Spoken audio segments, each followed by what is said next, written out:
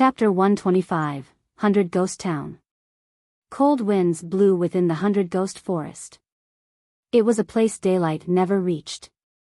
On an abandoned little farm, Ye Feng, with his newly disguised appearance, was currently standing within a wooden building, searching for something. "I've finally found it. Looks like the information wasn't wrong." After turning the place upside down, Ye Feng obtained a bronze key from a wooden bucket.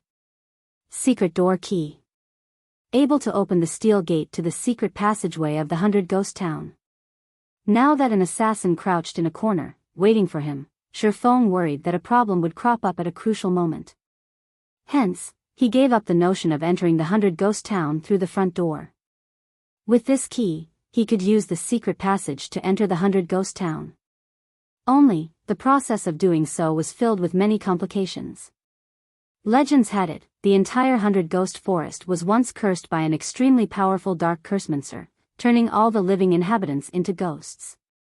Trapped in an existence of endless torment, these ghosts harbored an intense hatred of the living. As long as a living person approached the 100 Ghost Town, the countless evil ghosts would ambush and devour them. Meanwhile, the secret passage would lead Ye Feng directly to the central region of the 100 Ghost Town.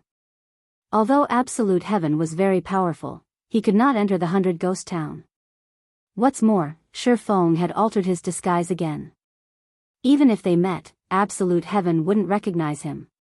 Ye Feng found a cellar a short distance from the farm. This cellar was the entrance to the secret passage that led to the 100 Ghost Town, while the owner of the farm was this secret passage's gatekeeper. The cellar was very dark, and Ye Feng could not make out a single thing within. His only option was to take out a magic lamp to shine the way. He followed along the cellar's passage, advancing forward until he finally reached the large steel gates that led to the secret passage. At this moment, however, the steel gates were tightly sealed. If Ye Feng's strength were over 100 points, even if he did not possess a key, he would be able to force open these steel gates with his arms alone. However, he was still very far from possessing 100 points in strength, so he could only obediently use the key to open the gates. After only taking a few steps into the secret passageway, Ye Feng discovered that his surroundings were littered with pearly white bones, while the walls on both sides were filled with the scars of battle. Such a sight gave Ye Feng a very bad premonition. The curse on the 100 Ghost Forest turned the living into ghosts. That meant that all the inhabitants of this place were ghosts. This pile of skeletons. Aoo.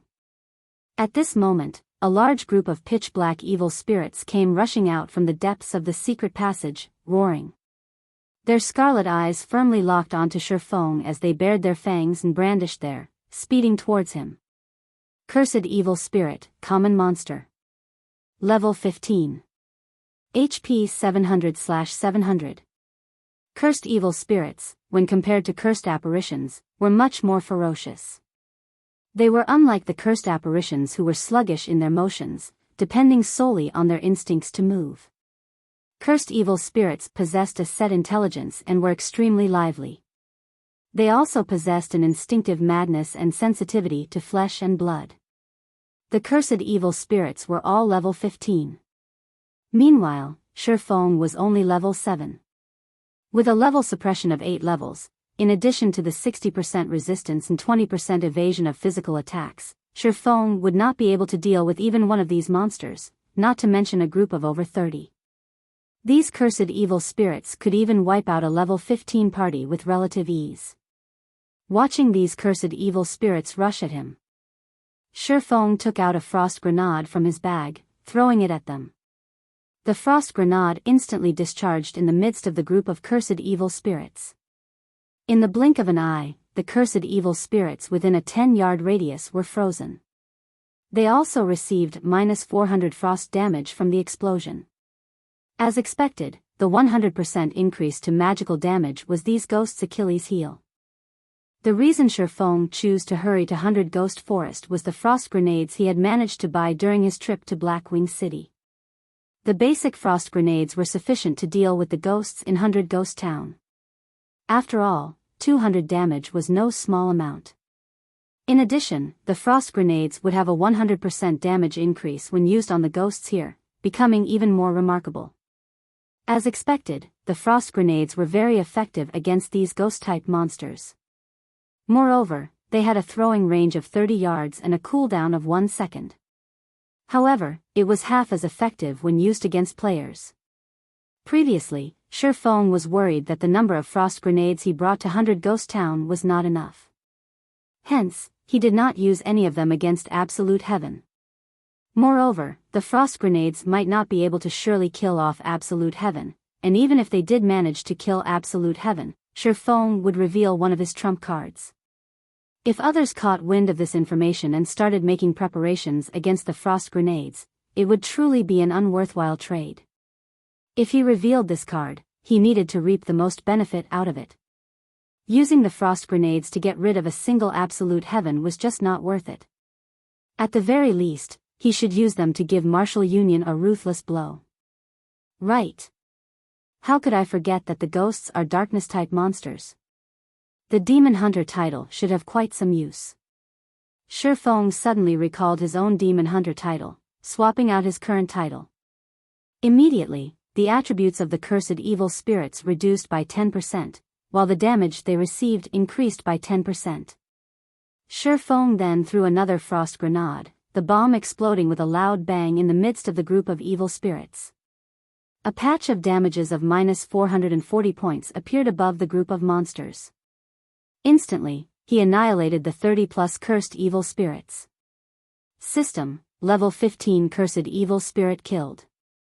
Level difference of 8. EXP obtained increased by 800%. Obtained 4,800 EXP. System, level 15 cursed evil spirit killed. Level difference of 8. EXP obtained increased by 800%. Obtained 4,800 EXP. System, level 15 cursed evil spirit killed. Level difference of 8. EXP obtained increased by 800%. Obtained 4,800 EXP. A series of more than 30 notifications appeared in Ye Feng's view. Although ghost-type monsters gave the least amount of EXP, the rewarded EXP for killing monsters of a higher level was still extremely high. Even if Ye Feng was level 7 now, his experience bar still increased by a sizable chunk. He reached 23% of level 7, his leveling speed even faster than a rocket. After these evil spirits died, they dropped quite a lot of copper coins and tiny spirit essences. 10 tiny spirit essences could be used to form a spirit essence, one of the needed materials to forge magical attachments. Hence, spirit essences were also worth quite a lot of money. After collecting the drops, Ye Feng discovered that the evil spirits had actually given him over 1 silver coin. There were also over a dozen tiny spirit essences that dropped. When formed into a spirit essence, it was worth 1 silver coin. This was definitely a good place to earn money. Although there was still the loss of 2 frost grenades, costing a total of 3 silver coins, if Ye Feng could lure more than 50 monsters each time, he would barely make a small profit. Hopefully there will be more evil spirits in this place, Ye Feng said with expectation, his hand holding another frost grenade. Half an hour later, Ye Feng finally arrived at the secret passage's exit. The secret passage was very long, and on his way here, he met with the ambushes of another 5 groups of evil spirits. However, the frost grenades dealt with them all. The number of evil spirits in each ambush only counted slightly over 20, causing Ye Feng a loss. In return, however, Ye Feng's experience quickly rose. He would level up if he just killed a few more groups of evil spirits. It was truly an invigorating experience. The gate that opened to the 100 Ghost Town was widely agape. Before Ye Feng exited the secret passage, he could already hear the countless roars and wails outside. Above the secret passage was the hotel of 100 Ghost Town, and one could just imagine that the number of ghosts there was definitely not few. However, in such a cramped space, it would not be a good idea for Ye Feng to use the frost grenades. Having no better choice, Ye Feng activated the Ring of Nothingness. The state of nothingness was different from stealth. Shi Feng entered another space entirely, and even the ghosts could not discover Shi Feng. Shi Feng could stay in the state of nothingness for a short time. Hence, he ran with wild abandon as he quickly departed the hotel, dashing towards one of the private houses. Seeing the duration of the state of nothingness about to end. If Shi Feng were to take a stroll on the streets of 100 Ghost Town, filled with ghosts, he would truly be seeking death. As for the frost grenades, they had a 1-second cooldown, and they could encompass every location. 3 seconds. 2 seconds. 1 second. With only 10 yards remaining before Shi Feng reached the private house, the state of nothingness ended, his body, revealed. Suddenly, the heads of the countless ghosts on the streets all turned toward Shi Feng, revealing sinister expressions. Amongst these ghosts, there was no lack the elite-ranked monster, ferocious evil spirit, and they all rushed toward Shi Feng. Chapter 126, Left in the Dust. Watching the ghosts rushing forth from all around. Shi Feng immediately activated Windwalk, his speed increasing by a huge leap as he dashed towards the dilapidated house. Aoo. The level 15 elite-ranked ferocious evil spirits let out an ear-piercing screech. Immediately, more cursed evil spirits dashed over, crowding the private house. Under the command of the ferocious evil spirits, they all stormed into the house in a well-organized manner. The private house was not large, and the place was a mess, with dust covering every surface. Meanwhile, the main door of the house could, at most, fit only 2 people at a time. The moment the cursed evil spirits squeezed through the main door, a small-sized basic frost grenade exploded in the threshold. Cold air overflowed from the entrance, and everything within a 10-yard radius froze solid. Instantly, the 50-plus cursed evil spirits in front of the private house froze as well, and a damage of -440 points appearing above each of their heads. Their remaining HPs dropped under half. With the cursed evil spirits at the entrance rooted in place, the others who, unaffected, were unable to rush into the house to devour Shi Feng. The frost grenade could hold the evil spirits for 5 seconds. Shi Feng took this chance to use Thundering Flash. 3 arcs of lightning immediately pierced towards the main entrance. However, due to the gap between levels being too wide, the total damage the skill caused to each cursed evil spirit did not even exceed -100 points. System: proficiency of Thundering Flash raised by 3 points. However, because of the high level of these cursed evil spirits, whenever Shi Feng used a skill to attack them, his skill proficiency greatly increased. Each usage would raise the skill proficiency by 3 points. As it so happened, Shi Feng could use these cursed evil spirits to train his skill proficiency while waiting for the cooldown of the frost grenades to end. Earth Splitter. Thunder Flame Explosion. AoE skills landed on the cursed evil spirits, one after another. Although the damage was extremely low, the skill proficiency greatly increased.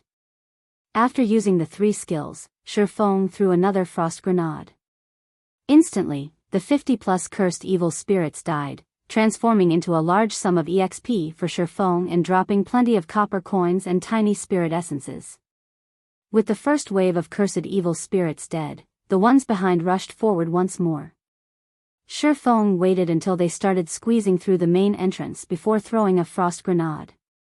Once again, the cursed evil spirits halted. Shi Feng then used the skills that had their cooldown completed before using another frost grenade to finish off these cursed evil spirits. Countless cursed evil spirits swarmed the 100 Ghost Town. There were also the ferocious evil spirits continuously screeching and luring the other cursed evil spirits over. By this time, cursed evil spirits and ferocious evil spirits overflowed the private house's yard. If there were not a team of several hundred players here, it was practically a pipe dream to clear all these monsters. However, Shi Feng only camped inside the private house, using the frost grenades to clean away these monsters slowly. Although his efficiency was a lot slower when compared to a team with hundreds of players, his method was extremely safe. He could also grind for skill proficiency, killing 2 birds with 1 stone. With the deaths of batch after batch of cursed evil spirits, Shi Feng's experience and skill proficiency rose without stop. Before 5 minutes had even passed, Shi Feng had already risen to level 8. Although he had killed an insane number of cursed evil spirits, towards the 100 Ghost Town, such a number was only a drop in the bucket. After reaching level 8, the EXP he obtained from killing the cursed evil spirits was reduced by a large chunk. However, the death of each cursed evil spirit still yielded Shi Feng with 4,200 EXP, and his leveling speed was still rising quicker than a rocket. With every wave of monsters killed, his experience bar filled by a large chunk. If others were to see this, their eyes would most likely pop out of their sockets. They could only raise their experience bars by a small chunk after striving for 1 or 2 hours. Yet, Shi Feng's experience bar expanded by a large portion with each passing moment.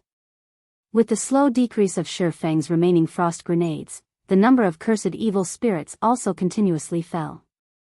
This situation greatly enraged the ferocious evil spirits, and they worked even harder at summoning their allies. 20 minutes later, a golden flash surrounded Shi Feng's body. He leveled up once more, reaching level 9. Meanwhile, Thunder Flame Explosion had risen to level 2, and Earth Splitter to level 3. If including the skill level bonus from the Abyssal Blade, Thunder Flame Explosion would be level 4, while Earth Splitter would be level 5. Thunder Flame Explosion, Action Type. Level 4. Requires melee weapon. Causes 300 base damage and additional flame and thunder damage to enemies within a 5-yard radius. Enemies struck will be placed in a fainted state for 4.5 seconds. Cooldown, 36 seconds. Earth Splitter. Level 5. Requires sword. Causes 190 base damage and based on the period of charging power between 0.2 seconds to 3 seconds, a maximum of 360% weapon damage. Attack range of 10 yards. Cooldown, 40 seconds. The cooldown of both of these skills greatly reduced, while their power increased. If both skills were used, common monsters of the same level would die without question. However, the most frightening part was still the fact that Shi Feng had risen to level 9. Even in all of White River City, no one could find another level 9 player. If there were a ranking for levels, Shi Feng would unquestionably be placed at the number 1 spot, while the player in second place was still a great distance from level 8. It could be said that Shi Feng had left others in his dust, and even if the others tried, they could not catch up. After reaching level 9, Shi Feng placed all of his attribute points into agility. With this, Shi Feng's agility finally reached 75 points, satisfying the condition for equipping the Dark Pursuer's cape. After equipping the Dark Pursuer's cape, Shi Feng's attributes greatly increased once more, his agility immediately rising to 80 points. As long as it reached 100 points, he could unlock agility's special hidden skill, greatly increasing his battle prowess. Besides that, Shi Feng's HP had also increased to 1,200 points, his movement speed to 24 points, and his attack speed to 30 points, allowing him to learn the skill, Silent Steps. The next time he met Absolute Heaven, he would not allow him to escape so easily. Now that Shi Feng was level 9, the level suppression from the cursed evil spirits was no longer as significant as before. Furthermore, Thundering Flash, Earth Splitter, and Thunder Flame Explosion had all leveled up as well, notably increasing their might. Right now, Shi Feng only needed to combine 1 Frost Grenade and his 3 skills to end the cursed evil spirits, saving him a lot of frost grenades. After which, Shi Feng continued massacring the cursed evil spirits for over a dozen minutes, his experience bar rising to 36% of level 9. As long as he continued grinding like this for an hour, he could definitely reach level 10. Unfortunately, Shi Feng had cleared out all the cursed evil spirits that once filled the streets. Finally, those ferocious evil spirits were no longer able to remain idle. They released angry roars, intending to rip Shi Feng to shreds with their own bare hands. The scene frightened the other cursed evil spirits. They hurriedly parted to give way to the ferocious evil spirits. Suddenly, over a dozen incomparably sinister-looking beings stormed the private house, every one of the ferocious evil spirits intending to rend Shi Feng into tens of thousands of pieces. Ferocious Evil Spirit, Elite Rank. Level 15. HP 5000/5000. Compared to the cursed evil spirits, not only did the ferocious evil spirits have larger bodies, but their attack power and movement speed also greatly surpassed the former. They had many powerful melee skills, in addition to their 5000 HP, 70% resistance, and 30% evasion to physical attacks. They were capable of easily decimating any melee class of the same levels. Moreover, the damage of magical attacks used on these monsters only increased by 50%, while magical damage of the same attribute would reduce by 50%. As a result, even mage classes were helpless against them. However, those were still not the most frightening aspects of these monsters. After God's domain underwent its first evolution, common monsters above level 10 all possessed a certain amount of wisdom. Meanwhile, these level 15 elites possessed even greater wisdom, increasing their battle prowess by many folds. In Shi Feng's previous life, these ferocious evil spirits slaughtered many players from Glorious Light. To kill these ferocious evil spirits, Glorious Light had paid with the lives of hundreds of players. Finally here, Despite watching the ferocious evil spirits rushing at him, Shi Feng remained extremely calm. In actuality, there was one thing that Shi Feng had always wanted to know. In God's domain, if these monsters with high intelligence were met with players that greatly surpassed them, just what sort of reaction would occur? Chapter 127, Ghost Rider. Just as the ferocious evil spirits were about to rush into the house, Shi Feng took out an intermediate frost grenade from his bag, throwing it. The ferocious evil spirits already had a rough understanding of the frost grenade's formidable power, and they showed extreme disdain towards it. Without even attempting to dodge the frost grenade, their pitch-black claws abruptly extended forward, slashing towards Shi Feng's heart. However, after the frost grenade discharged, the cold air that expanded was several times colder than before. At this moment, the ferocious evil spirits immediately realized something was wrong. The sinister expression on their faces revealed a hint of fear. In the blink of an eye, cold air invaded the forms of all the ferocious evil spirits, transforming them into ice sculptures. The intermediate frost grenade was the trump card that Shi Feng had prepared. Each one was worth 10 silver coins, which was nearly several days of a pro player's earnings. The intermediate frost grenade also caused -1,320 damage to each of the ferocious evil spirits. With Shi Feng's Demon Hunter title equipped, the ferocious evil spirits only had a maximum of 4,500 HP each, and this attack instantly destroyed a third of their HP. Due to using the intermediate frost grenades for the first time, it achieved the maximum effect.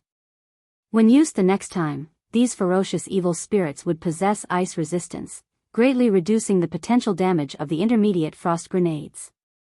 Die! Shi Feng unsheathed his swords, his feet moving to an appropriate position before using Thundering Flash. 3 green, electric arcs encompassed the ferocious evil spirits. Thundering Flash belonged to the lightning-type magic damage, hence, its damage increased by 50% when used on the ferocious evil spirits. Moreover, Shi Feng had already reached level 9, while the Abyssal Blade could ignore a monster's level by 5 levels. In actuality, the ferocious evil spirits were only considered 1 level higher than Shi Feng, and the level suppression on Shi Feng was almost non-existent. The level 5 Thundering Flash dealt damages of -176, -230, and -297 to these frozen monsters. The skill also placed an additional amplification effect on the monsters, increasing the damage they received by 30% over the next 20 seconds. With the ferocious evil spirits unable to move for a full 5 seconds, Shi Feng was able to launch attacks at them freely. Chop. Double chop.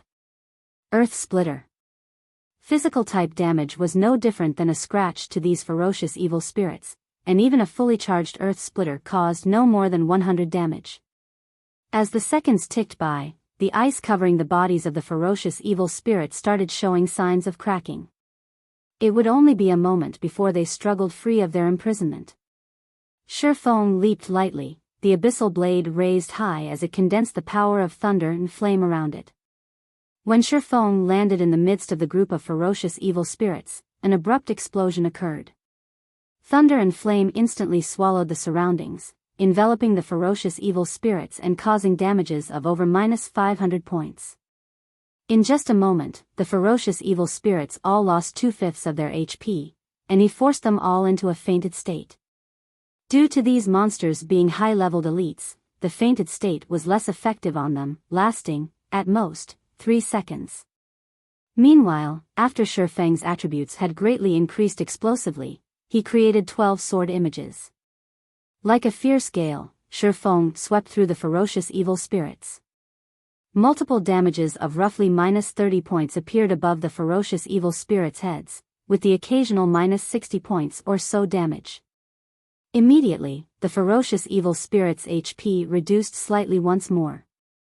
As the 3 seconds were about to pass, Ye Feng tossed out another intermediate frost grenade, turning these ferocious evil spirits into ice sculptures yet again.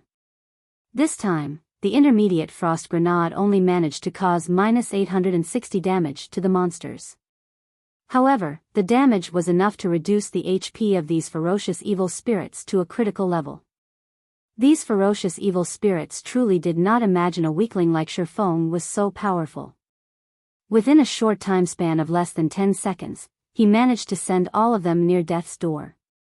Every one of these ferocious evil spirits revealed expressions of fear. They started to struggle out of the ice with all their might, their hearts filled with thoughts of escape. Unfortunately, their efforts were for naught. As another second passed, Ye Feng threw out the third intermediate frost grenade, taking the lives of the dozen-plus ferocious evil spirits. After their deaths, the ferocious evil spirits dropped a pile of loot. System: Level 15 ferocious evil spirit killed. Level difference of 6. EXP obtained increased by 600%. Obtained 12,000 EXP. System: Level 15 ferocious evil spirit killed. Level difference of 6. EXP obtained increased by 600%. Obtained 12,000 EXP. System: Level 15 ferocious evil spirit killed. Level difference of 6. EXP obtained increased by 600%. Obtained 12,000 EXP. A series of notification appeared in Ye Feng's sight. Immediately, Ye Feng's experience bar rose to 54% of level 9, pushing him closer to the level 10 threshold.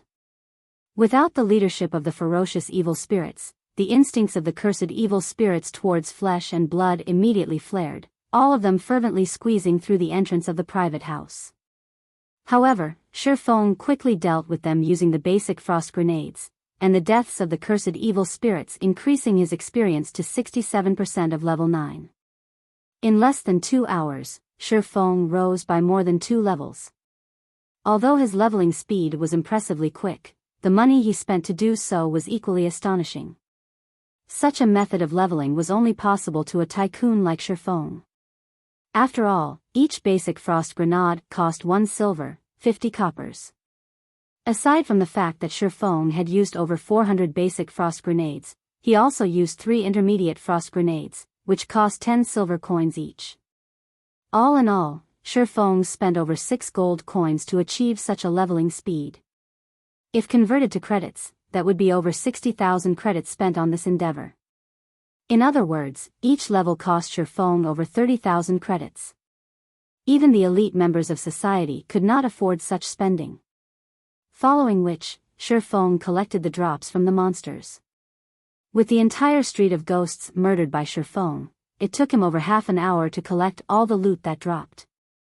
Making a rough calculation, Ye Feng discovered that he actually did not take a loss.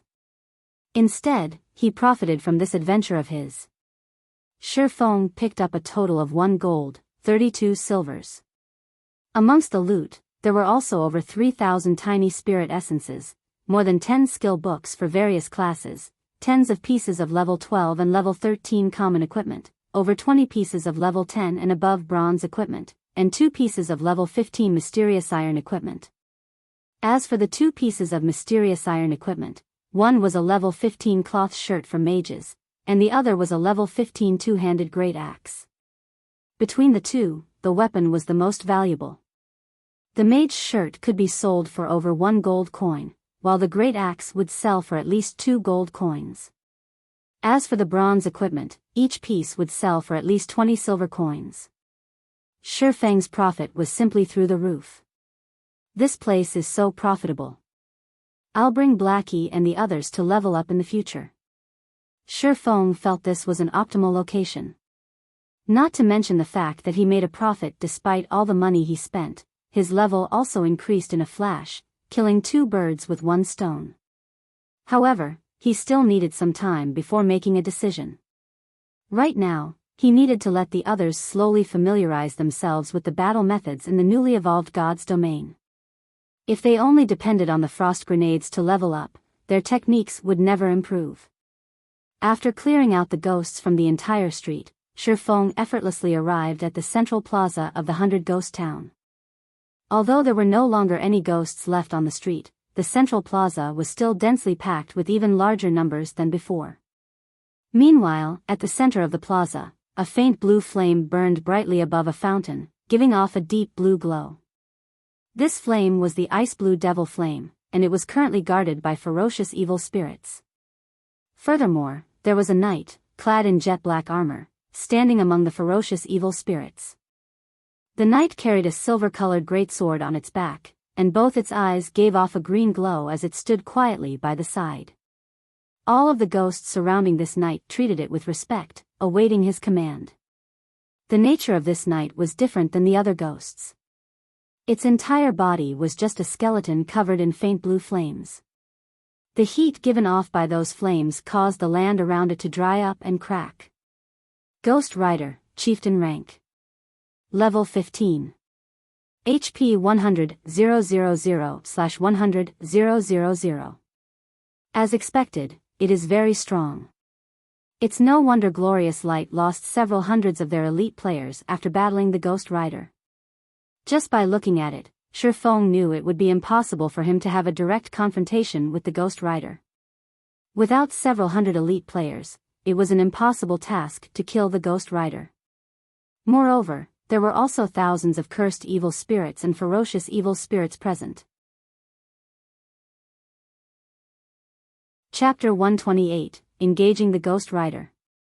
The flames in the Ghost Rider's eyes flickered, its emotions impossible to discern. However, none of the ferocious evil spirits dared to approach within 20 yards of it.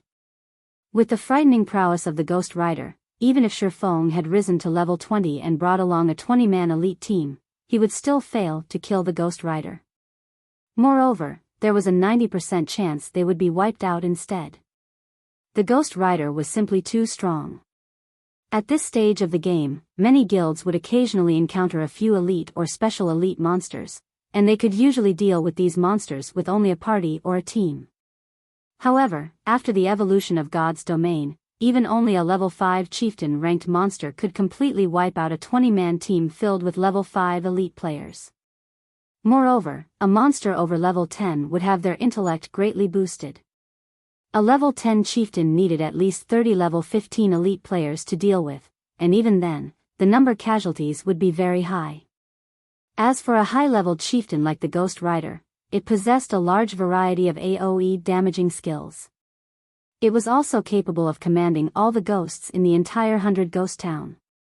Although it was only a level 15 monster, its raid difficulty was even above that of a level 20 chieftain. Glorious Light had sent out thousands of its members to slay the Ghost Rider, paying a very heavy price. Currently, Ye Feng lacked both resources and influence. Not mentioning the gap of 6 levels, he was also alone in this place. He had absolutely no chance of challenging the Ghost Rider. It seems I can only use that method. Ye Feng observed the situation in the center of the plaza, inwardly running calculations and simulations in his mind. Right now, he stood over 300 yards from the fountain. If he wanted to obtain the ice blue devil flame, first and foremost, he needed to dispose of all these cursed evil spirits and ferocious evil spirits, then finally, deal with the Ghost Rider. As long as there was the tiniest of mistakes, he would end up dead and sent back to town. Ye Feng took out 2 Tier 2 magic scrolls. These were the only 2 remaining treasured scrolls he had left. It would be extremely difficult for him to obtain another one in the future, as obtaining these scrolls largely depended on one's luck. If it weren't for obtaining the ice blue devil flame, he would not even be using such precious items. Phantom kill, Ye Feng inwardly chanted, a doppelganger of him slowly forming into being. Ye Feng immediately passed over a dozen frost grenades to his doppelganger. The doppelganger then rushed towards the plaza. The moment the doppelganger set foot into the plaza, the Ghost Rider discovered it immediately. The Ghost Rider's pearly white skull turned towards the doppelganger, the flames in its eye sockets flaring. All living beings must die. The Ghost Rider unsheathed the silver greatsword from its back, pointing it at the doppelganger. The blue flames surrounding its body abruptly moved to engulf the greatsword as well, warping the greatsword in shape. The pommel of the sword transformed into a white-colored skull and sinister-looking barbed tips appeared on the blade. Following the Ghost Rider's command, the countless cursed evil spirits in the plaza surged towards the doppelganger like a tidal wave. The doppelganger activated a speed scroll. It then tossed out a frost grenade, instantly turning a large group of cursed evil spirits into ice sculptures, before turning to escape.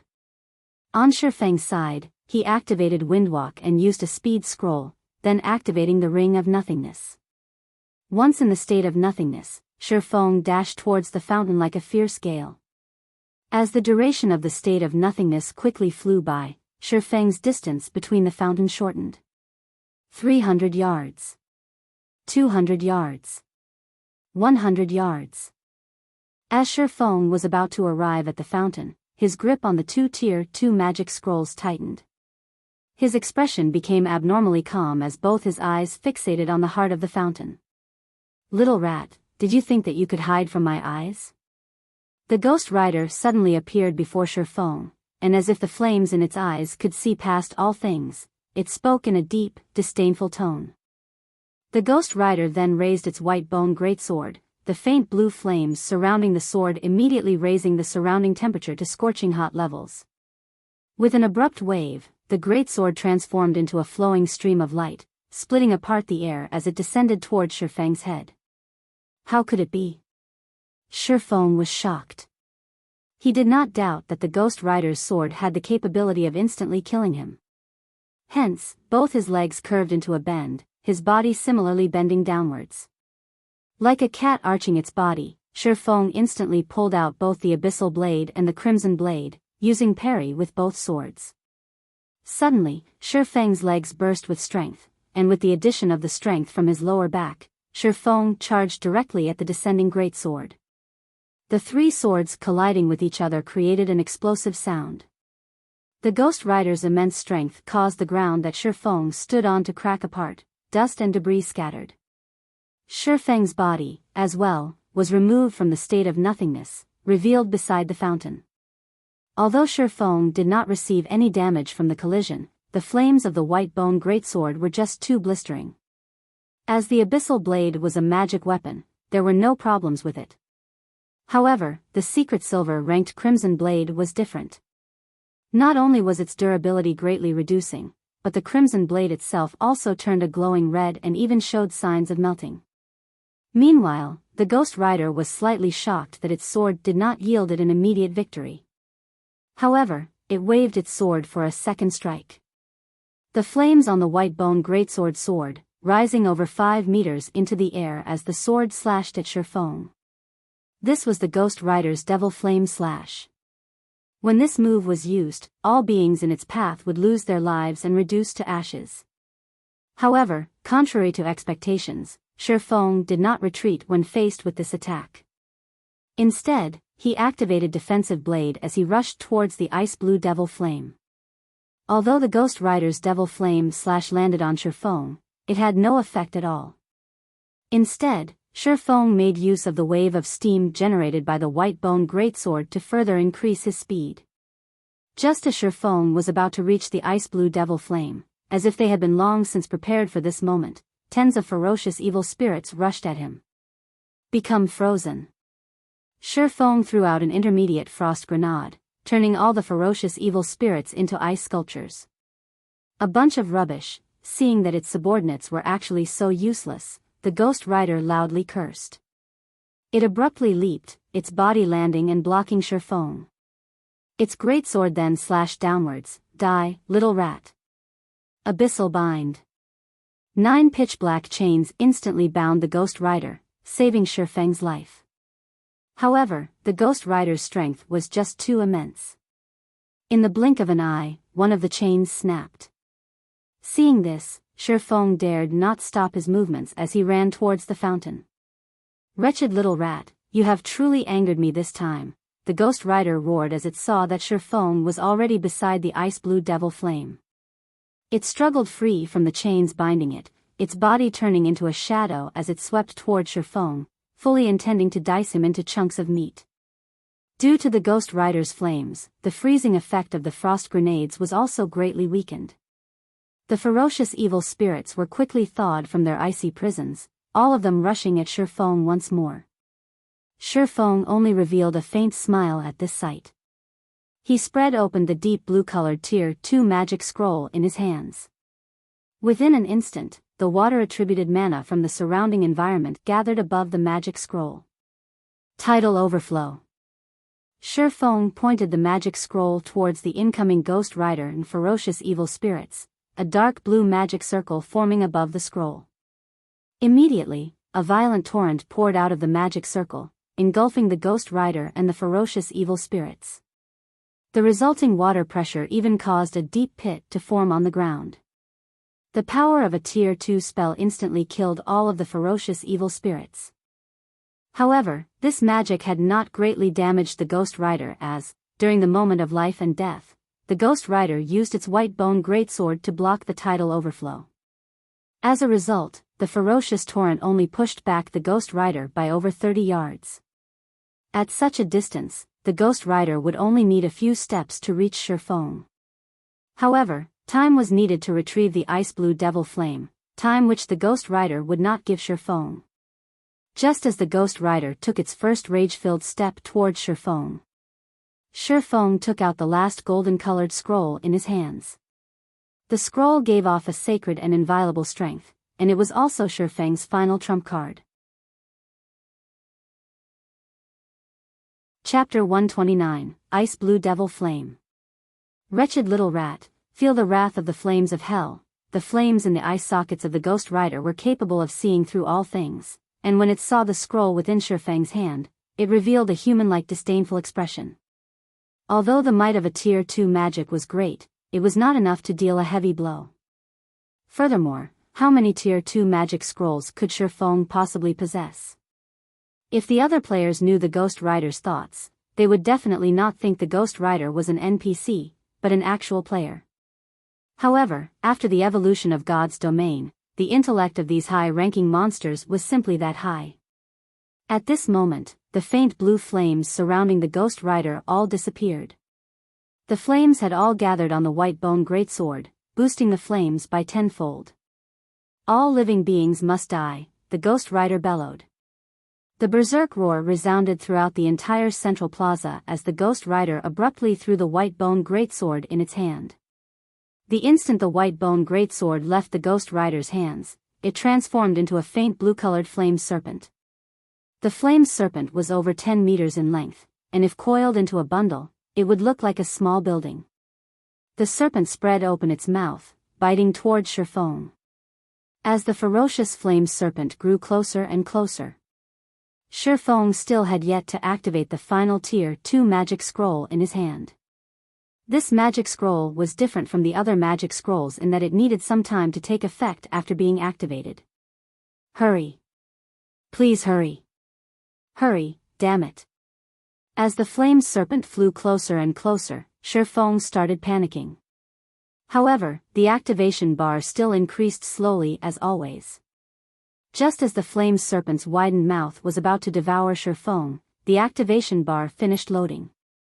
System: a mysterious iron-ranked weapon or above is needed to be sacrificed.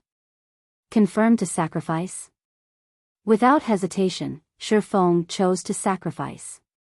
As for the sacrificed weapon, it was the crimson blade he held in his hand.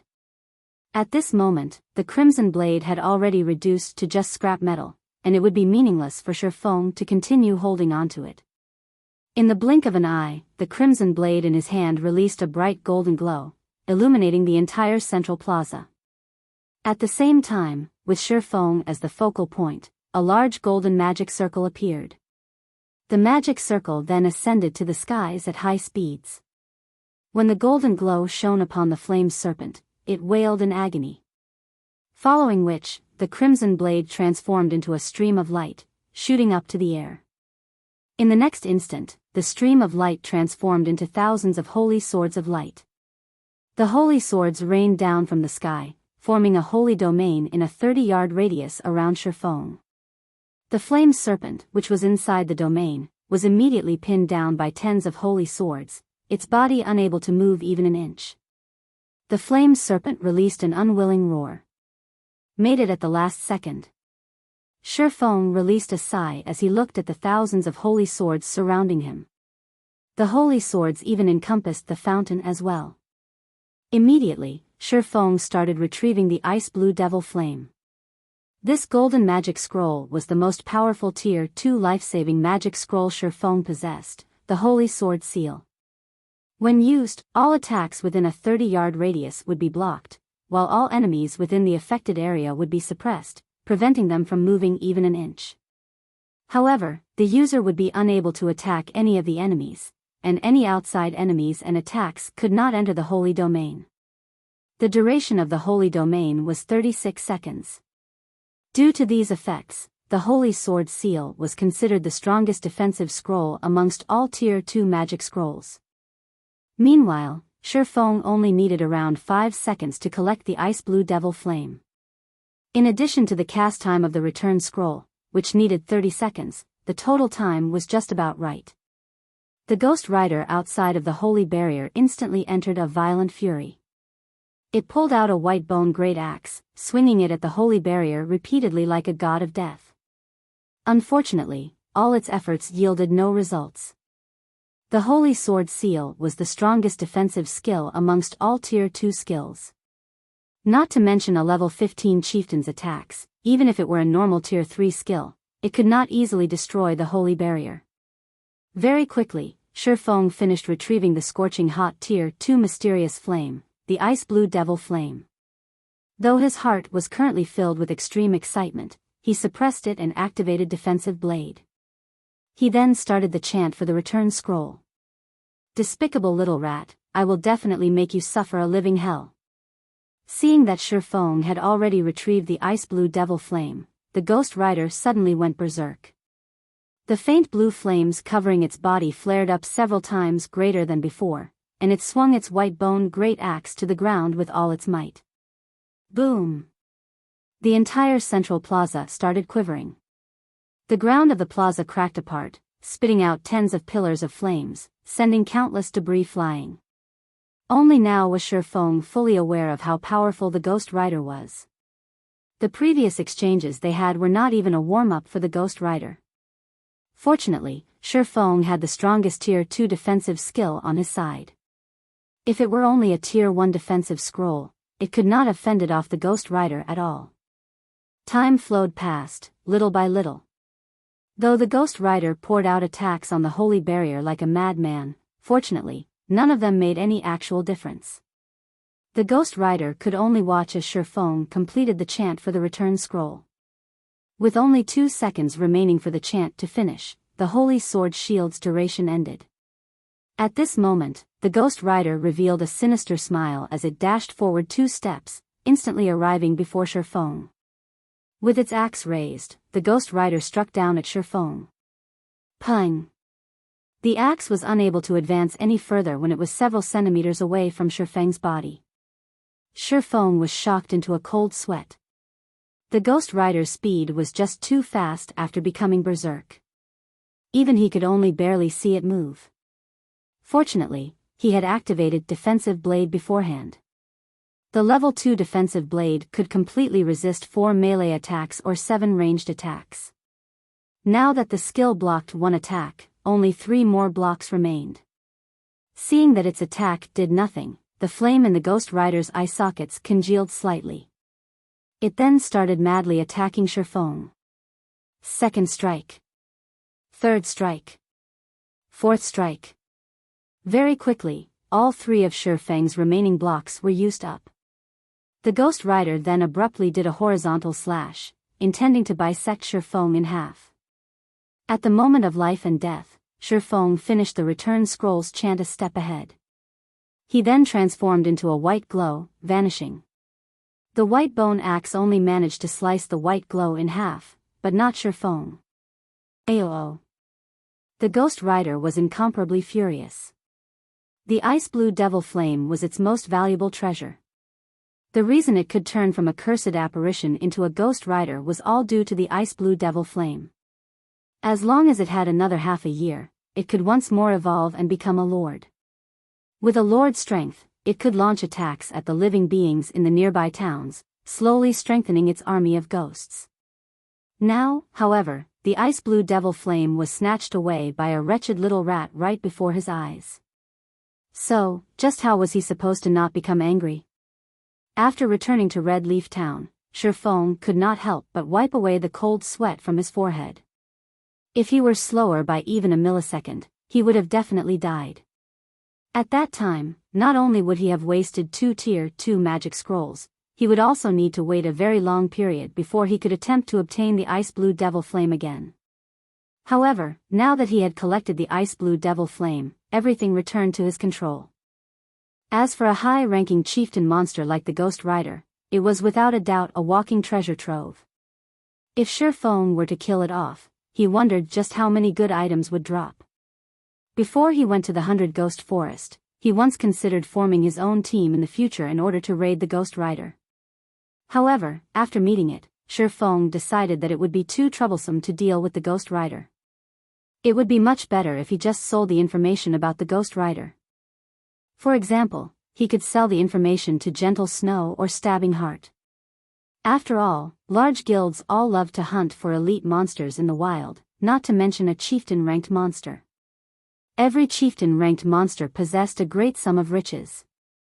Moreover, only these large guilds could gather hundreds of players in Red Leaf Town within a short amount of time. When they reached White River City, gathering even thousands of players would not be a problem. There would be no problems if thousands of players were used to deal with the Ghost Rider. Only, the losses in doing so would be somewhat heavy. However, with the information provided by Ye Feng, raiding the Ghost Rider would become much easier. Just as Ye Feng was about to go to the Forging Association to take a look at the Ice Blue Devil Flame's attributes, he discovered that many players in Red Leaf Town were currently discussing a single matter. Did you hear? Martial Union has already released an announcement that they will reward 10,000 credits to whoever kills Ye Feng once. There is also a reward of 1,000 credits for killing Ye Feng's teammates. The person who provides accurate information on Ye Feng's whereabouts will also receive 2 silver coins as a reward. With this, Martial Union truly intends to start a blood feud with Ye Feng. I've heard about it already. The topic has long since blown up in the official forums. Right now, there are plenty of players searching around. Even if they can't kill that expert called Ye Feng, they could still kill one of his teammates. 1,000 credits per kill, this isn't a small number. This time, that expert called Ye Feng will not have an easy time mingling in Red Leaf Town. Chapter 130, If it's war they want, then it's war they'll get. Red Leaf Town, slum area, the Enchanted Bar. Ironsword Lion and several of his subordinates currently held a drinking party in one of the private rooms on the 2nd floor of the Enchanted Bar. They heartily downed mouthfuls of Old Tom Gin one after another. An hour ago, Ironsword Lion posted a guild announcement on the official forums. He had placed a bounty on Ye Feng, intending to start an irreconcilable feud with him. In an instant, Martial Union had become the center of attention of all players in God's domain. Who was Ye Feng? Almost every veteran player within the region of White River City had heard of him. Right now, Ye Feng's name was carved onto the glory list at the entrance of the team dungeon, Dark Moon Graveyard. After clearing the team dungeon, Ye Feng even killed the top-tier expert of martial union, Iron's Word Lion. He was then publicly acknowledged as one of the swordsman experts of God's domain. The recording of Ye Feng killing Iron's Word Lion even spread and was used as a learning model for many swordsmen. Aside from that, according to the rumors floating about, Ye Feng's relationship with the snow goddess was not just a shallow one, and they might be having an affair. Otherwise, why would a goddess like Gentle Snow, instead of choosing the elite members of her own guild, choose to take an outsider along into the Dark Moon graveyard? Many players had long since felt unsatisfied with Ye Feng, and now, with a bounty on him, many players were already tempted into action. Martial Union offered 10,000 credits for killing Shi Feng just once. Moreover, not only would they be able to obtain the prize money, but they would also obtain immense fame for killing a publicly acknowledged expert of God's domain. Such a feat would prove that their strength was exceptional. Right now, the major financial corporations around the world were beginning their investment into God's domain, recruiting players for their own workshops and guilds. As long as one could prove their strength, they could earn the good graces of these major corporations, receiving very high treatment. So, why not go for it? Boss Iron's Word, this move of yours is just too clever. With this announcement, that Ye Feng is dead for sure this time. Even if he doesn't die, the target on his back will still annoy him to death.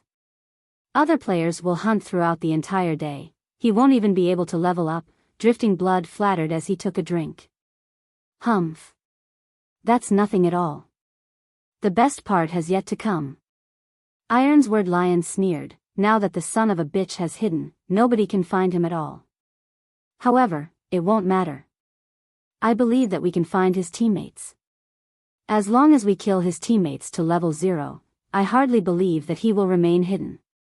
As long as he dares reveal himself, absolute heaven will immediately take action.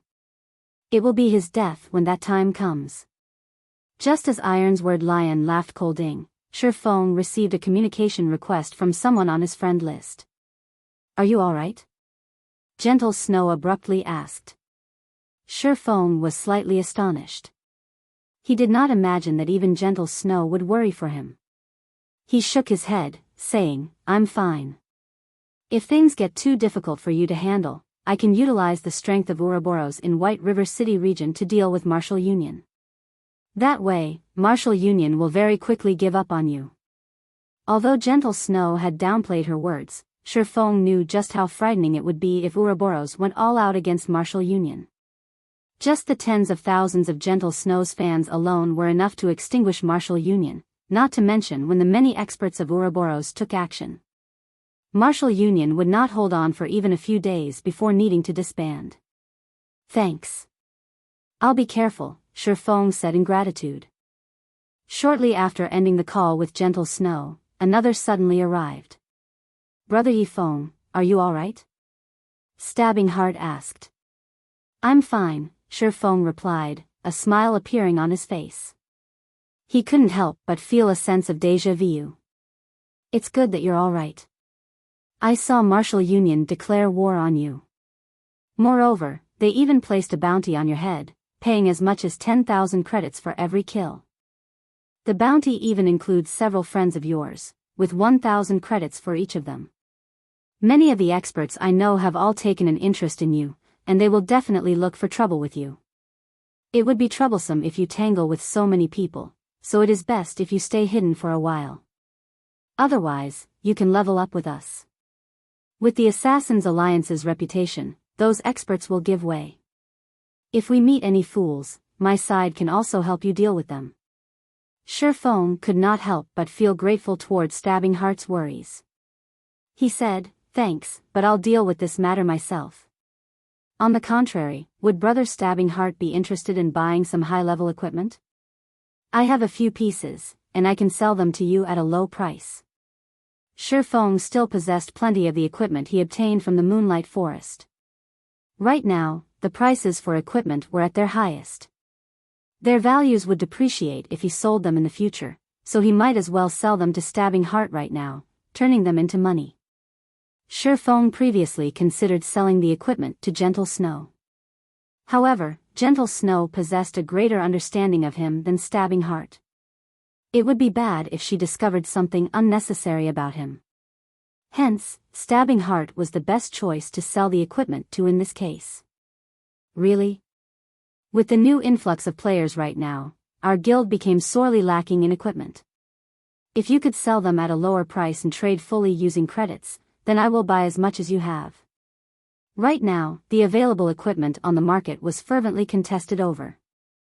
Meanwhile, Stabbing Heart knew Ye Feng would have a lot of equipment. After all, Ye Feng managed to clear the Dark Moon graveyard. That meant that the other party dungeons would be easy pickings for him. Moreover, Ye Feng only had a single party under his command.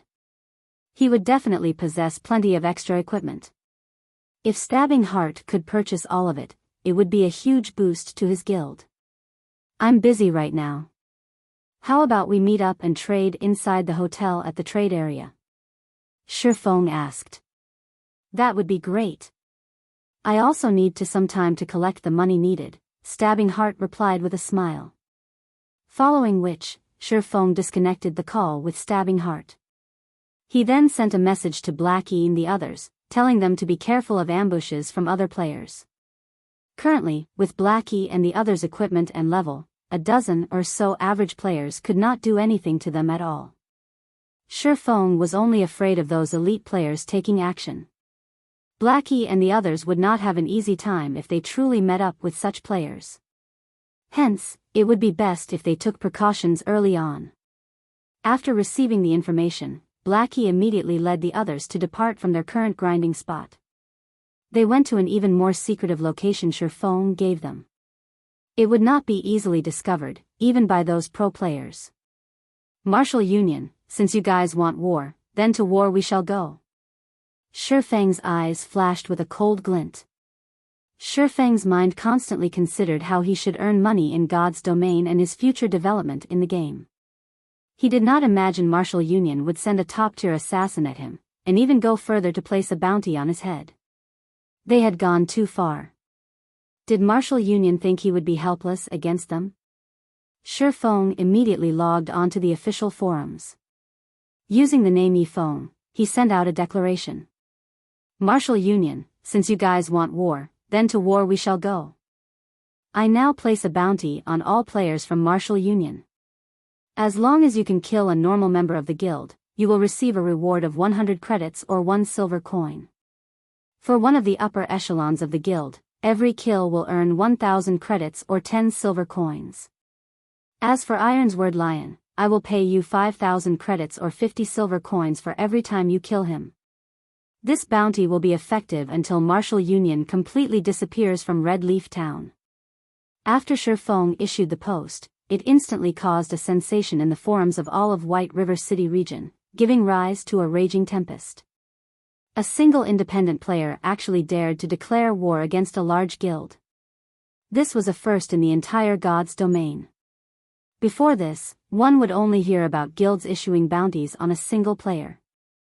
It was the first time players had actually seen a single person place a bounty on an entire guild. The players who read Ye Feng's post were completely astonished. If a large guild acted rich and overbearing, then so be it. However, they never imagined an independent player would also make such a move. Said player even placed bounties on every single member of a guild. Although it was only limited to the area within Red Leaf Town, a large guild would still have several hundreds of players there. The money needed for such a feat was impressive, and such a way of spending was no different than running water. Even tycoons would not dare play in such a way. Chapter 131, Owning a Mysterious Flame. Shortly after Ye Feng published the post, many players replied to it. No way. Such a high bounty. It would be great if I had chosen to start at Red Leaf Town. 1 silver coin just for the regular members, that's already an entire day's worth of my earnings. If I strive hard an entire day, I could kill at least 7 or 8 of them, which would be 700 or 800 credits. If I continued hunting for an entire month, the amount I can earn would be several times higher than my normal salary. Could it be a scam? Wasn't the Ye Feng an expert in dire straits? Where did he get so much money? The commenter above is right. This is definitely a scam. This Ye Feng is just trying to make a name for himself and win the pity of the masses, tricking us into opposing martial union. There were many players who voiced out their own varying opinions. Some supported Ye Feng, while some felt disgusted with him. A large number of players cursed at Ye Feng, and an even greater number refused to believe that Ye Feng possessed that much money. After all, making a rough calculation, just killing all the members of Martial Union in Red Leaf Town once would cost a lot, not to mention killing them several times. Even a normal tycoon would not dare carry out such an action, much less a poor expert in dire straits. I am stabbing heart of Assassins Alliance. I am in full support of Brother Ye Feng, and I can guarantee that everything Brother Ye Feng has said is the truth. If you aren't able to cash in your bounties from him, you can collect them from me instead. Just when everyone determined Ye Feng was a scammer, Stabbing Heart's abrupt reply sent a tremor through the forums once more. Although Ye Feng was famous, when compared to a large guild, his prestige was still sorely lacking. On the other hand, the words Stabbing Heart from the Assassins Alliance had written were wholly different.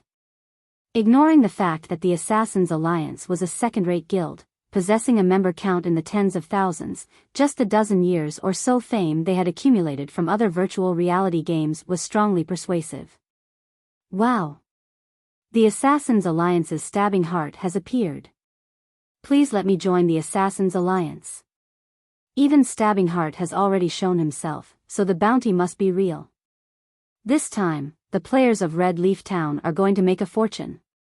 Not long after Stabbing Heart's appearance, another reply appeared which instantly caused the number of views on Ye Feng's post to multiply by tens.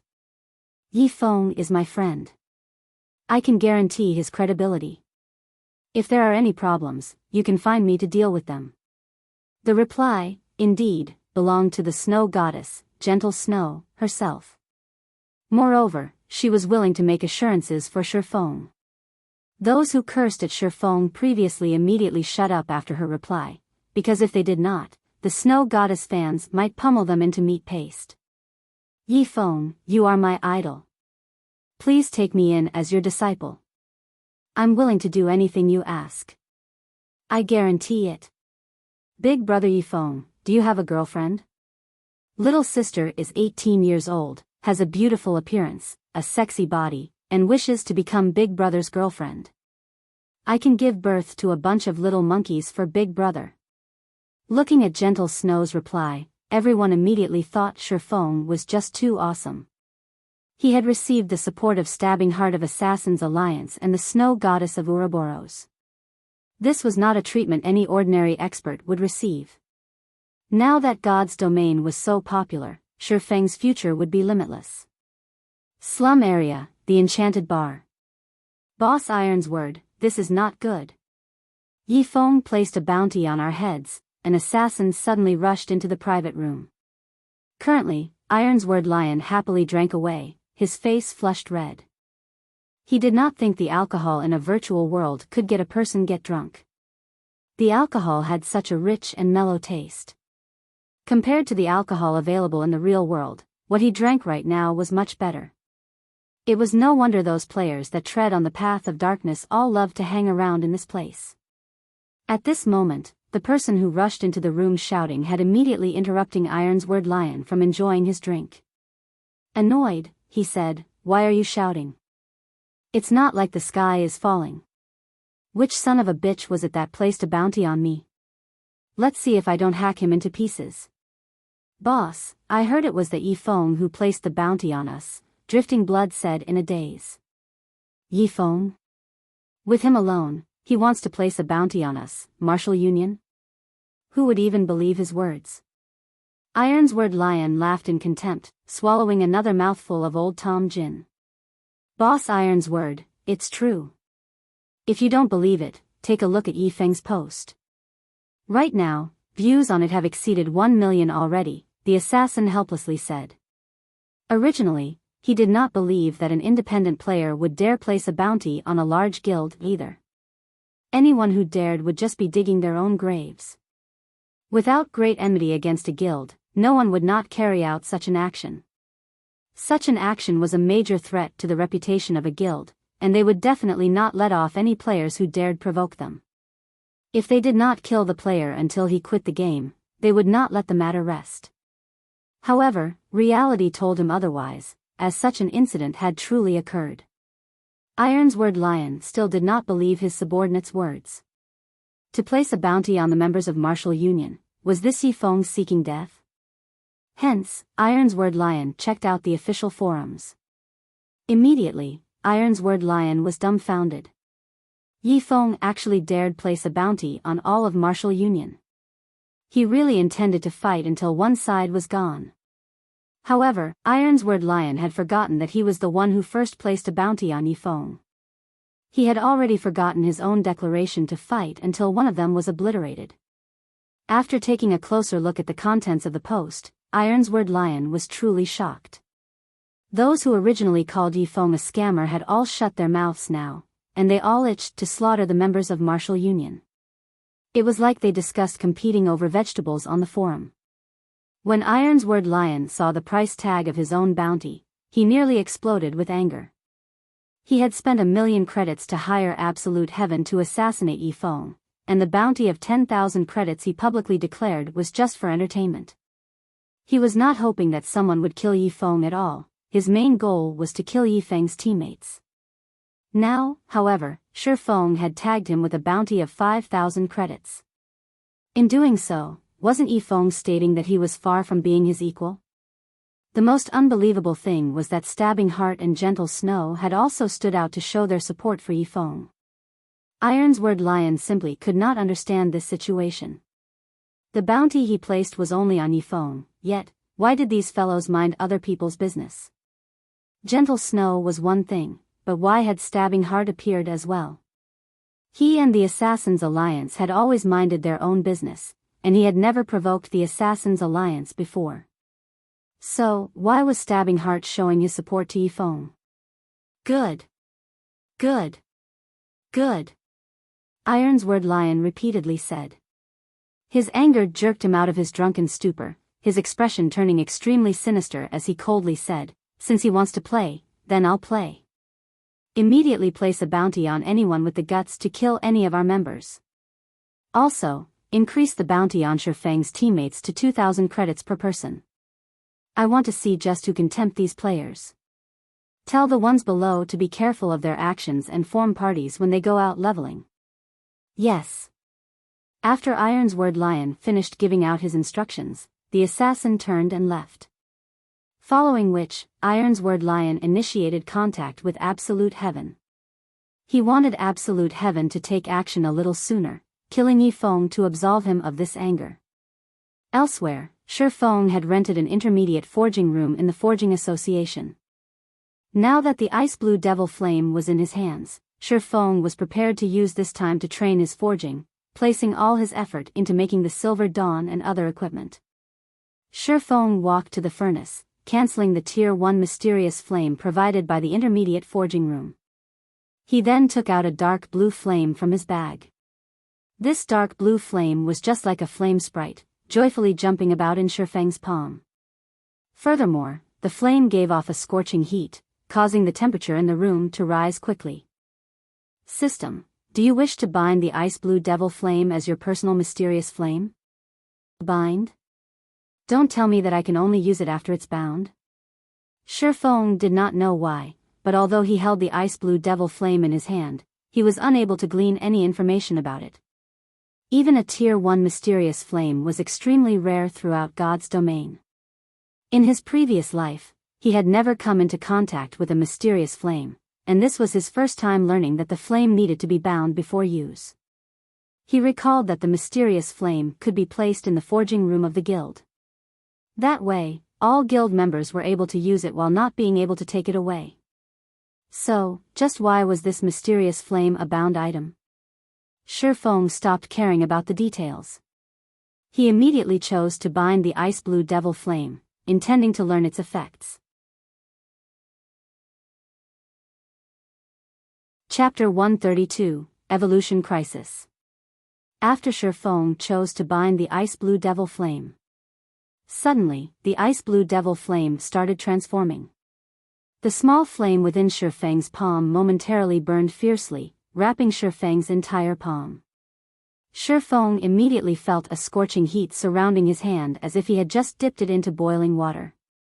Previously, he was unable to feel the high temperature of the ice blue devil flame, and only now did he truly experience its heat. Although he tried to store the flame back into his bag, no matter what he tried, there was no reaction from the ice blue devil flame. Instead, a binding loading bar appeared, slowly increasing. Successfully fused 3%. 4%. 5%. Isn't it a binding? Why did it turn into a fusion? Looking at the green-colored fusion bar, Shi Feng felt a sense of unease. He could barely endure just the pain he currently felt. However, the temperature of the flame constantly rose, while the fusion rate of the flame was extremely slow. If this situation were to continue, Shi Feng would, sooner or later, die from the pain alone. Just when Shi Feng had called out the pain perception system's interface, intending to turn off all his senses of pain, his flaming hand no longer felt hot. Instead, he felt a cooling feeling on his palm as if it submerged in ice-cold water. Is the fusion complete? Shi Feng took another look at the fusion bar. It showed 8%, still very far from reaching 100%. However, since it was no longer hot, Shi Feng gave up the notion of turning off the pain perception system. However, another moment later, his flaming hand grew colder and colder as if it were inside an ice cube. Shi Feng could not help but shiver at the chilling temperature. Just when he was unable to endure the cold any longer, the flame surrounding his hand turned hot once more. In such a way, the flame constantly alternated between hot and cold. Shi Feng was also able to understand the reason for this phenomena. Just like its name, the ice blue devil flame possessed both ice and fire attributes. However, Shi Feng no longer wished to endure torture by the ice blue devil flame, so he chose to turn off the pain perception system. During the fusion process of the ice blue devil flame, if pain perception falls below 20%, fusion will fail and cause a fixed amount of damage to the player. Are you sure you want to turn off the pain system? Crap. Shi Feng could not help but curse at the despicable system. The system was clearly trying to toy with him. Moreover, it did not mention what sort of damage that fixed damage was. The fusion progress was already at 30%, so he couldn't just give up halfway. Helpless about the situation, Shi Feng could only tune down his pain perception from the original 40% to 20%. That way, he could, more or less, bear through the suffering. However, things were far from over. After the fusion bar reached 50%, the ice blue devil flame started spreading throughout Shi Feng's entire body, turning Shi Feng into a flaming man.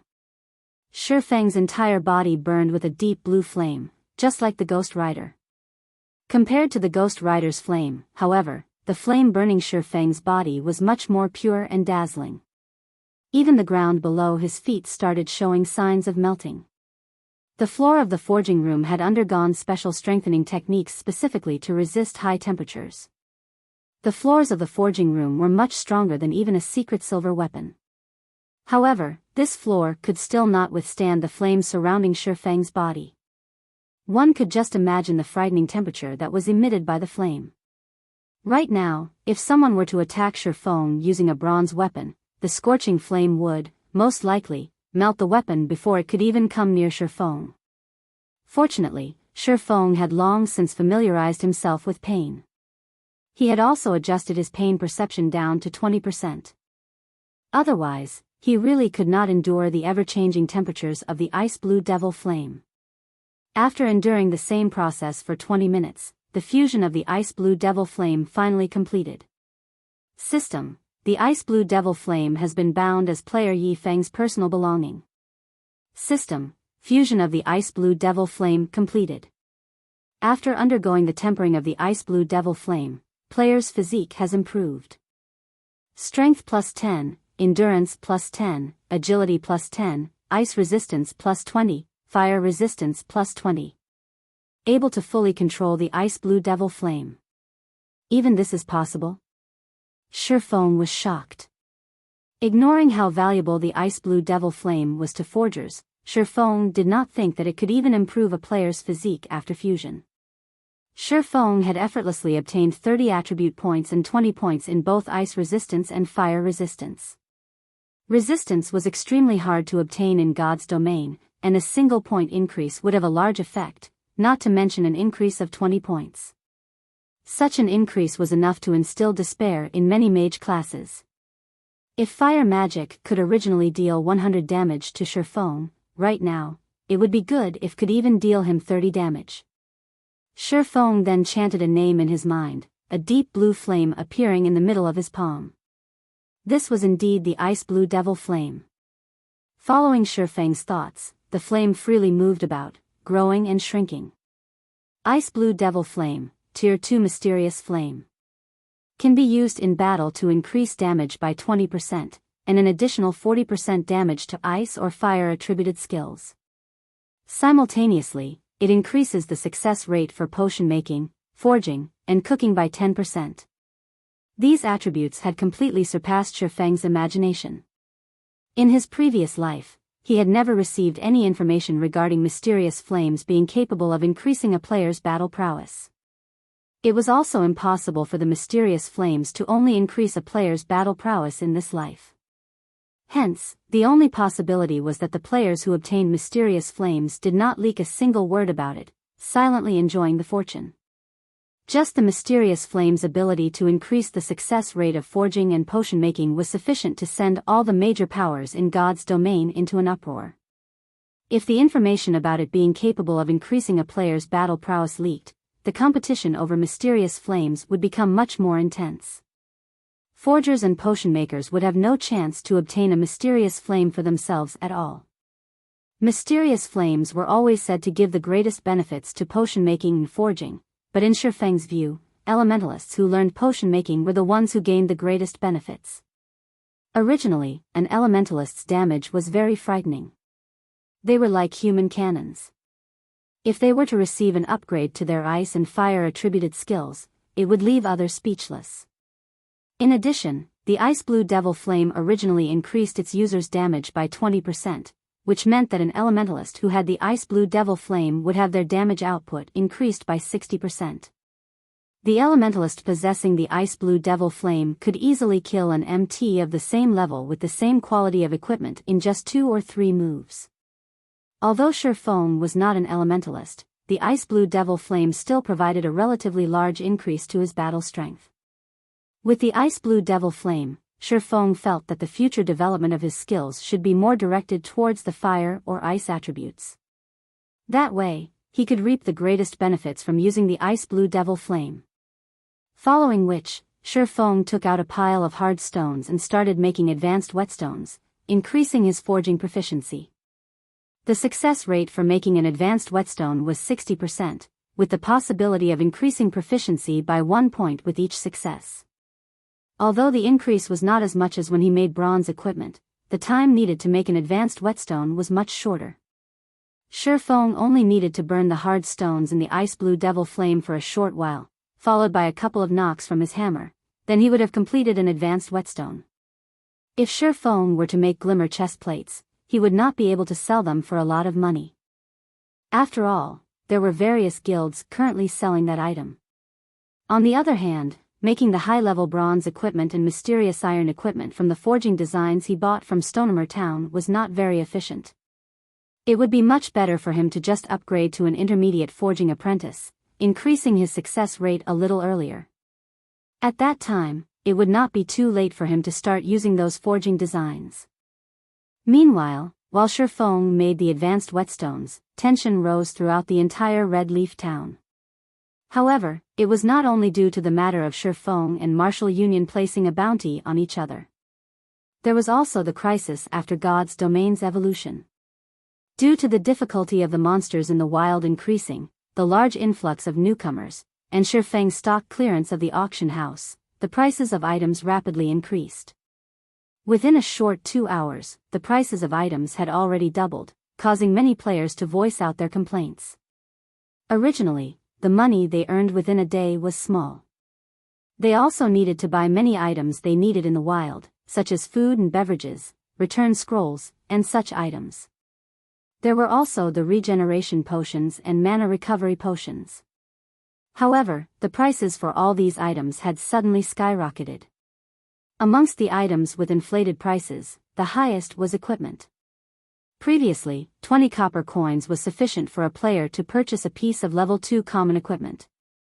Right now, they would need 40 copper coins to do so. As for bronze equipment and higher, the increase in their prices was even greater. However, without good equipment, how could they hunt monsters? Hence, the majority of the players right now all held the thought that they had to obtain a good piece of equipment no matter what, even at the cost of saving up the money meant for potions. With good equipment, they could easily look for a party to join. Their efficiency of killing monsters would also rise as a result, and it was only a matter of time before they earned back their money. As a result, the prices of equipment constantly rose. Similarly, this phenomenon caused plenty of players, who were wealthy in real life, to purchase coins using credits for purchasing equipment, causing the price of coins to skyrocket, too. Looking at this situation, the players in Red Leaf Town became even more attentive towards the bounty put out by both Ye Feng and Martial Union.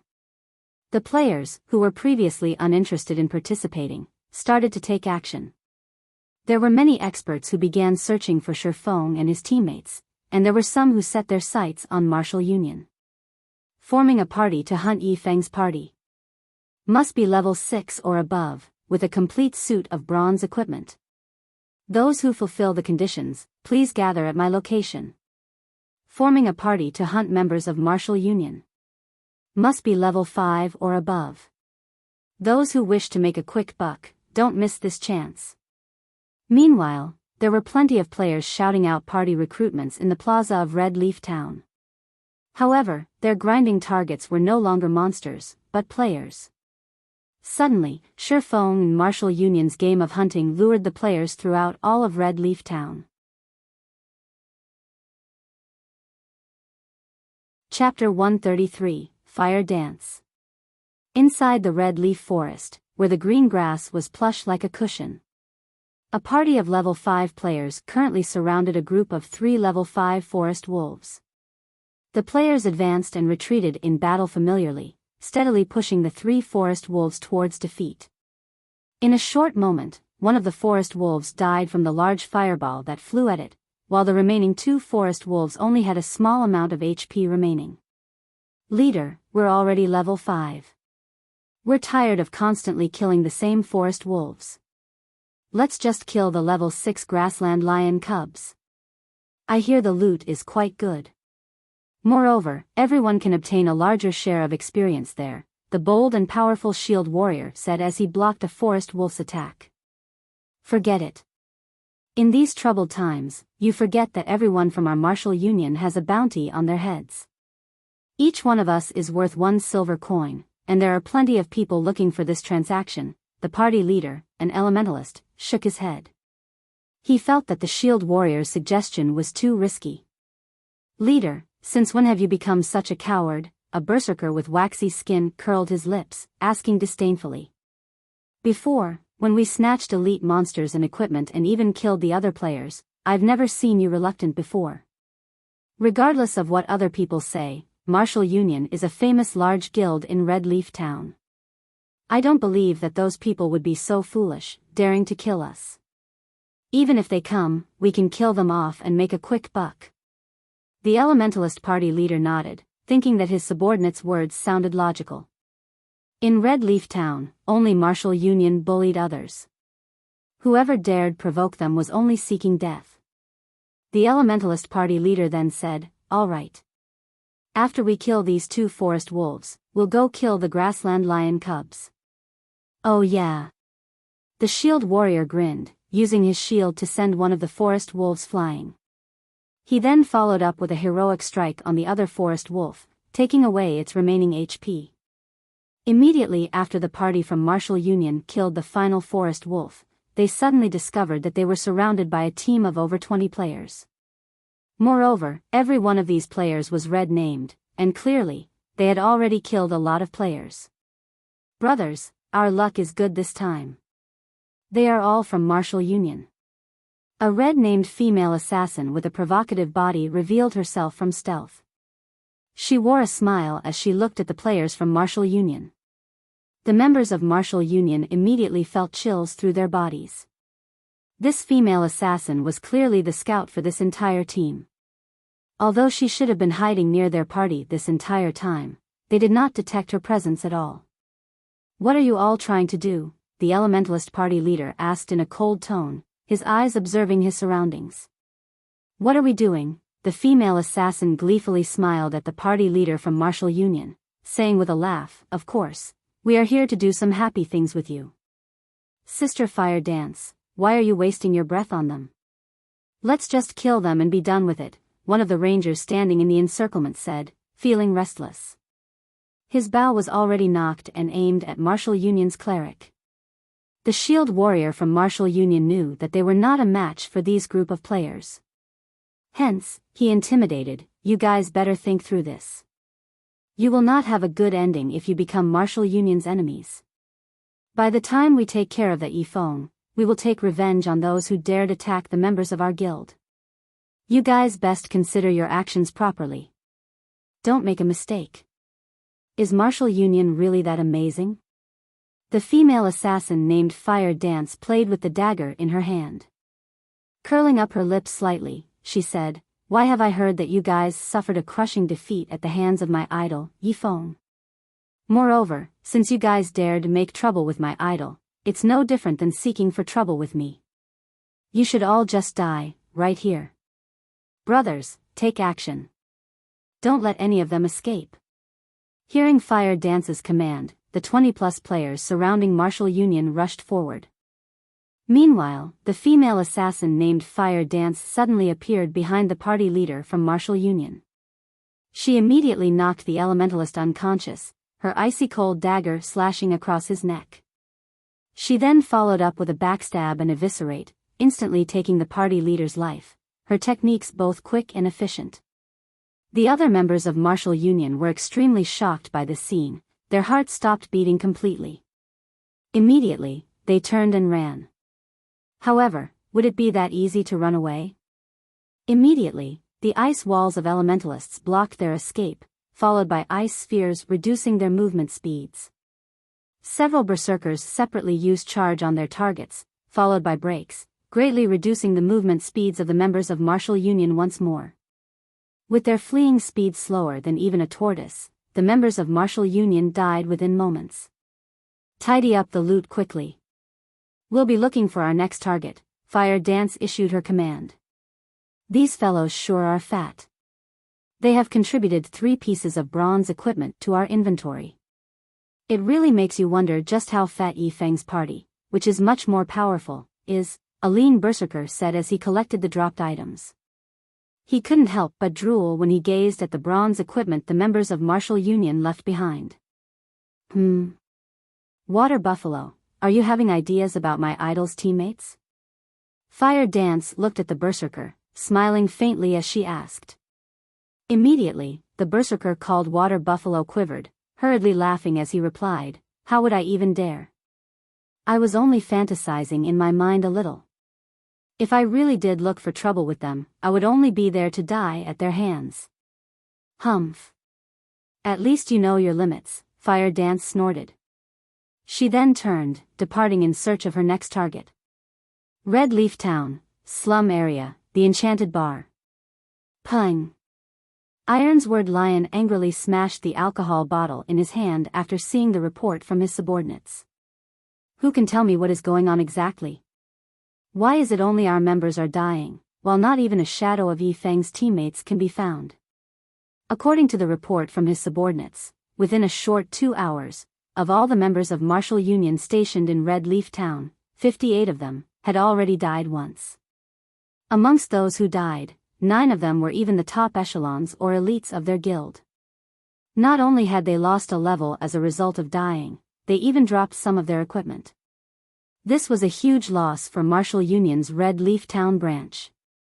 Moreover, Ironsword Lion was required to compensate them for their losses. Besides that, the large number of deaths had largely impacted the loyalty of the members of Martial Union. Many started to think of leaving the guild as they did not wish to be dragged into this game of hunting. If this matter did not quickly resolve, the Martial Union branch at Red Leaf Town would, sooner or later, break up. Boss Iron's word, could they be hiding? Why don't we increase the bounty on them? That might tempt the true experts, Drifting Blood suggested. Fine, increase the bounty immediately. I don't believe that we can't find them, Iron's word Lion nodded his head. He then continued saying, remember, as long as you receive any information, immediately contact Absolute Heaven. Leave it to me, boss. I'll relay the information immediately. Inside an intermediate forging room, Ye Feng repeated the same task, over and over. Ye Feng took out a hard stone, immediately using the ice blue devil flame to burn it. He then used the runic hammer to tap at it a few times, very quickly forming a high-quality advanced whetstone. System: Advanced whetstone has been successfully forged. Forging proficiency increased by 1 point. Obtained 200 EXP. Advanced whetstone, consumable. When used on a level 20 weapon or below, recovers the durability by 8 to 12 points. Simultaneously, it increases the damage of the weapon by 3% for a duration of 30 minutes. Number of usage remaining, 3. In the later stages of the game, the value of this item would become greater and greater. The reason was that the damage to a weapon increased as monsters' prowess increased. It was especially true for monsters that were level 7 and above, as some of them possessed skills that could greatly reduce the durability of a weapon. Hence, whetstones became one of the necessities when grinding and battling in God's Domain's wilds. Compared to a normal whetstone, not only could the advanced whetstone recover a weapon's durability, but it could also increase the weapon's sharpness, increasing the weapon's damage by 3%. This effect could even compare to a buff, and it would greatly benefit melee players. There would be plenty of melee classes scrambling over this item, and they would still be willing to buy more after buying the first. No player would willingly reduce their damage when fighting monsters, even if it were just a 3% reduction. Right after Ye Feng finished the advanced whetstone.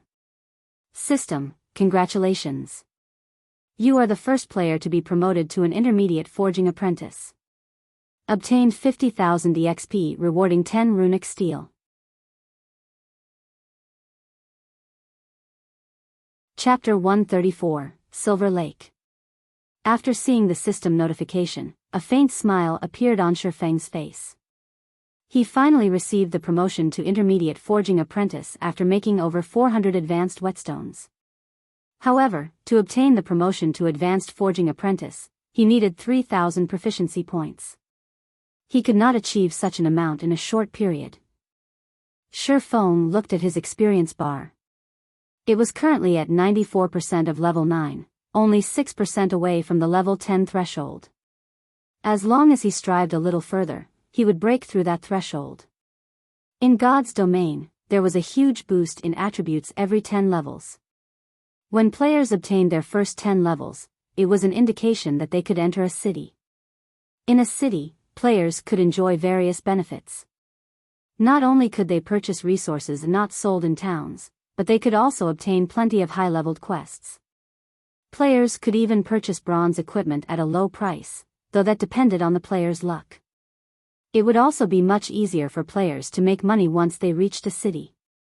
Furthermore, players could use the teleportation gates available in the city to transfer to high-level monster areas.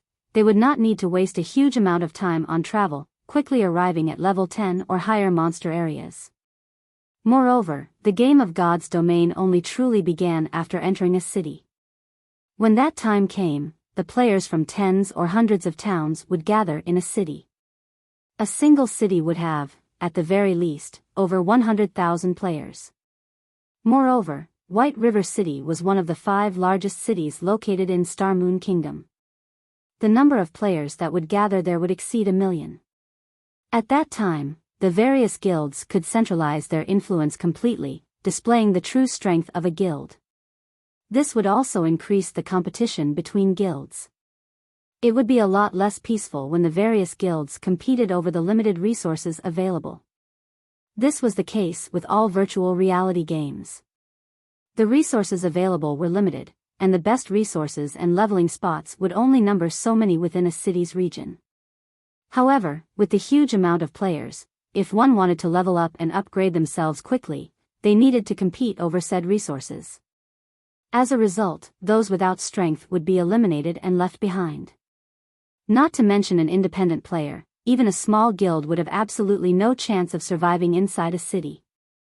The large guilds would all monopolize the various high-level resources and valuable leveling areas, while the small guilds and independent players could only hold themselves up in locations with inferior resources.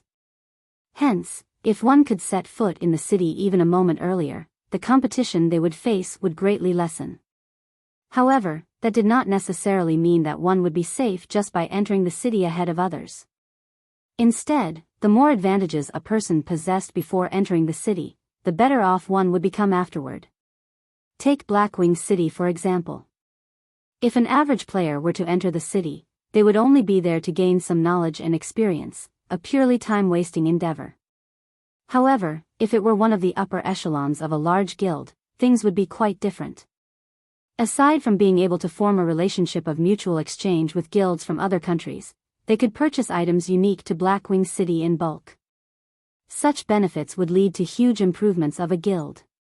Right now, Ye Feng's level was ranked number 1 in White River City, and the others would need at least 2 or 3 days before they could catch up.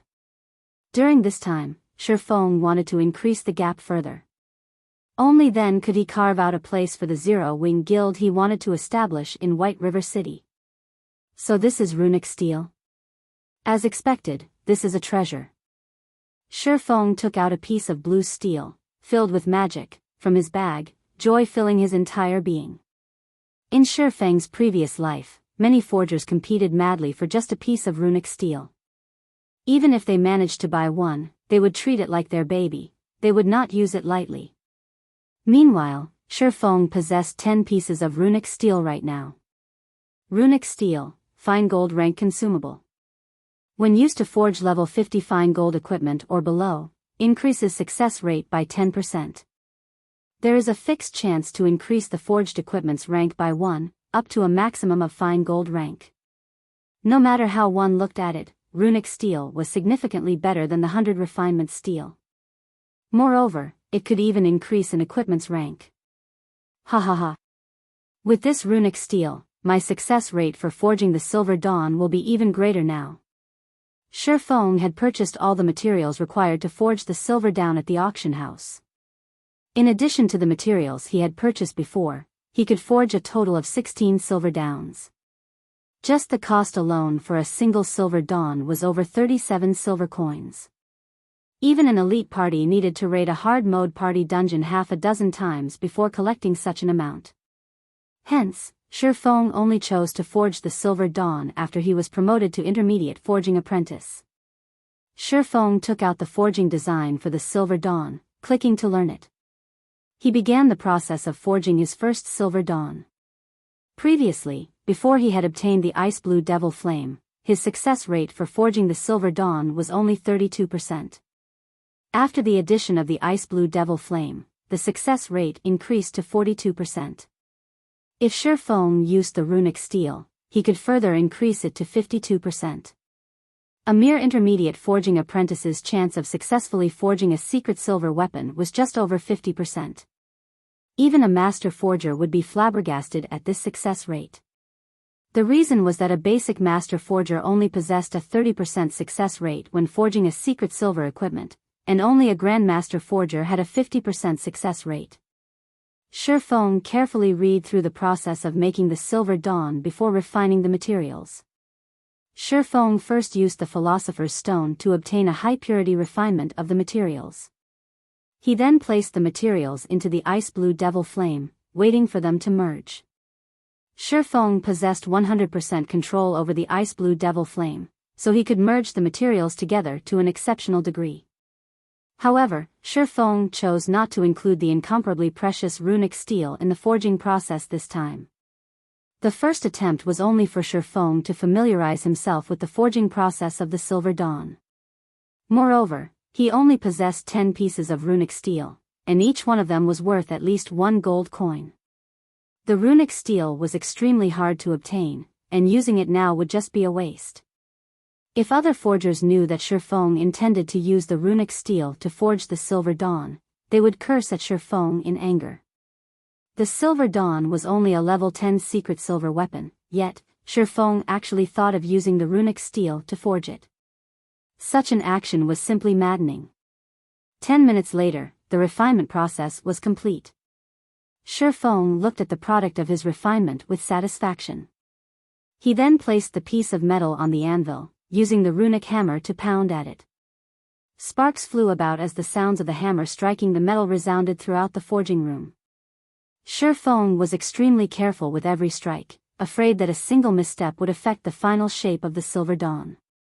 After striking at the metal hundreds of times, sweat drenched Ye Feng. Satisfied, he clicked the generate button. Following which, the red-hot metal began to take shape, transforming into a silver-colored longsword. He investigated the weapon's information. After a full 5 seconds. System, forging of the Silver Dawn has failed. Ye Feng looked at the weapon's attributes, discovering that it was only a level 10 mysterious iron weapon. Indeed, the forging failed. However, Ye Feng was not overly disappointed at the results. Although the success rate stated was 42% on the surface, due to it being Ye Feng's first time forging the Silver Dawn, the actual success rate was much lower. Success was impossible, no matter how one looked at it. If he succeeded, it would be a true miracle. With a failure in hand, Ye Feng summarized his experience into a lesson for himself. The reason Ye Feng could lead a third-rate guild like Shadow to become one of the top second-rate guilds was not due to any inborn talent of his. Instead, it was because Ye Feng always summarized and learned from his experiences. If others gained experiences from success, Ye Feng gained experiences from failure. After reviewing for over 10 minutes, Ye Feng started forging a second time. However, after 20 minutes or so, it was another failure. The weapon he forged was still mysterious iron ranked, though with a slight improvement, the attributes of the weapon were slightly better. Ye Feng continued forging, and failing, for a total of 6 tries, taking a loss of over 2 gold coins. Feeling that he was mostly familiar with the forging procedures, Ye Feng started his 7th attempt of forging the Silver Dawn. He even used a runic steel this time. Soon after, Ye Feng refined, hammered, and shaped the lump of metal. Clicking generate. Suddenly, an exquisite-looking light blue-colored longsword formed. There were even mysterious runes carved on the blade of the sword, the runes possessing faint traces of magic circulating within. With a glance, one could immediately tell that it was no ordinary weapon. Ye Feng immediately grew excited. He knew that he lucked out this time, and it was not as simple as a mere success. I wonder what the attributes are. Ye Feng clicked to check the weapon's attributes. He had to wait a total of 10 seconds before the system could give him a conclusion. System, runic steel's effect triggered, rank increased by 1. System, black steel insignia effect triggered, attributes increased. System, Silver Lake has been successfully forged. Forgery proficiency increased by 3 points. Obtained 10,000 EXP.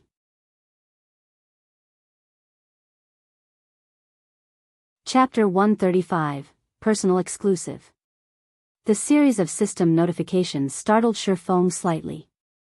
He had only made some slight adjustments to the Silver Dawn based on his habits and battle styles. He did not think his luck would be so heaven-defying. Even out of 100 tries, both effects definitely won't trigger together again. One could just imagine how greatly enhanced the Silver Lake's attributes are. To what extent of an increase, however, nobody knew. The runic steel could upgrade an item's quality by 1 rank. That meant that secret silver rank could be upgraded to fine gold rank. As for black steel's insignia, it could increase the attribute values of a piece of equipment, and the increase would normally be between 5% to 25%. If the weapon's attributes rose by 20%, it would be the equivalent of having upgraded the weapon's quality by an entire rank. If both effects stacked with each other, the refined light blue longsword would, at the very least, be a top-tier fine gold weapon, with the possibility of even being a dark gold weapon. A level 10 dark gold weapon. At this stage of the game, aside from magic weapons, it was the most powerful weapon available, period. Immediately, Ye Feng held up the silver lake that gave off a blue glow, checking its attributes. Silver lake, fine gold rank, one-handed sword. Level 10. Equipment requirement, strength 45, agility 80. Attack power plus 78. Strength plus 18, agility plus 22. Attack speed plus 1. Durability 70/70ths. Additional passive skill. Flowing shadow, creates an afterimage effect while attacking. Simultaneously, the faster the attack speed is, the greater the damage caused. Damage can be increased up to a maximum of 50%. These attributes completely surpassed that of a top-tier fine gold weapon. With the additional skill, Flowing Shadow, the Silver Lake was absolutely comparable to a dark gold weapon. The attributes combine both speed and strength. As expected, it is as I thought. The more he looked at the Silver Lake, the greater his love for it became. In God's domain, the equipment forged generally had better attributes than the equipment dropped by the bosses from dungeons. Moreover, the forged ones were more suitable for specific classes. Hence, many experts preferred to hire master forgers to craft them custom weapons and equipment personally. Hence, master forgers were extremely welcomed and respected in God's domain. The experts of God's domain, especially, loved to make friends with master forgers. Master forgers also held great influence within a guild. Within God's domain, nobody would rashly offend a master forger. Who knew which expert a master forger had forged a weapon for before? If one carelessly provoked a master forger, they might end up assassinated or hunted by a large number of experts. After all, these experts all wished to earn a favor from a master forger, calling it in for custom equipment. Only suitable equipment would be the best equipment. Although these personalized weapons and equipment were only slightly better than equipment dropped from dungeons, the battle prowess a player could display while using the equipment would increase many-fold. Regarding these sorts of weapons and equipment, they were all referred to as exclusive equipment. They were only suited to a single individual or a certain type of individual. The Silver Lake was a personal exclusive weapon that Ye Feng created for himself. If other swordsmen used the Silver Lake, it would only display the power of a normal fine gold weapon. However, in Ye Feng's hands, it could display the prowess of a dark gold weapon. Previously, Ye Feng had lost the Crimson Blade in battle, and he just happened to be in need of a new weapon. This Silver Lake would suffice for Ye Feng's use for a very long time, and he would not need a new weapon anytime soon. Now that he had crafted his first personal exclusive weapon, Ye Feng felt much more assured. He then continued forging more Silver Dawns. After successfully forging the fine gold-ranked Silver Lake, it became much easier for Ye Feng to forge the Silver Dawn. 2 days quickly passed. During the day, Ye Feng would move some items to his new house, decorating his new home with some furniture. He then trained his body as usual. At night, after he entered God's domain, he forged equipment without stopping. In such a way, his time was fully occupied. After training his body for a time, in addition to the constant aid of the nutrient fluids, Ye Feng could feel a clear improvement in his body's physique. Also, his mind felt much more clear. Currently, his physique had only caught up with the average standard of the athletes in his university.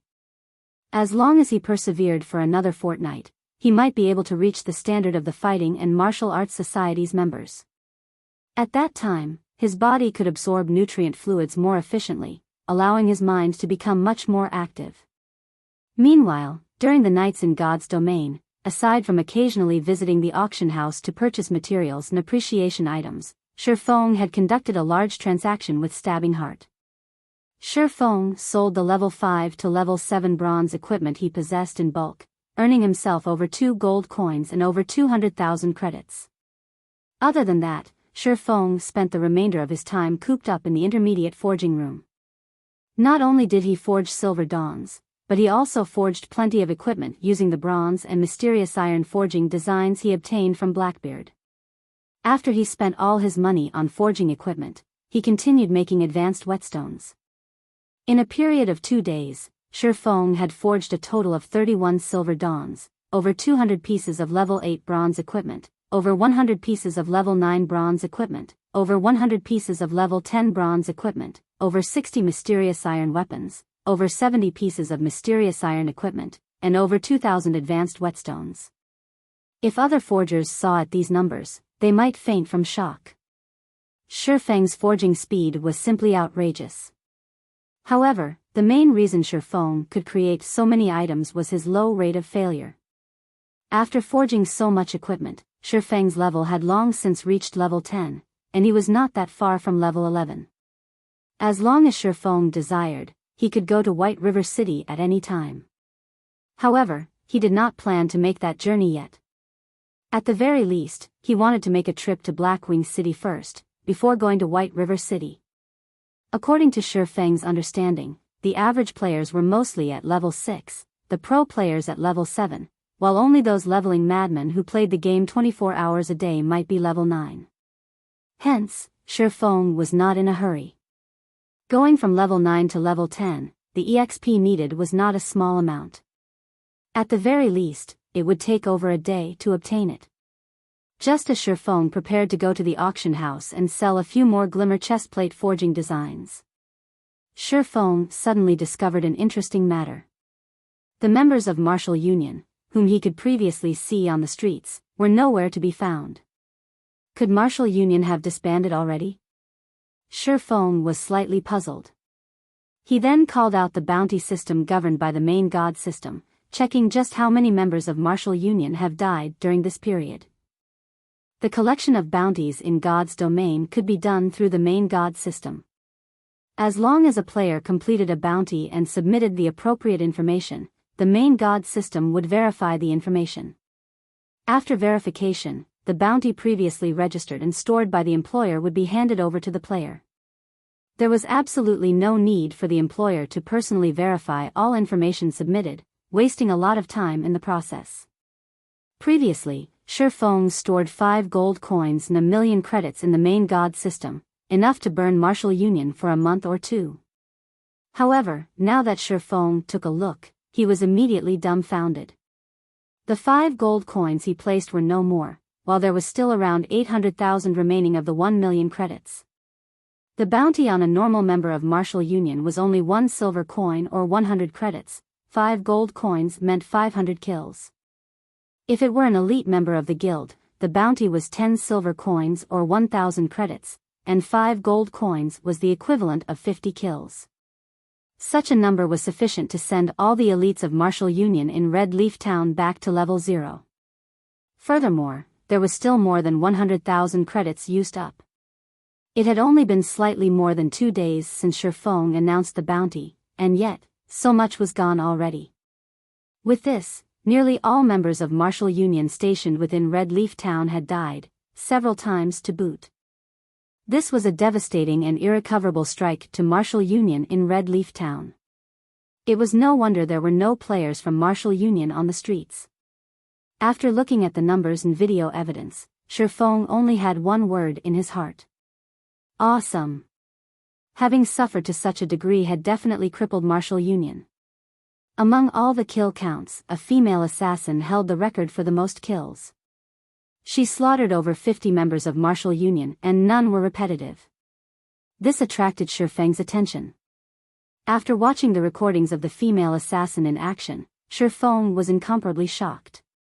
The girl's techniques were extremely skilled, and in battle, her usage of skills was simply perfect. She was absolutely one of the rare expert assassins. Fire dance? Ye Feng looked at the name displayed at the number 1 spot, his mouth softly reciting it. According to his memories, there didn't seem to be an expert female assassin called Fire Dance. At this moment, a call request suddenly came from Blackie. What happened, Blackie? Ye Feng knew that Blackie would not randomly call without a purpose. The only possibility was that something had happened. Brother Feng, I don't know what happened, but those bastards from Martial Union found us. They also sent many of their elite players to surround us. Among them, there were also a few experts from Martial Union that I have never seen before.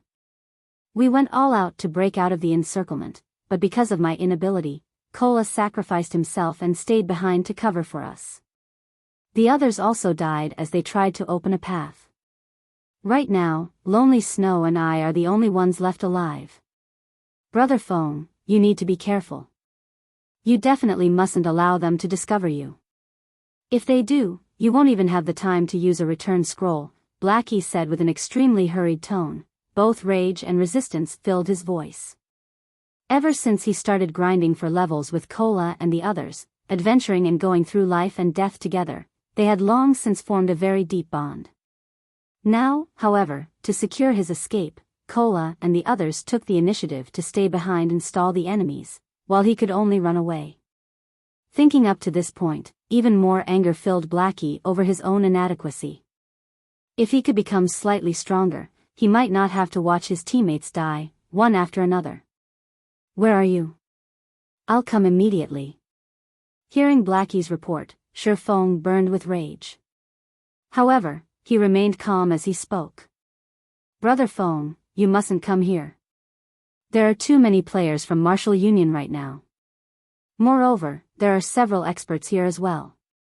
I'll try to think of a way to escape with Lonely Snow, Blackie advised.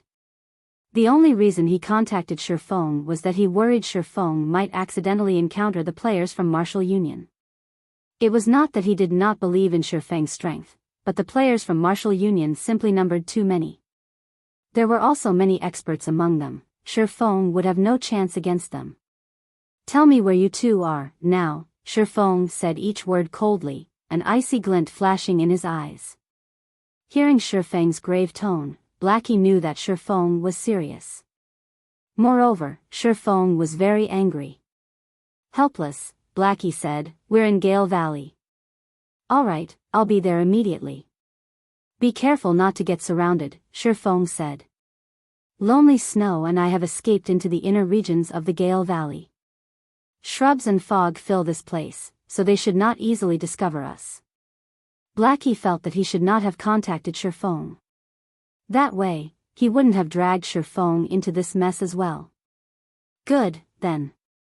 Since you can't use return scrolls, someone might be using some special skill to stop you. However, you too can still use isolation scrolls. That way, it will be much harder for them to discover you. Find a good place to hide. I'll arrive soon. Ye Feng disconnected the call. Although Ye Feng did not know how Martial Union managed to find another group of players, even with experts leading them, they were gravely mistaken if they thought they could easily bully him. Ye Feng dashed towards Gale Valley.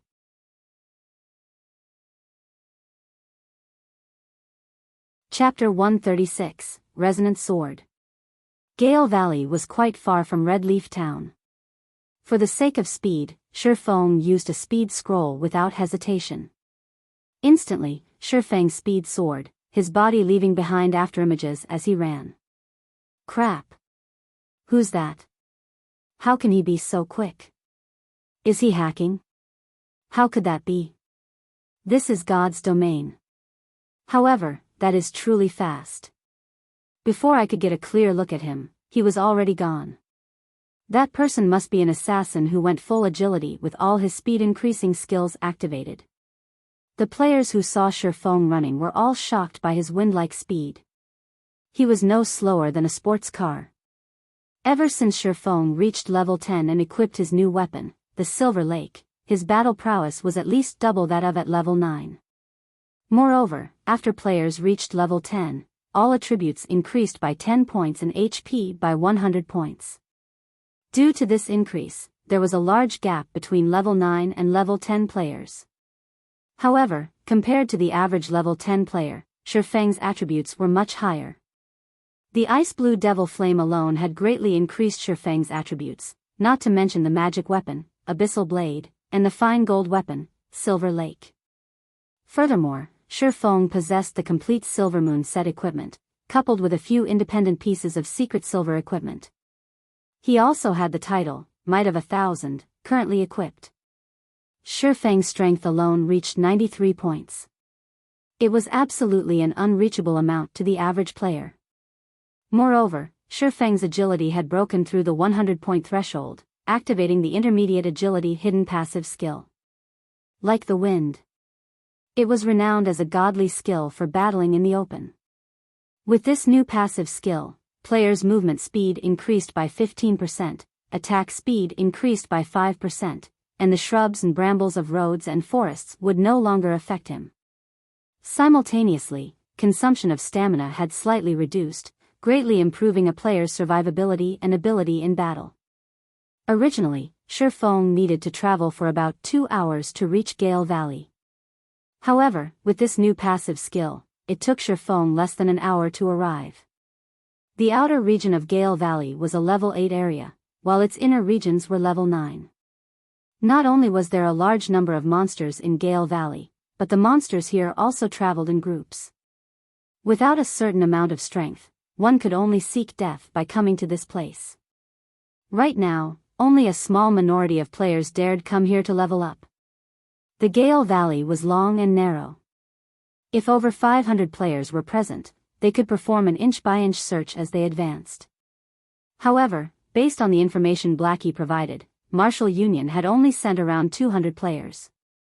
It was not enough to create a perfect encirclement of the area, and it would not be easy for them to locate Blackie and Lonely Snow. Moreover, if these 200 or so players wished to locate Blackie, they would have to spread out and form search parties. In regards to jungle battles such as this, Ye Feng had experienced plenty in the past.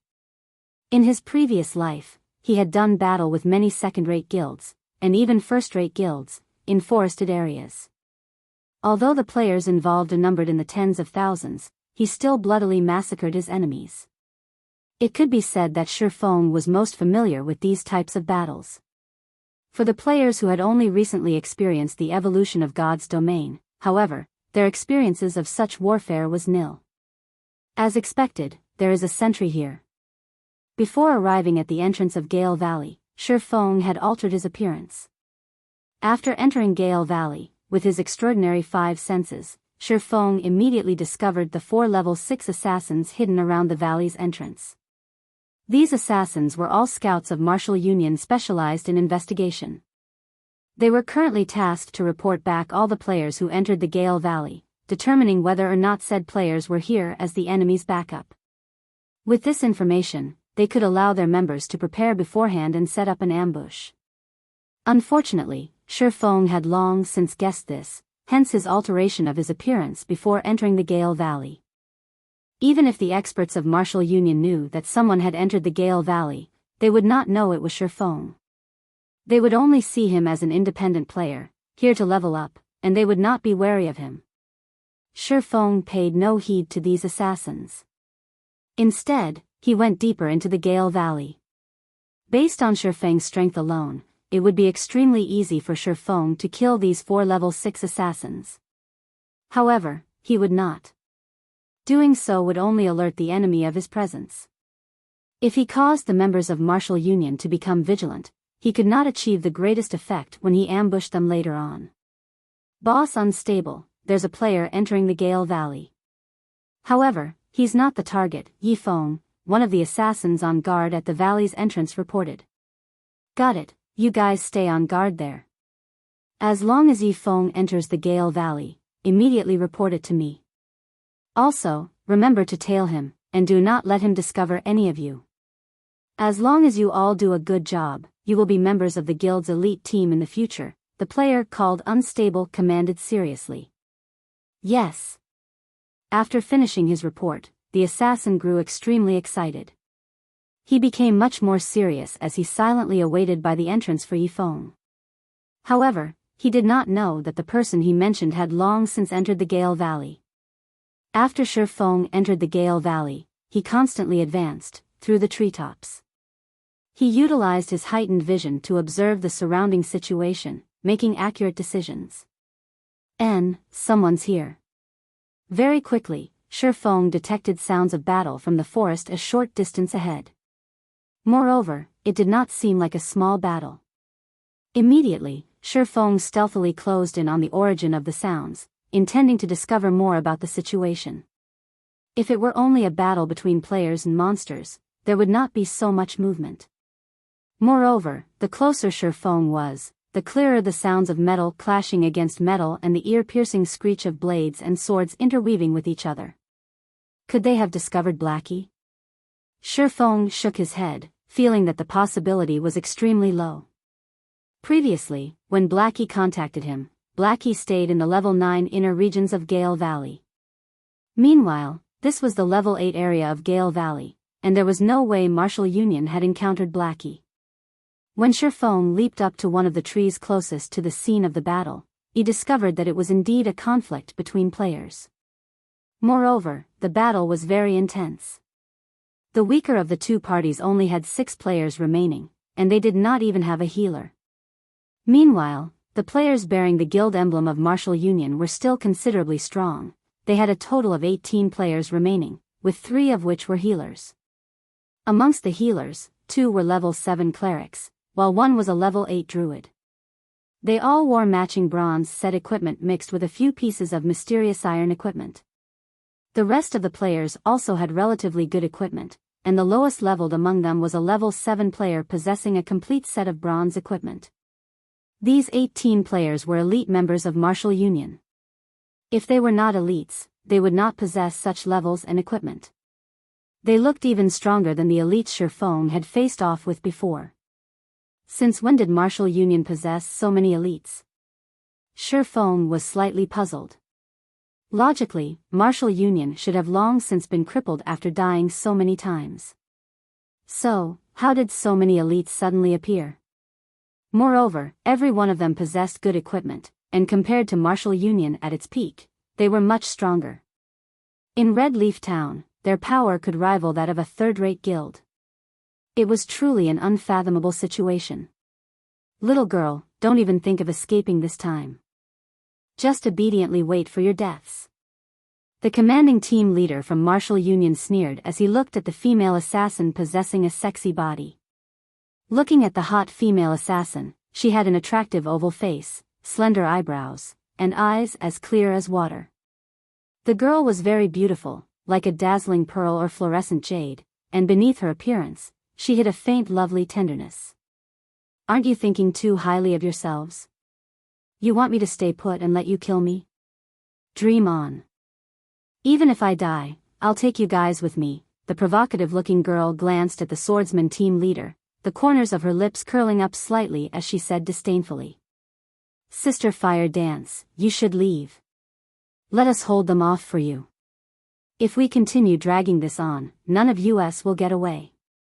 Don't forget, we are now red players, and the death penalty is extremely severe.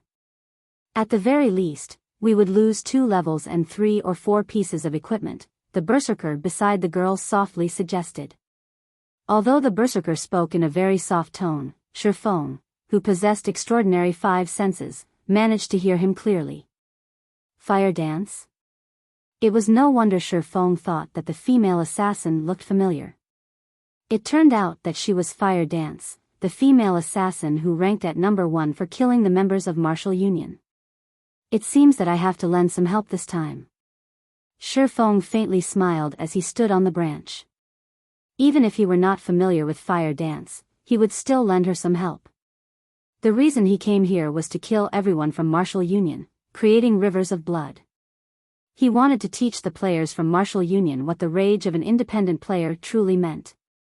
At this moment, the swordsman team leader laughed loudly, saying, "Do you think you can still escape?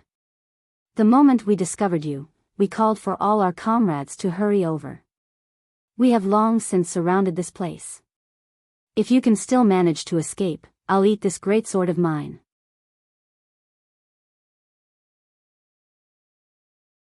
Chapter 137, Monster.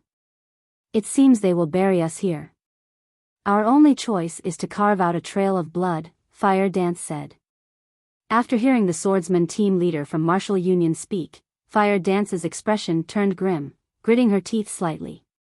Originally, she intended to come here to kill the members of Martial Union. She did not think that she would fall into Martial Union's trap instead. After killing their way out of the encirclement with much difficulty, these players once more surrounded them. Their chances of escaping were already scant, and if another 20 or so enemies arrived, even that tiny hope of escape would vanish. If she and her teammates died now, with the previous crime value they had accumulated, at the very least, her teammates would each lose 2 levels, while she would lose at least 3 levels and all of her equipment. Such a loss would devastate them, and their team would very likely disband, never to rise again. Ha ha ha. It's too late to fear now.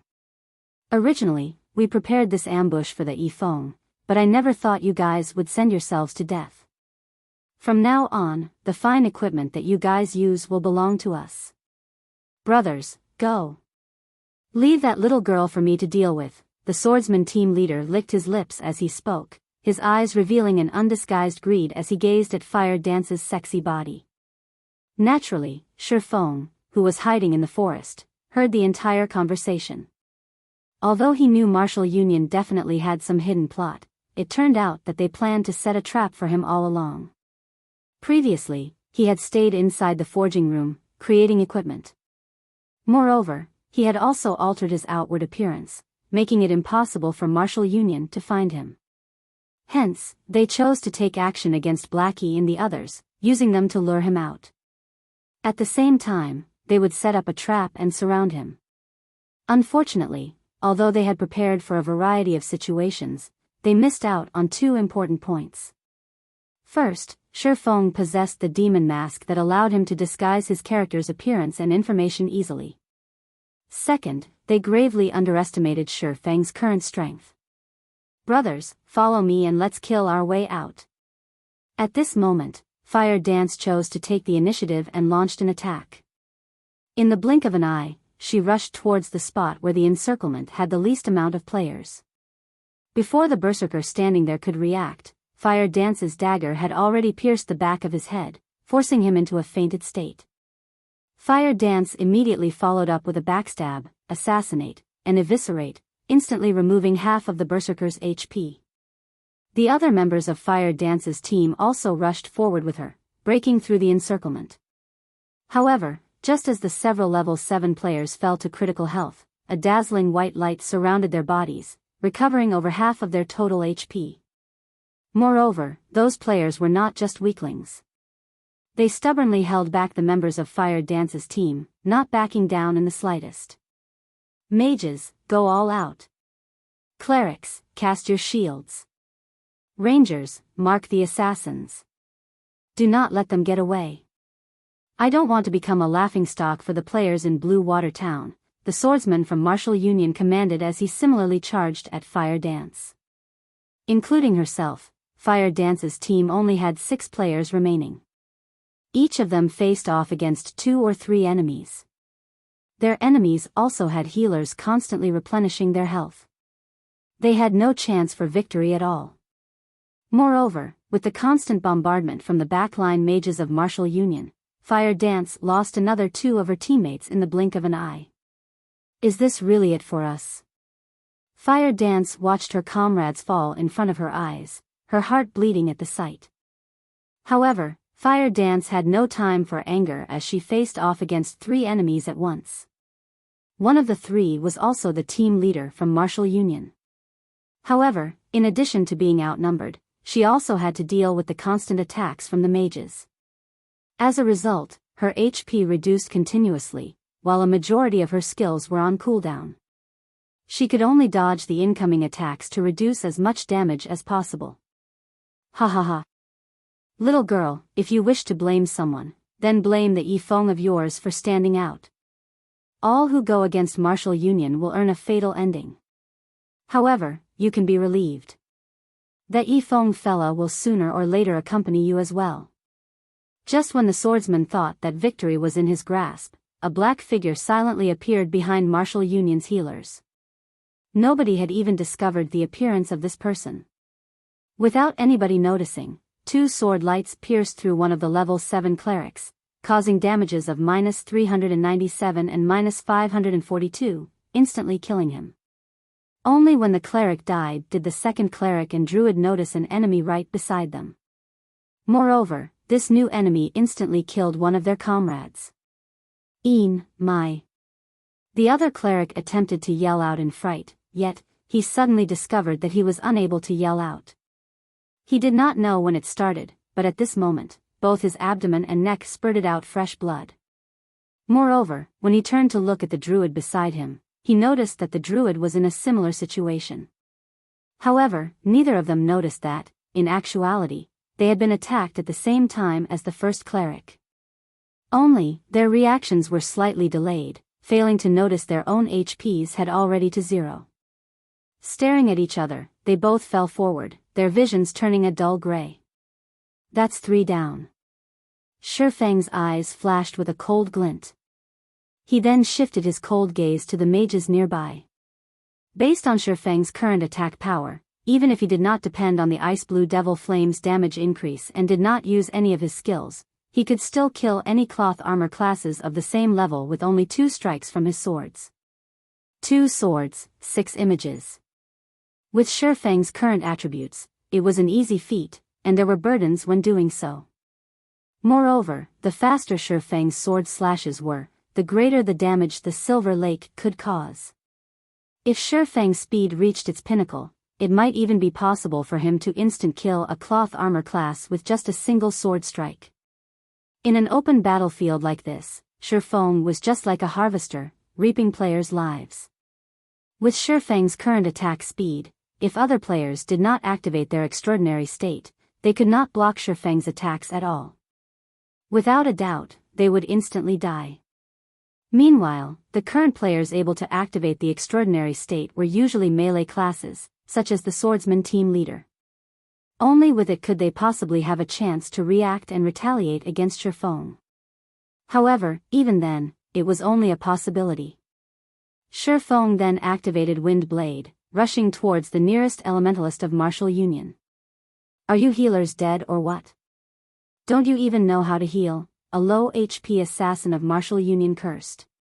However, the assassin's curses received no replies.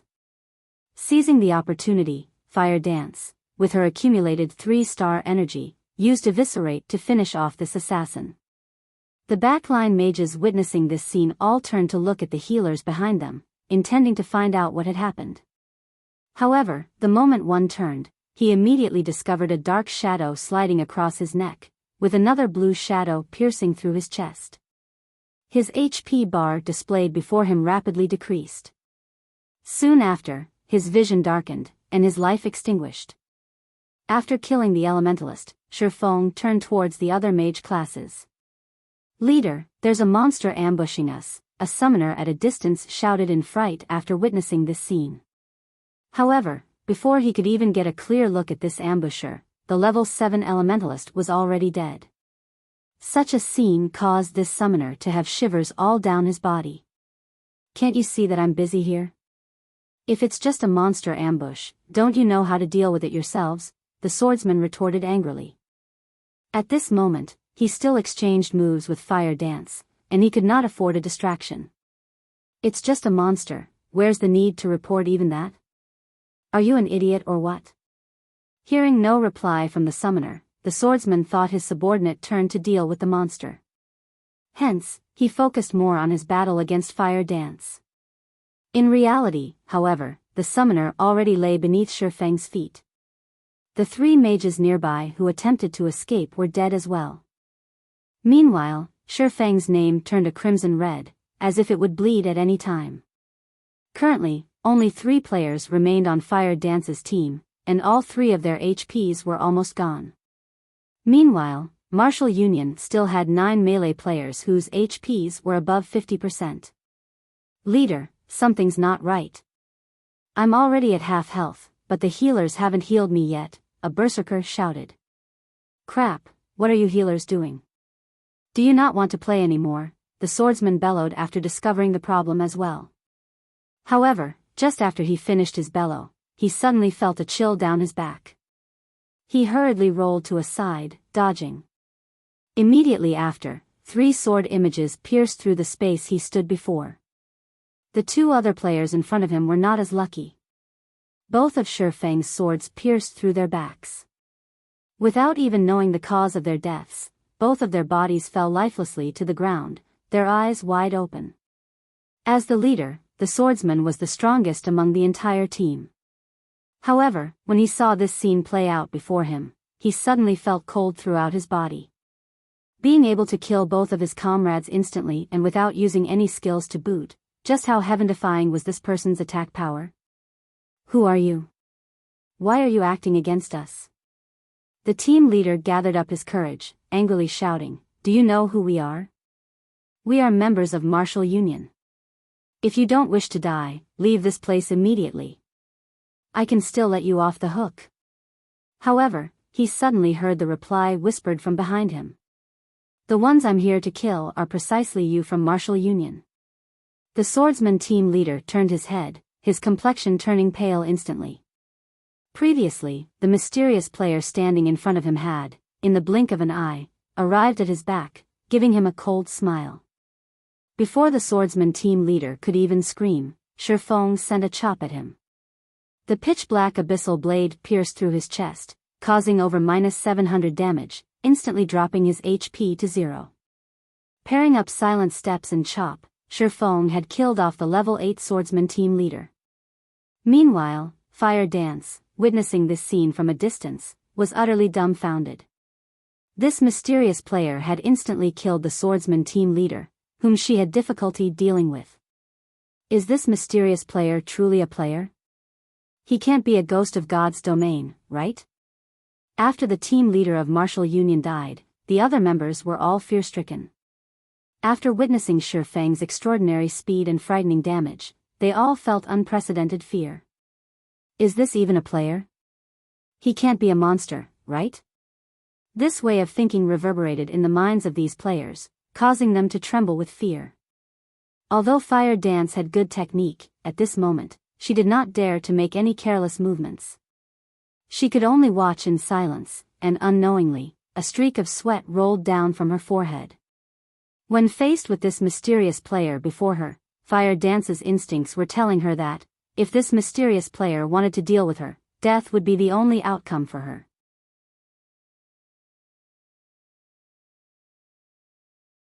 Chapter 138, Hidden Expert. Fire Dance's eyes flickered when she saw Ye Feng's figure. Aside from the immense pressure that she felt from him, she could also smell the stench of death on him. From the moment Ye Feng appeared, she was aware of Ye Feng's existence.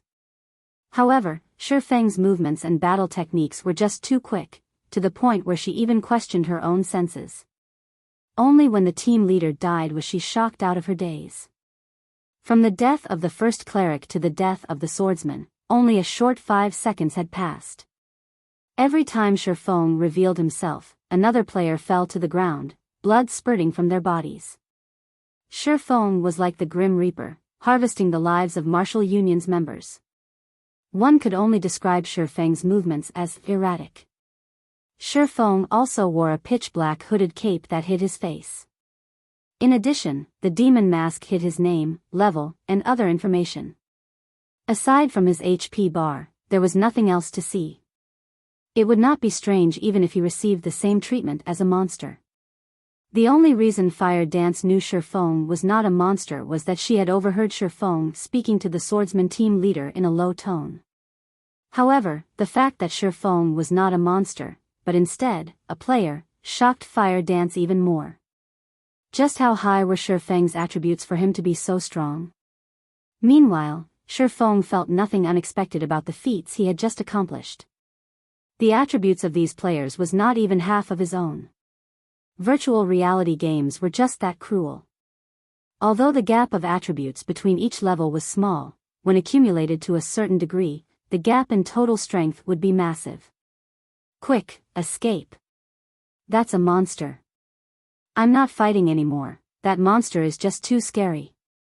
Although they knew that this was just a virtual reality, the remaining 5 players from Martial Union were still utterly afraid, their hearts beating madly. Their team leader, the strongest amongst them, died in an instant. He wasn't even able to retaliate in the slightest. This was no longer a monster that players could handle. Immediately, every one of them fled, intending to meet up with the others hurrying over. Only then could they have peace of mind. It's too late to escape now. Ye Feng activated Windwalk, and like an arrow, his body shot forth, instantly catching up to the first assassin. In a fright, that assassin attempted to turn his body to block Ye Feng's attack. Unfortunately for him, Ye Feng's attack speed was just too fast. With a wave of the abyssal blade, 3 sword images landed upon the assassin's vital points. Without even managing to block a single sword image, the assassin died. When the several other escaping players saw that an assassin, a class widely known for their agility, fell without even being able to defend, immense fear permeated their minds. They poured more into their effort to escape. However, it was futile as the distance between them and Ye Feng only grew shorter and shorter. Meanwhile, the abyssal blade was like the scythe of the Grim Reaper already placed around their necks. Ye Feng needed only a slight tug, and their lives would be forfeit, right then and there. Within a moment, with an absolute difference of speed, Ye Feng very quickly killed the 5 escaping players. He then started tidying up the loot. These Martial Union players all wore pretty nice armor.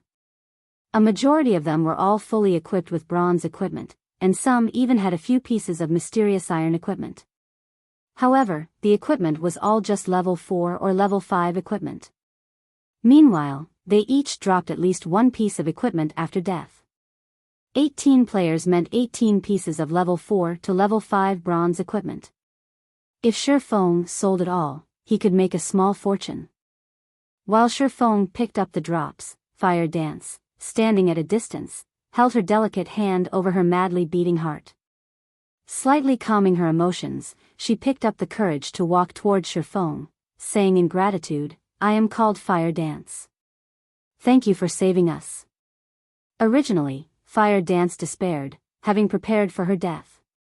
Only, she never imagined that someone would suddenly appear. Moreover, that someone massacred the players from Martial Union. Everything that happened was like a dream. Although Fire Dance also worried that the mysterious man before her would suddenly go berserk, killing her and her teammates as well to steal their equipment, based on the man's previous actions, Fire Dance knew that the mysterious man before her did not mean them any harm. Otherwise, he would have already taken their lives along with the swordsmen of Martial Union. "You don't have to thank me. To begin with, these people originally set up this trap for me. You guys should hurry and leave. This place is very dangerous right now, and the other members of Martial Union should be arriving very soon," Ye Feng softly said as he picked up the dropped equipment. He had only saved Fire Dance and her companions in passing. He could also take the chance to thank Fire Dance for working so hard, killing the members of Martial Union. Fire Dance suddenly blanked at Ye Feng's words, staring at him with her big, watery eyes. Her heartbeat accelerated further, feeling like it was too good to be true. You're Ye Feng?" Fire Dance asked in disbelief. The reason she came to the Gale Valley was that she had heard that Martial Union intended to deal with Ye Feng's teammates. Hence, she thought of coming to lend some help, and just maybe, she might even get to meet Ye Feng himself. It was truly unbelievable how fate could toy with a person's life. Originally, she thought of offering Ye Feng aid, yet in the end, Ye Feng had saved her. Was this fate? Thinking up to this point, a faint blush added to Fire Dance's snow-white cheeks. She felt that she was overthinking, and she was unclear as to why she would have such a thought. "That's right, I am Ye Feng. How did you know who I am?" Ye Feng looked at the excited Fire Dance, puzzled. He was sure he was not acquainted with this beauty standing in front of him. However, seeing Fire Dance's expression, it would seem that she was somehow familiar with him. Meanwhile, the berserker, Water Buffalo, was tongue-tied after hearing Ye Feng admit that he was indeed Fire Dance's idol, Ye Feng. An incomparable fanaticism appeared in his eyes. Previously, he felt Ye Feng was not all that powerful, and that he was only an expert over-exaggerated by others. Now, he was utterly convinced. Sure enough, there was nothing false about Ye Feng's famous reputation. Ye Feng could solo the elite team from Martial Union that even they could not deal with. In the past, even if others hyped it all over the place, he would still have not believed any of it. Now, however, aside from shock, admiration for Ye Feng filled his being. It was no wonder why Ye Feng was Fire Dance's idol. Big brother Ye Feng, you don't know this, but in reality, Sister Fire Dance is your. Before Water Buffalo could finish speaking, he received a kick from Fire Dance. He grimaced from the pain, but when he looked at the expression in Fire Dance's eyes that seemed able to eat a person whole, he immediately chose to cover his mouth, not uttering a single word. Is my what? Ye Feng was puzzled. It's nothing.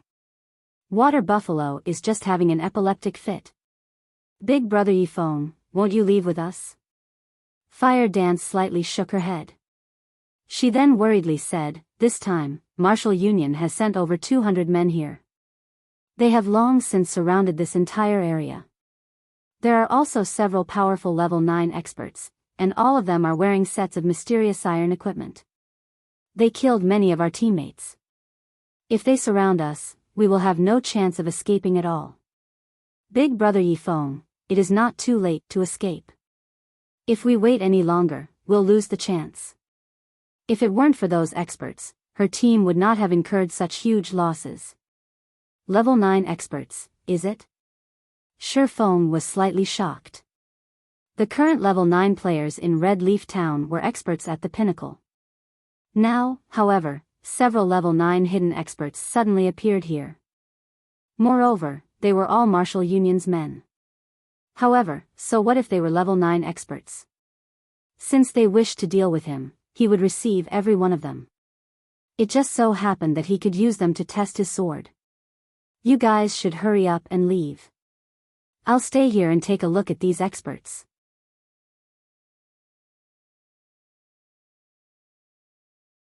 Chapter 139, Unstable Devastation. After he finished speaking, Ye Feng snuck into the forest. Sister Fire Dance, what do we do now? Do we leave? Water Buffalo asked. Fire Dance rolled her eyes at Water Buffalo. She looked towards the direction Ye Feng departed, saying, Brother Ye Feng is the one who saved our lives. Of course, we have to help. Although Fire Dance believed in Ye Feng's strength, she had personally witnessed how powerful those other players were. If they surrounded Ye Feng, he might end up in a very dangerous situation. If something occurred, a little help from her might allow Ye Feng to escape. Immediately, the two snuck into the forest as well, following Ye Feng. In the deeper regions of the dense forest, among the overgrown shrubs, level 8 shadow leopards hid in the shadows. At this moment, a 50-man team from Martial Union currently cleared away the shadow leopards in their path while they pushed forward. Brother Unstable, won't we waste time if we go after that little girl called Fire Dance instead of continuing our search for Ye Feng's teammates? Ironsword Lion asked, disgruntled, his eyebrows scrunched up tightly as he looked towards the center of the team at the handsome youth humming a song with overflowing interest. The humming youth was around the age of 27 or 28, and he was indeed the brother Unstable who Ironsword Lion called out to. He was also the vice leader of Martial Union, Unstable Devastation. Be it status or strength, Unstable Devastation far surpasses Ironsword Lion, and even Ironsword Lion had to refer to him as the brother respectfully. Ironsword, you are still such a simple person. It is no wonder that Brett Ye Feng toyed with you. You even entangled the guild in this huge mess. Thanks to you, Martial Union's reputation has suffered, utterly tarnished. Do you understand that? Unstable Devastation suddenly halted his steps. He looked towards Ironsword Lion, growling angrily, if I had not discovered this so soon, Martial Union might have had no place in Red Leaf Town by now. Ironsword Lion lowered his head in silence. Your poor management has already destroyed Red Leaf Town's Martial Union. Right now, in order to help clean up this mess of yours, I have no choice but to transfer all of the elites from the other 3 towns to Red Leaf Town to redeem our reputation. Yet, you still have the gall to speak up. Unstable Devastation reprimanded Ironsword Lion in front of everyone else, not leaving Ironsword Lion any face. Ironsword Lion flushed red with anger. However, he did not dare reply, only enduring in silence. The other leaders from the 3 towns sneered at this sight. Every time Martial Union switched to a new game, the guild's hierarchy also reshuffled. In the past, Ironsword Lion was always able to go wild, but not this time. Currently, Ironsword Lion was only level 8, while they were all level 9. Moreover, the guild's development in their respective towns progressed fairly well, and they managed to recruit many newcomers with valuable potential. Compared to the current state of the guild branch in Red Leaf Town, with only a few weaklings remaining, their branches were stronger by leaps and bounds. Ironsword, do you truly think that, after I have spent so much effort cornering Ye Feng's teammates, I would let 2 of them escape? You should know that Ye Feng is our main target, his teammates are simply lures. If all his teammates died here, do you think he will still show? We have already confined his teammates within Gale Valley, so we have achieved our initial goal. Right now, what we ought to do is to take revenge, and show the players in the town what the consequences are for challenging Martial Union. Meanwhile, that little girl is the best option as an example. She has killed so many of our people, many players are bound to pay attention to her. As long as we kill her back to level 0, Martial Union's reputation will definitely recover to its peak. If we manage to kill Ye Feng, then Martial Union can also use this chance to leap through the threshold of a third-rate guild. Unstable Devastation had long since possessed a plan of his own. Ironsword Lion had always been one of the guild leader's most trusted aides. Many of the elders in the guild also supported the guild leader. If Unstable wished to become guild leader, he needed to increase both his influence and fame. Meanwhile, Ye Feng was a player with a certain amount of fame within White River City. He was a publicly acknowledged swordsman expert, and his fame even far exceeded that of the guild leader, Nameless Pride. Hence, Ye Feng was his best choice. As long as he could kill Ye Feng and upload the recording, he would instantly become an apex expert, famous throughout White River City. Moreover, it would allow the guild branch in Red Leaf Town to rise back up to prominence. When that time came, the elders in the guild would side with him, and the day he became the guild leader of Martial Union would only be around the corner. Ye Feng, you will become my stepping stone. Unstable Devastation proudly said with a laugh. He did not believe that an independent player could survive once surrounded by so many. Only, even until now, Ye Feng had yet to show himself, annoying Unstable. Just as Martial Union slowly advanced, Ye Feng, traversing through the treetops, discovered Unstable Devastation and the others. After some silent observation, he discovered that these players were all elites. The lowest amongst them was level 7, and a majority of them were level 8. There were also 4 players who had reached level 9. They all wore mysterious iron equipment, and the weakest of their weapons was also mysterious iron rank. Meanwhile, the handsome youth leading these players wore a secret silver-ranked longbow across his back. Isn't that Unstable Devastation? Ye Feng immediately recognized the bow-carrying youth. In Ye Feng's previous life, he had clashed many times with Unstable Devastation. Unstable Devastation was a cunning and cruel individual. His battle prowess ranked within the top 5 throughout all of Martial Union. Compared to Ironsword Lion, he was much stronger. Ye Feng was also familiar with the other 3 level 9 players. They were all experts comparable to Ironsword Lion, and they were all branch leaders in other towns. No wonder Martial Union suddenly has so many players. It turns out that they've called over the elites from 3 of the towns nearby. Ye Feng came to a realization. These 3 level 9 branch leaders were very strong. Only, in Ye Feng's previous life, Ironsword Lion had managed to obtain the pass to Blackwing City, allowing him a lead against the others. He then gradually widened the gap, finally becoming the guild leader of Mini Martial Union. However, the tracks of history had already changed. In this life, not only had Ye Feng kill Ironsword Lion twice, but he also obtained the Blackwing City pass that Ironsword Lion possessed.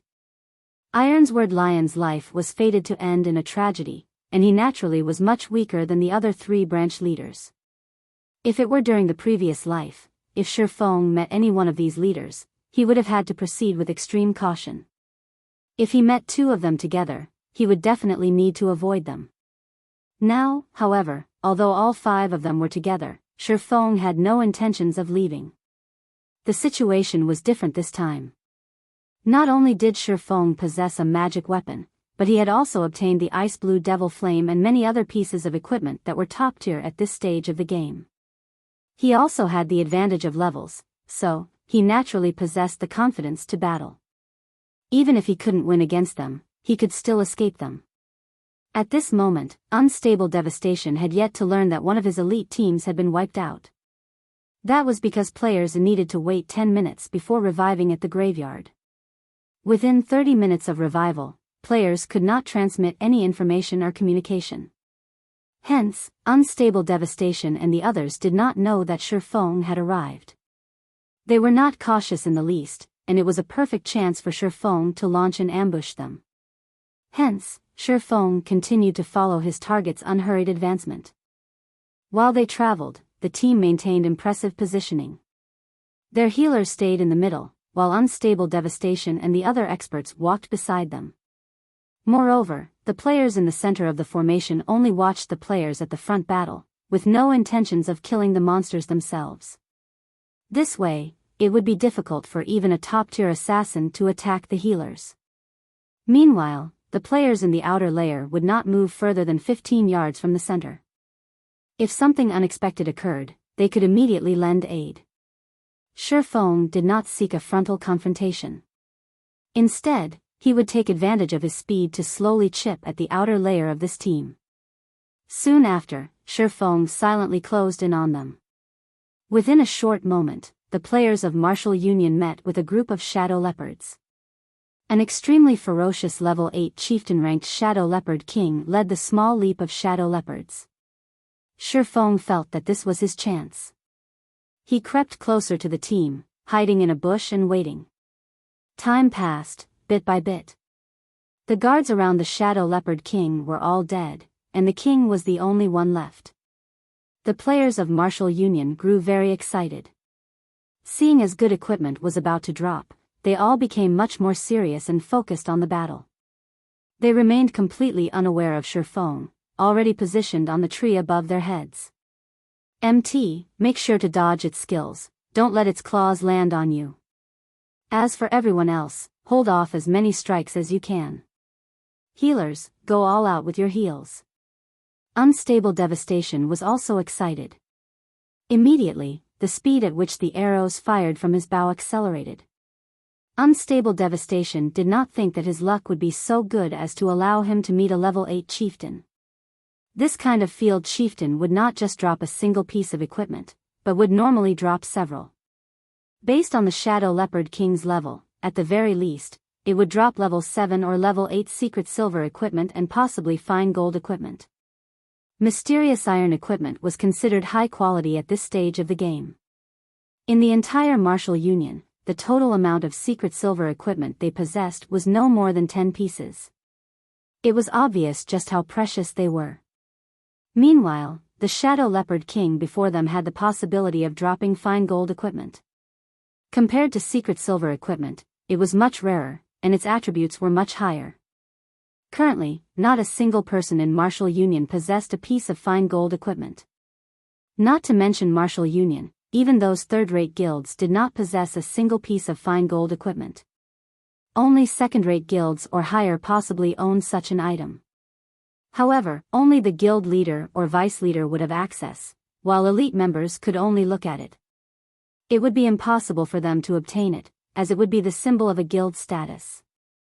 If they could obtain 1 or 2 pieces of fine gold equipment, killing Ye Feng would be a small matter. As the Shadow Leopard King was a chieftain rank monster, the other branch leaders and Ironsword Lion also participated in the battle, both sides engaging in intense combat. Shadow Leopard King, chieftain rank. Level 8. HP 40,000/40,000. A casual pouncing attack from the Shadow Leopard King could easily end a player's life, while a single swipe of its tail could obliterate more than half the HP of a group of players. When it struck with its sharp claws, if an MT did not defend properly, they would instantly die. If the Shadow Leopard King roared, it could force back the enemies within an 8-yard radius, forcing them into a fainted state for 3 seconds. In addition, the Shadow Leopard King was quite nimble and had extremely high defense. As a result, the casualties and fatalities on Martial Union's side were relatively high.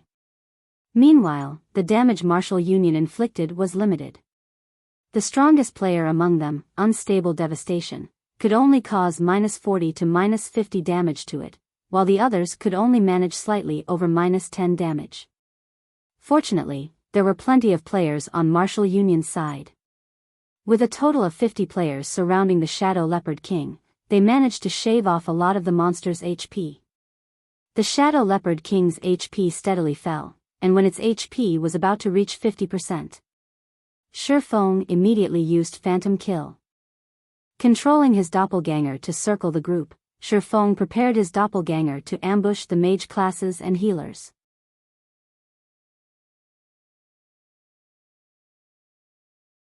Chapter 140, Shadow Leopard King. The Shadow Leopard King was a level 8 chieftain ranked monster. As long as its HP fell below 50%, it would enter a berserk state. Both its attack power and attack speed would then increase by 20%, and even an MT geared with a full set of level 5 set equipment could hold it off. Guardian Knights, pay attention to cast Protection Blessing on the Shield Warriors. Shield Warriors, prepare to activate Shield Wall at any time. As long as we can endure its berserk period, we will be victorious. Unstable Devastation knew about the berserk state, hence, he hurriedly gave commands as he saw the Shadow Leopard King's HP reaching 50%. Protection Blessing could reduce the damage an ally received by 50%. A Shield Warrior's Shield Wall could also reduce damage by 50%. With both effects stacked, the Shield Warrior would only receive 25% of the total damage. Even if the Shadow Leopard King went berserk, the Shield Warrior could hold it off completely. Finally, the Shadow Leopard King's HP dropped below the 50% threshold. "Ayo!" the Shadow Leopard King bellowed, its body abruptly expanding. Everything was within Unstable Devastation's grasp. Just as he was about to reveal a victorious smile, the situation suddenly changed. At this moment, the Shadow Leopard King summoned 2 more level 8 elite-ranked Shadow Leopards, each of them possessing 3000 HP. The 2 new arrivals roared as they abruptly pounced, arriving behind the healers on the back line. Before any of these healers could react, the 2 Shadow Leopards pinned them to the ground. Shift focus. Get rid of these 2 elite Shadow Leopards first. Unstable Devastation's expression turned grim. Just after he finished speaking, the elite Shadow Leopards annihilated 2 of their healers. However, the level 9 branch leaders were not to be trifled with.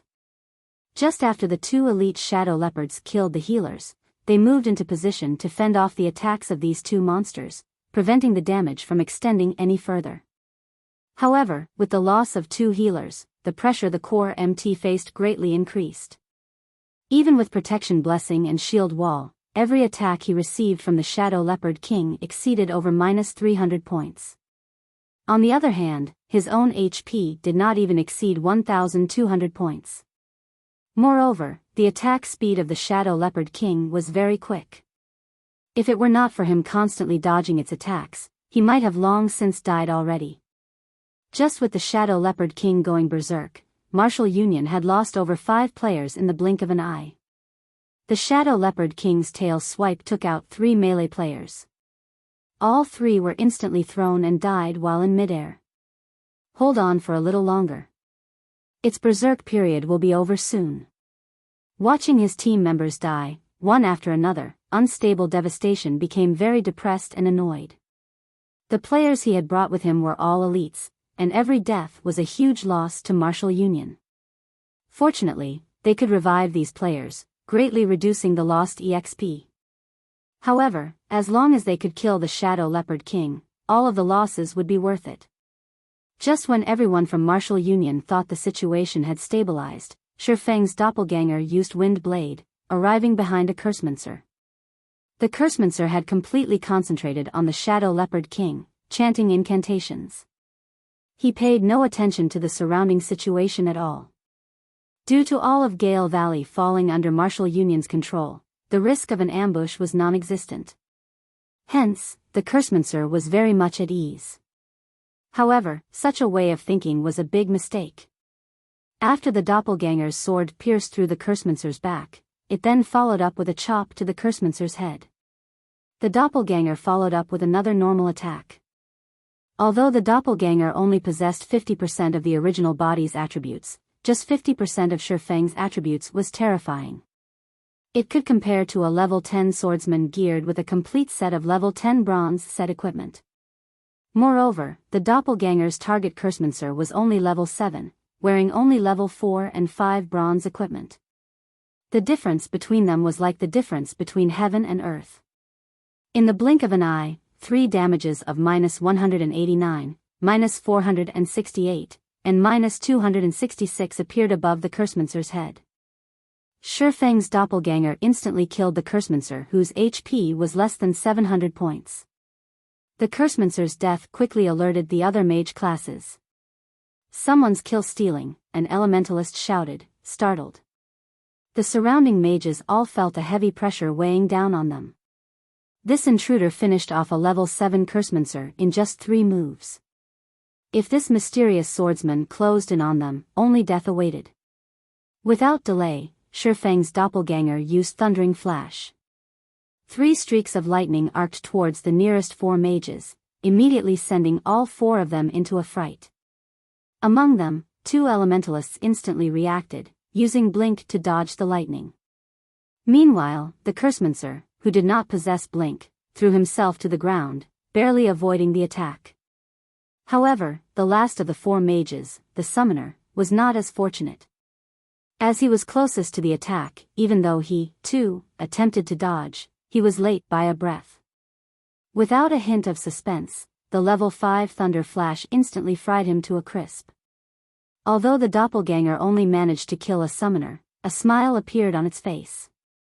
The goal of this thundering flash was not to kill someone but to open a path. At this moment, there were no obstructions between Ye Feng's doppelganger and Martial Union's healers. The doppelganger activated Windwalk, dashing over. As long as it killed 1 or 2 more healers, Martial Union's entire team would fall into a huge predicament. Don't even think about killing the healers. At this moment, Ironsword Lion used Windblade and rushed to block the doppelganger. The swords from both parties collided, and as they attacked, they maintained their extraordinary states, battling with 4 sword images each. The doppelganger could not help but halt its momentum, forced to block the attacks. After exchanging several moves, Ironsword Lion was incomparably shocked. He felt that the swordsman, whose information displayed as unknown, facing him was a powerhouse. This mysterious swordsman actually blocked all of his attacks. Moreover, every time their swords collided, Ironsword Lion could feel an immense weight bearing down on him, causing both his arms to go numb. Occasionally, there were even few sudden stabs aimed at his vitals, forcing him to activate Defensive Blade to block. Ironsword, it seems that you have truly fallen. You can't even get rid of an average player trying to kill Steel, a level 9 berserker geared in silver-gray battle armor snidely remarked. Crap. 5 rats, you come try, if you have the ability. Originally, he was already greatly aggrieved due to the constant pressure from Ye Feng's doppelganger, and his HP constantly fell. Now that he received jeers on top of it, he immediately enraged. Since you want me to join, then I'll join. The level 9 berserker, 5 rats, used charge at Ye Feng's doppelganger. Charge carried with it a fainted effect. Moreover, the surrounding mages were already in the midst of chanting incantations for their spells, sending fireballs and frost arrows at the doppelganger.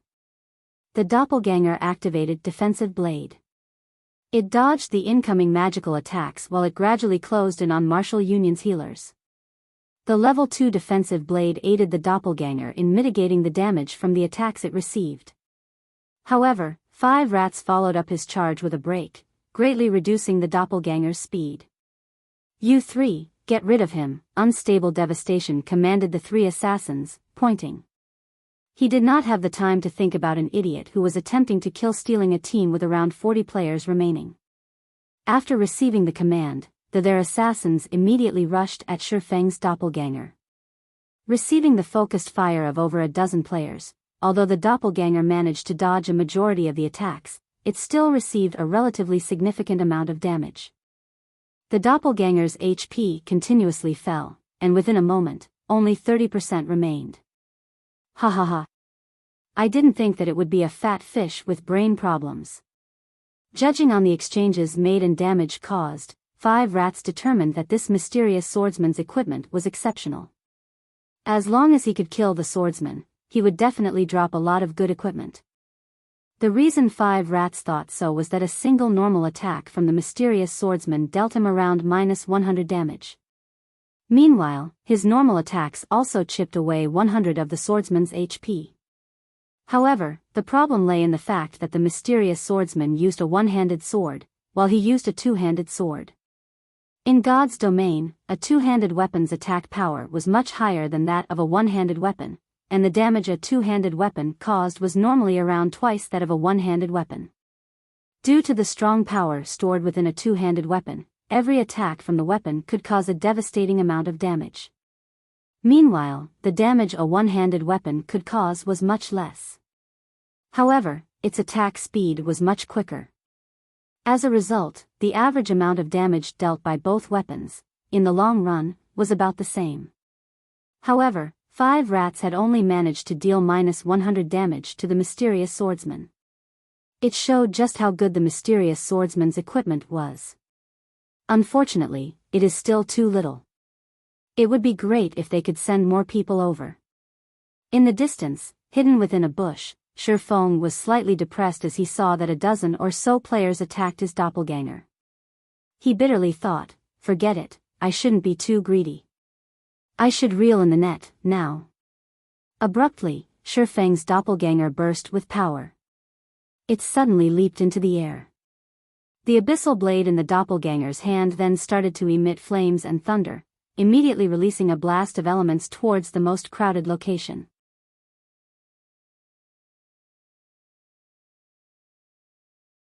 Chapter 141, Ye Feng. The sudden burst of power coming from Shi Feng's doppelganger alarmed the players who were previously behaving indifferently. A vast sea of thunder and flames erupted from the doppelganger's thunder flame explosion. The players present could feel an oppressive feeling that was even more powerful than that of the Shadow Leopard King. As for the ones who were in direct confrontation with the doppelganger's thunder flame explosion, no. A few players immediately cried out in fear when confronted with the approaching fire and thunder. They all turned around and fled immediately. However, thunder flame explosion had an effective radius of 5 yards. Moreover, the skill descended on the players extremely quickly, and they had no time to run out of the area at all. They were only able to watch helplessly as the power of the skill consumed them. The players who possessed life-saving skills immediately activated them. Assassins used wind steps, swordsmen used parry, berserkers used block. As for those who had their life-saving skills on cooldown, all of them were swallowed by the thunder and fire. Without life-saving skills, those with already low HP immediately died.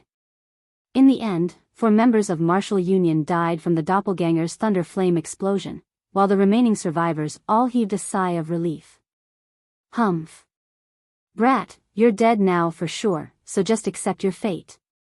The level 9 berserker, 5 rats, glared at Shi Feng's doppelganger, smiling contemptuously. He abruptly brandished his greatsword, casting cleave on the doppelganger. The other survivors also used their explosively powerful skills, launching their attacks towards Shi Feng's doppelganger. Shi Feng's doppelganger suddenly smiled. The doppelganger did not attempt to defend against any of the attacks. Instead, it used Earth Splitter, slashing its sword towards the players from Martial Union. Witnessing Shi Feng's ludicrous actions, the players from Martial Union were all dumbfounded. Did he want them to perish together with him?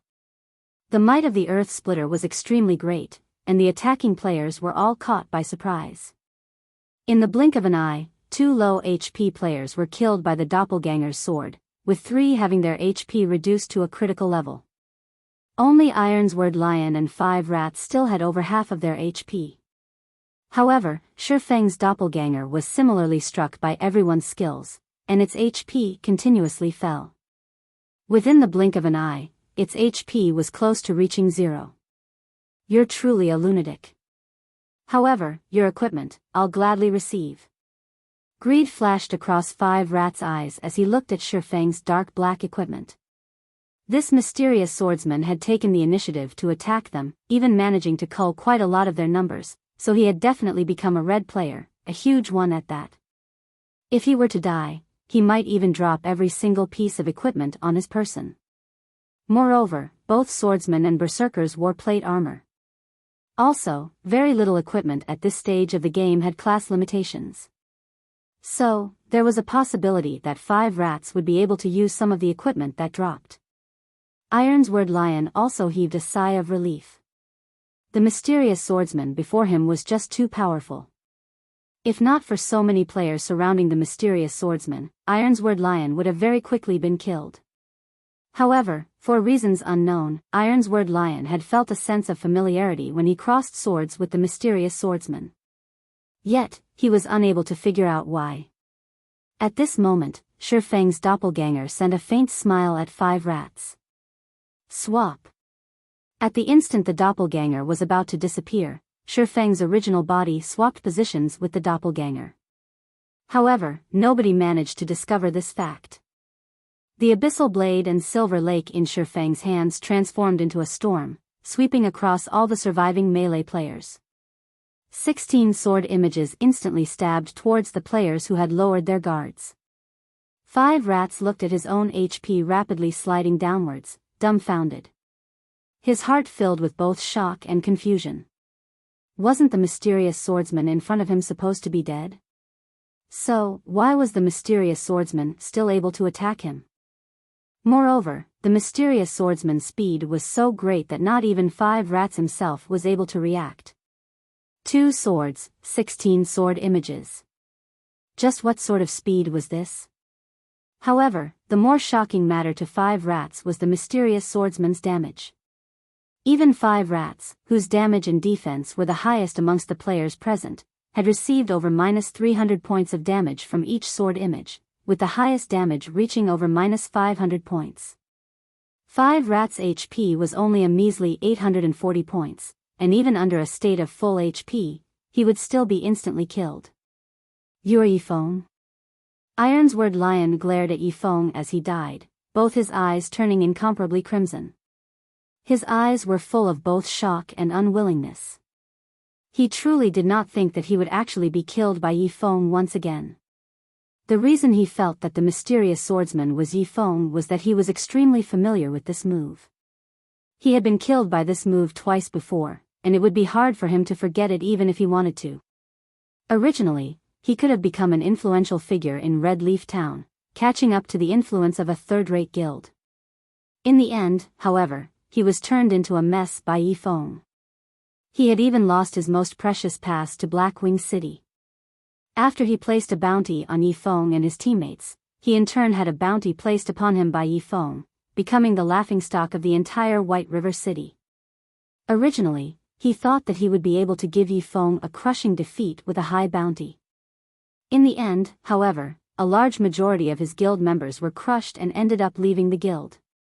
The original member count of Martial Union in Red Leaf Town was quickly reduced from the original 100+ members down to less than 10 players.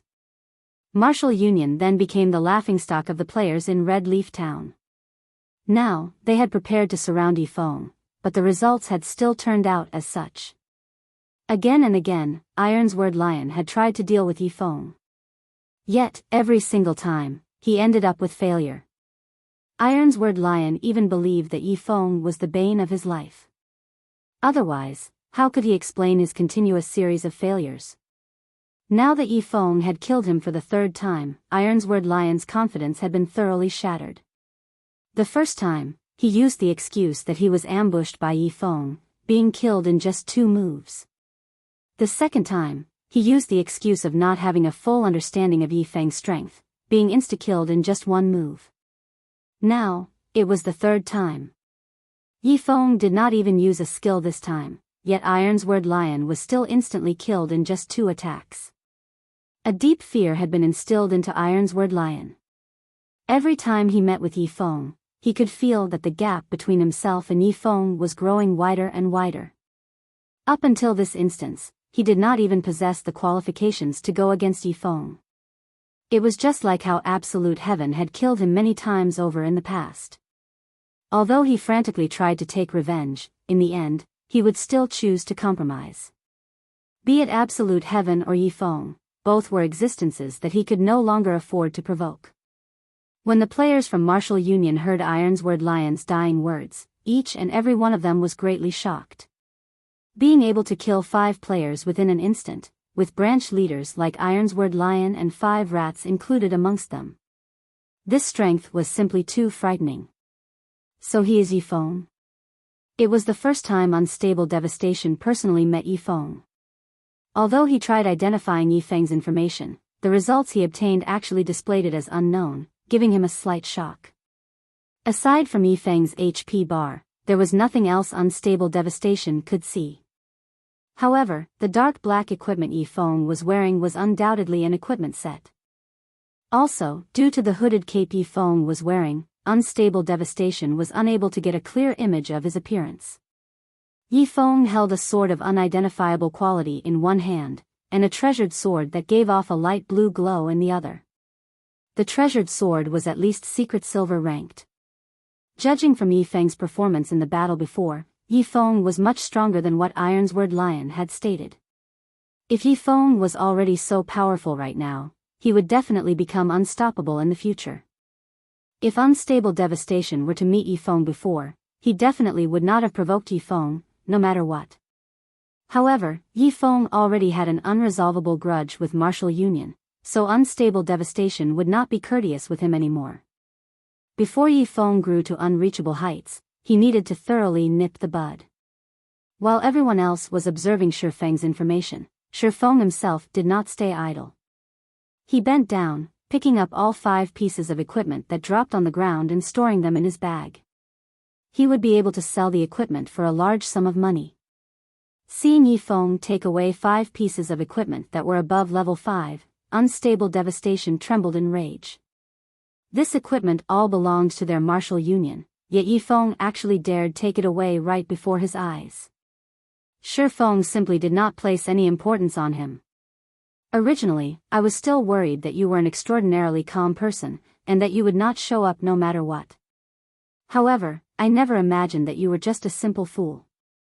Since you have arrived, I'll just deal with you as well. Unstable Devastation squinted his eyes, a chilling glow coming from them. He stared fixedly at Shi Feng, laughing coldly as he said, aside from shield warriors, guardian knights, and healers, everyone else, get rid of him for me. Unstable Devastation did not know how Ye Feng was able to enter the Gale Valley undetected. He was even able to discover them while they were in the midst of battling against the Shadow Leopard King. However, Ye Feng was simply courting death by hurrying to this place. Unstable Devastation aimed his bow at Ye Feng, locking onto Ye Feng's vital points. Whoosh! Whoosh! Whoosh! 3 arrows consecutively fired out of Unstable Devastation's bow. Right now, the Shadow Leopard King's berserk period was already over, and its remaining HP did not reach even 30%. The 2 elite Shadow Leopards that the Kings summoned previously were also dead now, so it was only a matter of time before the Shadow Leopard King itself would die. Unstable Devastation was not afraid of Ye Feng's disturbance at all. At this moment, the other players all started sending attacks at Shi Feng. Fireball, Frost Arrow, Dark Arrow, Charge, and many more attacking and restricting skills.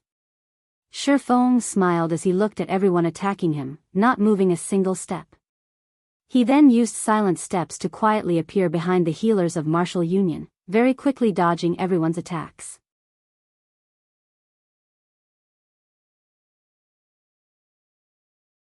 Chapter 142, Turnabout. Shi Feng's silent steps allowed him to move behind a target within a 40-yard distance. Although it was not as convenient as an elementalist's blink and had a longer cooldown, its range was much farther than blink. Moreover, there were no activation gestures required for the skill. The skill could be activated wordlessly, making it extremely hard to discover. No. Run. Unstable Devastation abruptly shouted when he observed his surroundings, suddenly discovering Ye Feng behind their healers. Although the healers heard Unstable Devastation yelling, they still turned their heads to look at him. They had no idea what Unstable Devastation was trying to say. Why did they need to run? Too late. Naturally, Ye Feng would not give them any chances. To save time, he did not even use a skill. Instead, he instantly created 12 sword images, instant killing the 4 defenseless healers. Ye Feng. Unstable Devastation glared at Ye Feng, both his eyes emitting flames of rage.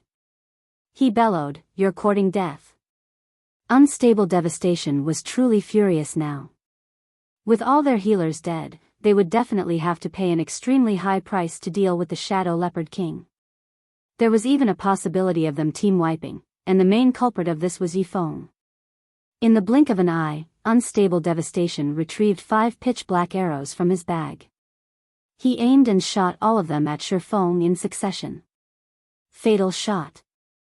The 5 arrows almost instantly pierced Ye Feng's vital points. They blocked Ye Feng's path. "You guys enjoy yourselves. I'll leave first." After killing all of the healers, Ye Feng revealed a faint smile at the arrows flying towards him. He dared not stay any longer. If he fell under the restricting skills of other classes, he would end tragically. It would be better for him to depart now and observe the tigers battle each other. Hence, Ye Feng activated Windwalk, leaving behind an afterimage as he disappeared towards the forest. In the end, the 5 arrows only sliced through the afterimage Ye Feng left behind. Although the players from Martial Union tried to chase after Ye Feng, his speed was just too fast for them. After he entered the forest, they could no longer find any trace of him. Abominable.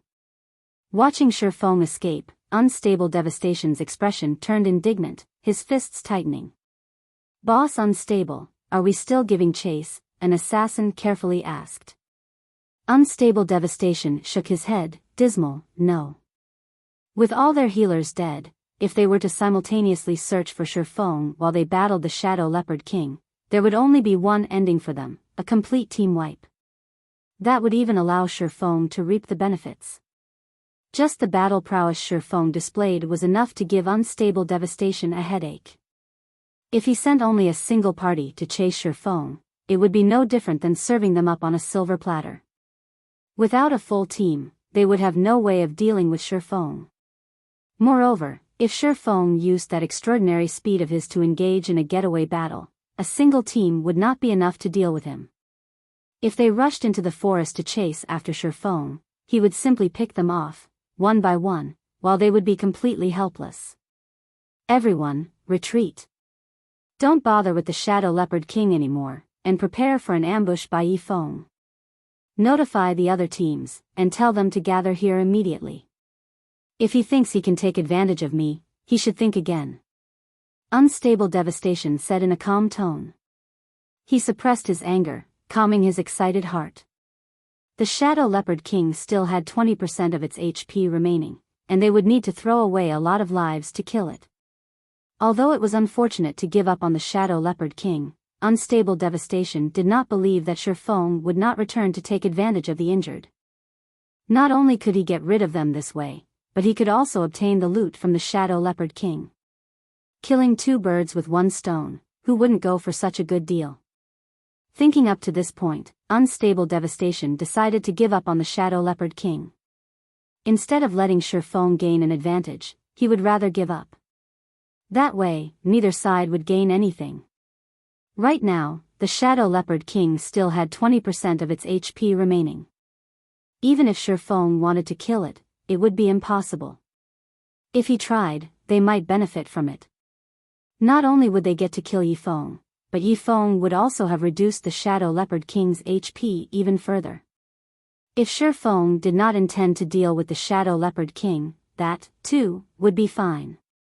As long as their other forces arrive, the Shadow Leopard King would still belong to Martial Union.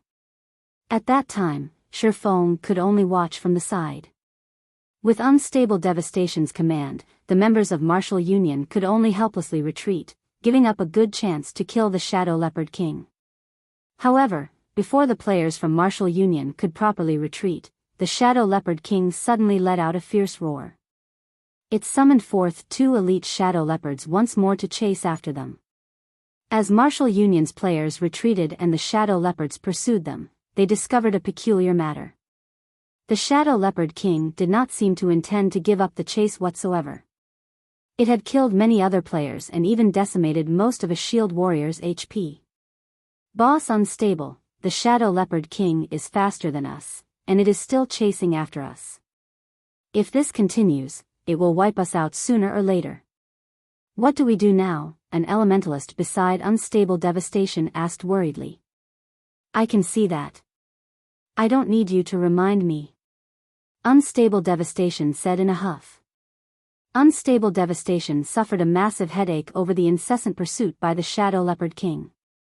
If he had known earlier, he would have chosen to kill the Shadow Leopard King instead. He truly did not think that this Shadow Leopard King would bear a grudge, refusing to give up. They could not escape even if they wanted to now. Moreover, more members were dying in the chase than in the fight. Notify the other teams to hurry. We'll delay the Shadow Leopard King while we move toward the meeting point, and look out for ambushes. Helpless about the situation, unstable Devastation could only think of this plan. Meanwhile, hidden within the forest, Ye Feng witnessed this scene with perfect clarity. Although unstable Devastation's decision was an intelligent one, he could not outdo Ye Feng. Ye Feng had long since known that the Shadow Leopard King would ceaselessly chase after Martial Union. Otherwise, he would not have chosen to depart. He was merely awaiting the perfect chance to take action. After God's domain evolved, the range of monsters' activity had also greatly increased. For chieftain-ranked monsters such as the Shadow Leopard King, its range of activity might even encompass a large half of the entire Gale Valley. Unless everyone from Martial Union left the Gale Valley, or they entered the core area of the Gale Valley, the Shadow Leopard King would not let them get away. As time slowly passed, the number of players the Shadow Leopard King killed grew higher and higher. However, it only had 10% HP remaining now. Meanwhile, Martial Union's previous 50-man team had only 16 players remaining. One could not help but admit that the losses they suffered were incomparably bitter. Are they still not here? Unstable Devastation paid attention to the surrounding movements as he attacked the Shadow Leopard King, his heart filled with wariness for Ye Feng's ambush. Now that the Shadow Leopard King had less than 10% HP remaining, it was definitely an opportune time for Ye Feng to launch an ambush. Hence, unstable Devastation's expression turned exceptionally grave. Boss unstable, they said that they are only 10 minutes away. 10 minutes? Why don't you tell them to go die instead? Unstable Devastation cursed. This was a crucial moment. The Shadow Leopard King in front of them was about to die, and Ye Feng would appear at any given moment. If they waited for another 10 minutes, the Shadow Leopard King would already be dead. He truly regretted not bringing more players with him. Now, Ye Feng, who was hiding in a dark corner, possessed the advantage of initiative, while they were completely helpless against him. It was truly depressing. After a period, the Shadow Leopard King's HP fell below 2%. However, there were still no signs of Ye Feng's assault, causing unstable Devastation to become incomparably excited. Everyone surround the Shadow Leopard King and focus all firepower on it. It is about to die, so look out for Ye Feng. Unstable Devastation said with a loud laugh. If Ye Feng had appeared sometime earlier, there was an 80% chance of them team-wiping. Now that the Shadow Leopard King was about to die, however, even if Ye Feng dared to show himself, unstable Devastation was confident at holding him at bay, allowing his teammates to kill the Shadow Leopard King. Finally, the Shadow Leopard King's HP fell below 200 points. As long as Martial Union sent 2 more rounds of attacks at it, they would kill the Shadow Leopard King. Ha ha ha. The Shadow Leopard King is mine. Unstable Devastation used Power Shot. He had long since accumulated his power to the maximum amount, and a single arrow could deal over -100 damage to the Shadow Leopard King. Shoo! The arrow whistled through the air, flying towards the Shadow Leopard King's weak point. At this moment, Ye Feng suddenly appeared, without a sound, behind the Shadow Leopard King. He sent a chop slashing down on the monster, causing -332 damage, killing the Shadow Leopard King. Meanwhile, Unstable Devastation's arrow merely shot the Shadow Leopard King's corpse. In God's domain, if players of a different party or team dealt with the same monster, the player who delivered the final strike would obtain 60% of the monster's EXP. Due to the Shadow Leopard King being a level 8 chieftain, the EXP it gave was extremely bountiful. Within an instant, Ye Feng's experience bar greatly rose. Meanwhile, the dozen or so players only shared the remaining 40% EXP amongst themselves. Immediately after the Shadow Leopard King died, it dropped a large pile of items. There were over 10 items, and it was one of the rarely seen mammoth drops. Get rid of him! Unstable Devastation bellowed, his eyes bulging. Immediately, more than a dozen players surrounded Ye Feng, giving him no chances to escape. Each and every one of them used their restricting skills on Ye Feng. Ye Feng paid no attention to them as he activated Defensive Blade. He then frantically picked up the drops. Streaks of magic struck Ye Feng's body, one after another, but they were all blocked by Defensive Blade. In the blink of an eye, Ye Feng had picked up 9 pieces of the loot. Among them was even an item that gave off a dazzling black glow. A single look and one could immediately tell that the item was nothing ordinary. It was definitely priceless. Seeing that the charges of the Defensive Blade were about to run out completely, he immediately swapped places with his doppelganger located deep within the forest. He instantly escaped from Martial Union's encirclement, while his doppelganger received attacks from all directions. Until the moment the doppelganger died, it managed to kill another 5 members of Martial Union, including a level 9 elementalist branch leader. When Unstable Devastation discovered that the Ye Feng they killed was only a doppelganger, he truly exploded. Ye Feng, just you wait. Unstable Devastation's bellow resounded throughout the forest. He had spent so much effort and had lost so much. Yet, in the end, all he did was pave the way for Ye Feng. Even if Unstable Devastation wanted to calm down, he could not. He swore that he would definitely kill Ye Feng back to level 0. Meanwhile, in a tree a short distance away, both Fire Dance and Water Buffalo had witnessed the entire scene from start to end. After they witnessed a team, composed of 50 elite players, fall into such a state, they were both utterly dumbfounded. Only now did Fire Dance and Water Buffalo know that there was actually such a battle style in God's domain.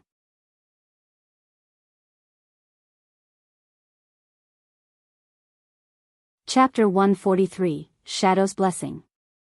While Fire Dance and Water Buffalo were both inwardly shocked, a deep voice came from behind them. Why haven't you guys left yet? The voice startled them both. They hurriedly jumped, spinning around to dodge while unsheathing their weapons. They stared at the figure that had appeared behind them. Big Brother Ye Feng. Fire Dance let out a sigh of relief after identifying the newcomer. She pulled back her dagger and returned it to its sheath at her waist. The men from Martial Union were all over Gale Valley. If a battle were to occur, they would immediately call to their companions, and there would be no end to the enemies that Fire Dance needed to kill. We came to help. Martial Union has killed so many of our companions. We must take revenge. Fire Dance's eyes turned cold as she spoke about Martial Union. I wish to form a large team to enter large-scale dungeons in the future. I wonder if you all would be interested in joining? Ye Feng felt that Fire Dance had great talent. Moreover, Fire Dance and the others were all independent players that did not belong to any guilds. If he could rope them in and form his own team, it would be a great benefit to his Zero-Wing workshop. Fire Dance was slightly hesitant after hearing Ye Feng's proposal. Water Buffalo also turned taciturn. Do you guys already have your own large team? Ye Feng inwardly lamented. After entering White River City, there would be many large-scale dungeons. They were the main source of equipment, materials, and many other resources. If an independent player wished to obtain good equipment, they needed to raid these large-scale dungeons. Moreover, if a guild wished to level up, conquering large-scale dungeons was a must. Hence, if one wanted to develop at all in God's domain, conquering large-scale dungeons was one of the necessary conditions. However, it was extremely difficult for independent players to form a large team capable of raiding a large-scale dungeon. The most common large-scale dungeons were all 50-man dungeons, while there were even some 100-man dungeons available. Gathering so many players was a near impossible task. Not to mention whether the entire team possessed sufficient strength, just the degree of trust and the distribution of equipment would be a huge hurdle. In this, however, the elite teams of guilds and large-scale workshops had it much easier. No, we don't have our own large team. Our team currently only consists of players who prioritizes amusement and don't really care much about other matters. Could you give me some time? Fire Dance explained. In reality, she, too, wished to develop in God's domain properly. In spite of that, the majority of the players in her current team were not too keen on raiding dungeons. They only wished to play casually. If they joined a large team, they would definitely experience certain constraints and would not be willing to join. Alright. In any case, there is still time. Let's add each other as friends then. When you've made your decision, you can contact me at any time. Ye Feng knew that such matters could not be decided upon immediately. If one wished to obtain something, they would have to lose something in return. Ye Feng did not wish for just any random person to join him. That's good. I'll contact you after discussing it with them, Fire Dance nodded. She also felt that it was about time to make a decision. Soon after Ye Feng added Fire Dance as his friend, he ran towards the deeper regions of the Gale Valley in search of Blackie and Lonely Snow. On his way there, in order to avoid Martial Union's patrols, Ye Feng hid in the treetops and waited for the players of Martial Union to move past. Since he had nothing better to do, Ye Feng took out the loot from the Shadow Leopard King. He wanted to see just what valuables the monster dropped. Isn't my luck just too good? The profits from a chieftain monster are impressive. Ye Feng was slightly shocked after looking at the drops. Among the 9 items, there were 2 secret silver weapons, 3 pieces of mysterious iron equipment, 2 rare materials needed to make secret silver equipment, 1 bronze-ranked cooking knife, and 1 secret silver accessory. The 2 secret silver weapons were a level 8 staff and a level 8 two-handed axe. The mysterious iron equipment was also level 8. Moreover, the usefulness of the bronze-ranked cooking knife was also not small. It could increase the speed and success rate of one's cooking. However, the most valuable item among all these items was the secret silver accessory, the Shadow's Blessing. It was one of the most precious items that the Shadow Leopard King could drop. Shadow's Blessing, secret silver rank, necklace. Level 8. All attributes +5. Luck +3. In God's domain, accessories were extremely rare. Even when players reached level 20 or above, they would, at most, possess 1 or 2 bronze accessories. Moreover, these accessories would all be below level 10. Meanwhile, the accessory in Ye Feng's hands was secret silver rank, and it was much more precious than a fine gold weapon of the same level. The luck attribute was extremely rare in God's domain, and it was capable of increasing the drop rate of items when killing monsters. There was once a player who calculated that, with 1 point in luck, the drop rate would nearly double. However, the higher a person's luck was, the less effective every additional point would be. At 3 points in luck, a player's drop rate would only triple. Besides that, the luck attribute also held a great effect for lifestyle classes, so its value would never depreciate. If Ye Feng estimated correctly, the Shadow's Blessing would only be worth 2 to 3 gold coins to the average player. However, to Ye Feng, this item's value was around 10 gold coins. Immediately, Ye Feng equipped the Shadow's Blessing. That way, when he killed high-level monsters in the future, the amount and quality of the equipment he would obtain would increase. After some time, the team from Martial Union finally left. Ye Feng then continued his journey into the depths of the Gale Valley. Blackie, where are you guys right now? Ye Feng sent a voice call, asking. We seem to be beside a swamp. I don't know where this place is, but the monsters here have very high levels. I'll send you the coordinates. Blackie sighed in relief after learning that nothing had happened to Ye Feng. He then sent his coordinates. Don't go any deeper, and stay where you are. I'll be there soon. Ye Feng immediately knew Blackie's whereabouts after glancing at the coordinates. He truly did not think that Blackie could actually survive in the Silent Swamp. There were two entrances to the Gale Valley. One was where Ye Feng entered, and the other was at the Silent Swamp, which led to the high-level monster areas. The Silent Swamp was a level 15 to level 20 monster area. To the players at the current stage of the game, it was a forbidden area. Half an hour later, Ye Feng managed to locate Blackie in Lonely Snow. The two of them sat beneath a tree, silently observing their surroundings. They had previously met a level 15 swamp crocodile, frightening them into a run. The swamp crocodile had nearly turned them into its chow, but fortunately, they had speed scrolls and isolation scrolls, allowing them to escape.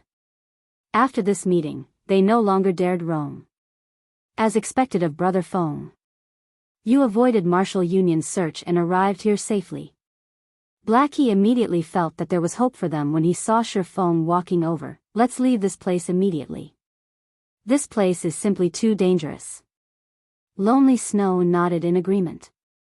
They were only level 8, and the gap between them and the level 15 swamp crocodiles was just too massive. It was extremely dangerous for them to stay here. No, let's stay here to level up. Ye Feng shook his head, saying, I've previously killed quite a lot of Martial Union's members, so they should be frantically looking for me right about now. It would be too difficult to get you guys out of here without discovery. Hearing Ye Feng, Blackie and Lonely Snow finally discovered the bright red marker displayed above Ye Feng's head. This mark was deeply crimson, and it was a wonder just how many players Ye Feng had killed in order to turn it into such a state.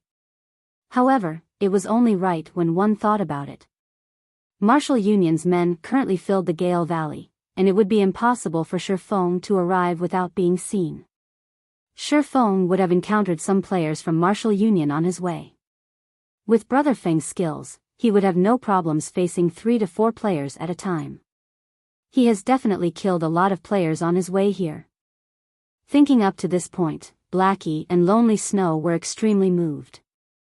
Although Ye Feng spoke in a casual manner, they knew that his journey must have been filled with extreme dangers. Alright, I'll party you two up. You guys should change into this equipment first. Saying so, Ye Feng passed the staff and two-handed axe, dropped by the Shadow Leopard King, over to Blackie and Lonely Snow. When the two of them received the weapons, they were shocked. Level 8 secret silver weapons were the most top-tier weapons currently available. Though they did not understand just how Ye Feng managed to obtain them, they did not attempt to look into it too deeply. They knew that some questions were not meant to be asked, and such a situation would be beneficial to both parties. After partying up, Blackie was immediately startled when he looked at Ye Feng's level. He asked, voice trembling, Brother Feng, you're level 10 already? They reached level 8 after continuously grinding monsters and leveling up in Gale Valley. Even if their levels were not the highest amongst all the players throughout God's domain, they were still considered close to the top. However, after not meeting for only a few days, Ye Feng had left them behind by 2 levels. Such a leveling speed was simply frightening.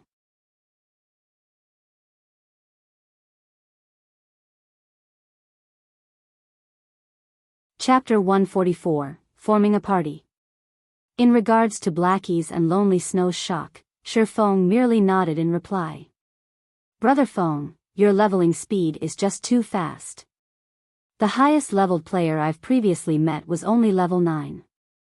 Right now, there might not be another who has reached level 10 in the entire White River City. Moreover, since there has not been any information on the official website stating that a player has reached level 10 and entered a city, This means that there are no players who have reached level 10 at all. Brother Feng, now that you've level 10, you are definitely the top player in all of Star Moon Kingdom. Blackie was incomparably excited. Only high-leveled players would know how hard it was to go from level 8 to level 9, not to mention rising from level 9 to level 10. The difference in EXP required was at least several times higher. Right now, Ye Feng was far ahead of everyone else. If the players from Martial Union found out about this, their intestines would turn green with regret. Every gamer knew that once you got ahead, you stayed ahead. The small gap during the initial period of the game would only grow wider later on. As long as Ye Feng slowly expanded his advantages, little by little, he would sooner or later cause the players from Martial Union to tremble in fear. Meanwhile, Lonely Snow, who stood by his side, was dumbstruck, not knowing what he should say. Previously, he had been worried that it would not bode well for them to continue entangling themselves with Martial Union. However, after he saw that Ye Feng had already reached level 10 and possessed a pile of secret silver equipment, confidence filled his heart. If this continued, he could, sooner or later, step on Martial Union, becoming a future tyrant of White River City. Alright, quickly swap out your equipment. We'll look for a place to level up. Ye Feng looked at the excited expressions on Blackie and Lonely Snow and smiled helplessly. Due to constant tasks earlier, he was never able to lead his own party personally. Now, he still had quite some time before he had to go to Blackwing City to conduct the trade with Aqua Rose, and in the meantime, he could carry Blackie and the others. In the future, he would have to form a guild. However, a framework was required to establish a guild. Otherwise, the guild would simply fall apart. The members of his current party would become the framework of his future guild, so Ye Feng decided to upgrade the overall strength of his party from now on.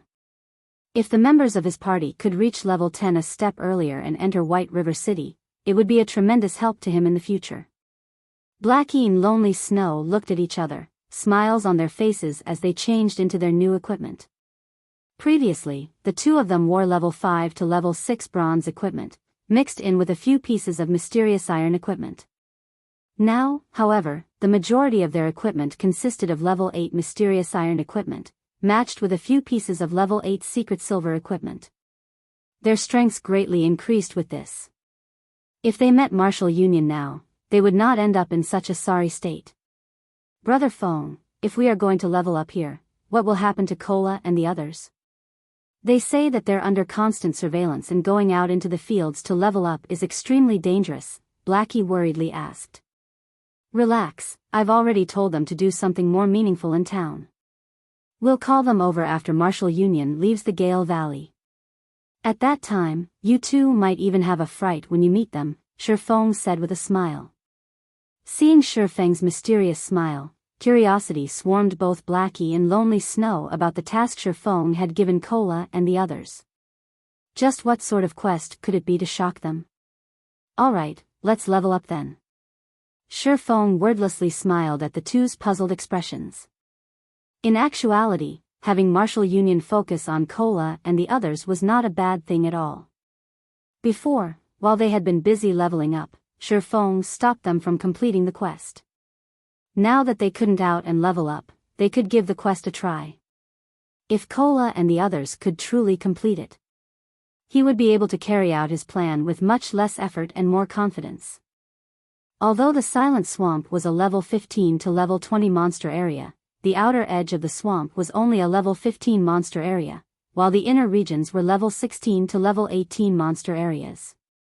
Level 20 monsters would only appear in the core region of the swamp. With the Abyssal Blade, Ye Feng could reduce the level suppression by 5 levels, making the outer region a perfect fit. Let's go there and take a look. Looking at the system's map, Ye Feng pointed to the bubbling black pool of water in the distance. Although Blackie and Lonely Snow did not voice out about it, they were overcome with worry.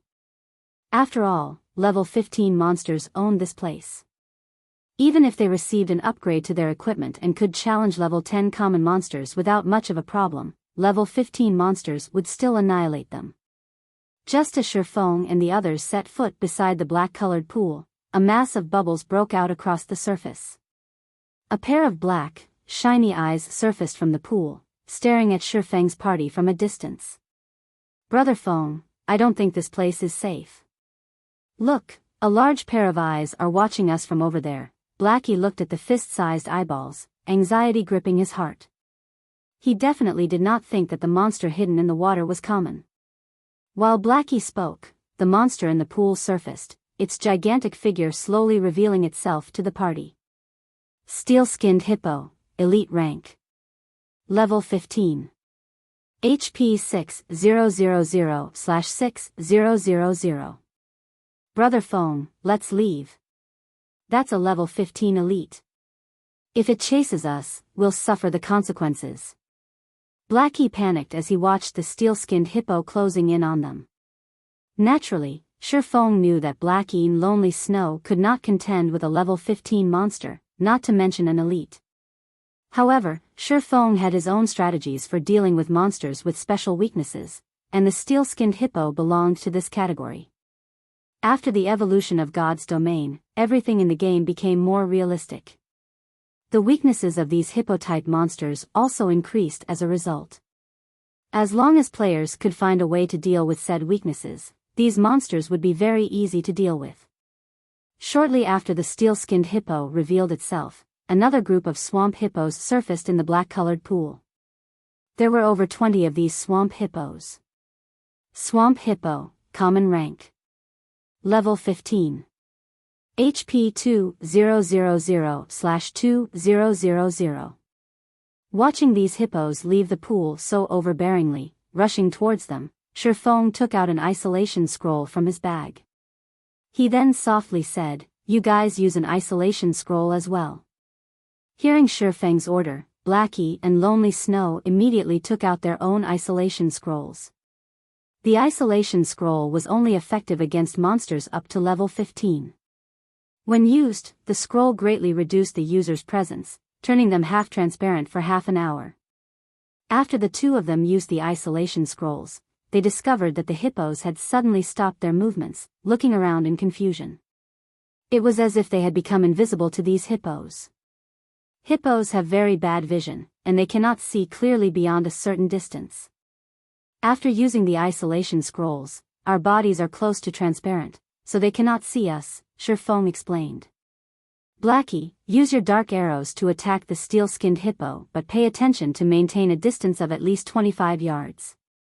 It won't see you that way. Blackie came to a realization after listening to Ye Feng's explanation. He immediately tried Ye Feng's instructions. A dark arrow flew from Blackie, striking the steel-skinned hippo that was dozing off. Damage of -24 points appeared above the elite hippo. Although the damage was minuscule, it was enough to send the steel-skinned hippo into a flying rage. The elite immediately spun towards the source of the dark arrow. However, it failed to discover even a single person in that direction. It took several steps forward but still failed to discover anybody. Just when it was about to return to the pool of water, another dark arrow struck its body. The steel-skinned hippo was truly enraged now. Letting out an intense snort, it abruptly charged towards the direction the dark arrow originated from. However, after rushing forward over 10 yards, it still could not find the enemy who attacked it. The steel-skinned hippo started to turn in circles in confusion. Blackie watched the stupid-looking steel-skinned hippo in the distance, inwardly laughing at it. He continuously sent dark arrows at his target, and with each consecutive arrow, he slowly lured it away from the group of swamp hippos. At this moment, only level 15 swamp hippos occupied the pool. Ye Feng silently closed in on them.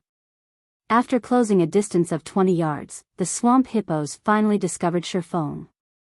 Immediately, they all parted from the pool. More than 20 swamp hippos thundered after Ye Feng in a grandiose manner. Such a group could easily flatten a level 15 party.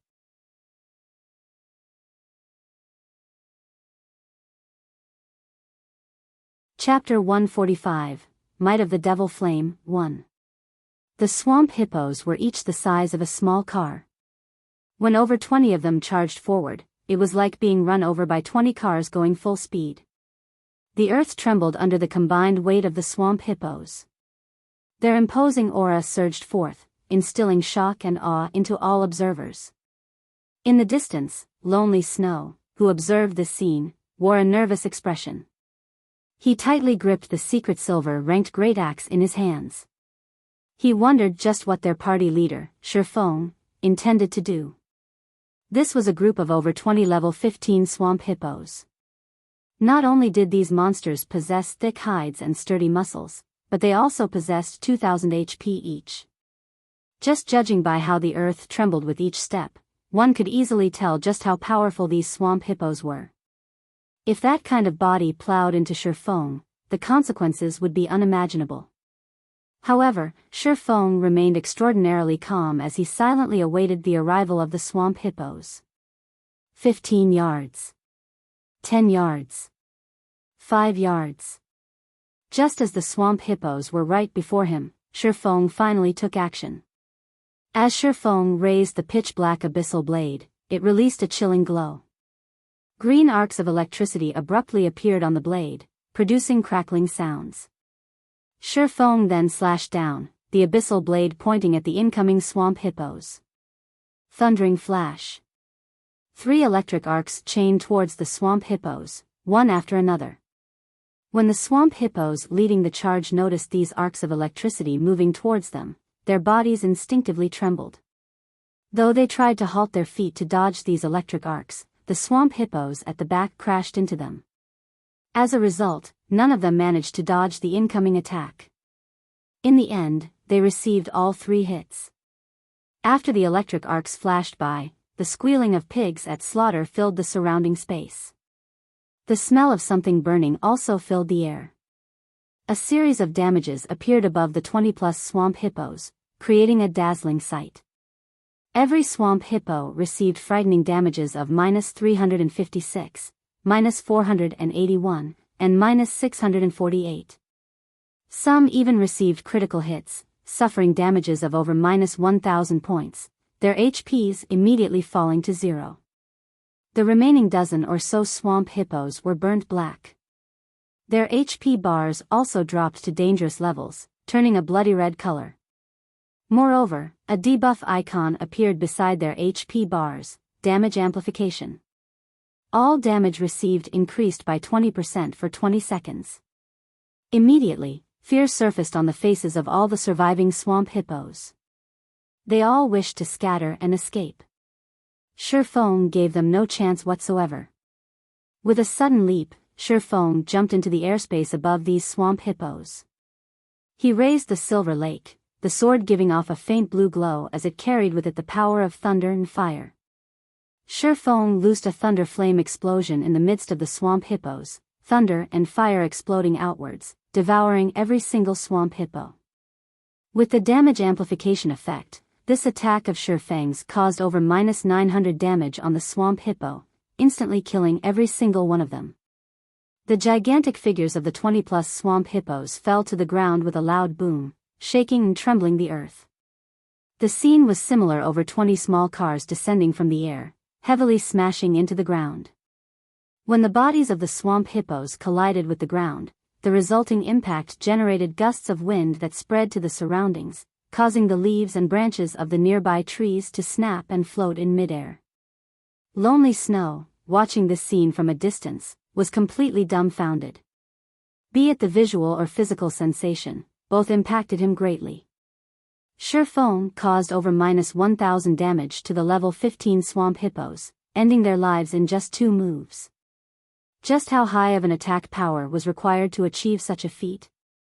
If Ye Feng fought against average players, wouldn't he kill one with every strike? Lonely Snow even started to suspect that he and Ye Feng were not playing the same god's domain. The difference in strength between them was no longer just several stages. It was practically the difference between the sky and the earth. Lonely, you pick up the loot. I'll go help Blackie, Ye Feng instructed before turning to chase after the steel-skinned hippo. Lonely Snow nodded in reply, though an absent-minded expression remained on his face. He thought that he had hallucinated before, but after giving his eyes a rub, the pile of swamp hippo corpses still remained. Plenty of items and coins blanketed the ground surrounding them. He now knew that this was not a dream, but reality. When Lonely Snow looked at the system notifications and his experience bar, he was once more given a shock. System, level 15 Swamp Hippo killed. Level difference of 7. EXP obtained increased by 700%. Obtained 1650 EXP. System, level 15 Swamp Hippo killed. Level difference of 7. EXP obtained increased by 700%. Obtained 1650 EXP. System, level 15 Swamp Hippo killed. Level difference of 7. EXP obtained increased by 700%. Obtained 1650 EXP. After a series of notifications displayed, Lonely Snow's experience bar greatly increased, reaching 69% of level 8. The amount of EXP he obtained was truly frightening. Previously, even when faced with level 8 monsters, they needed to kill each one while being extremely cautious and prudent. Moreover, every kill only yielded each member of the party several tens of EXP. After spending over an hour repeating the same process, they would see their experience bars increase by a sizable portion. On the other hand, Ye Feng casually killed off a large group of level 15 swamp hippos with only a few moves. Even after splitting the EXP obtained amongst the three of them, Lonely Snow's experience bar still increased by a sizable chunk. Only now did Lonely Snow understand how Ye Feng managed to level up so quickly. In this regard, Lonely Snow became even more respectful towards Ye Feng. There was even a hint of fanaticism in his eyes. If he followed someone as strong as Ye Feng, his future would be limitless.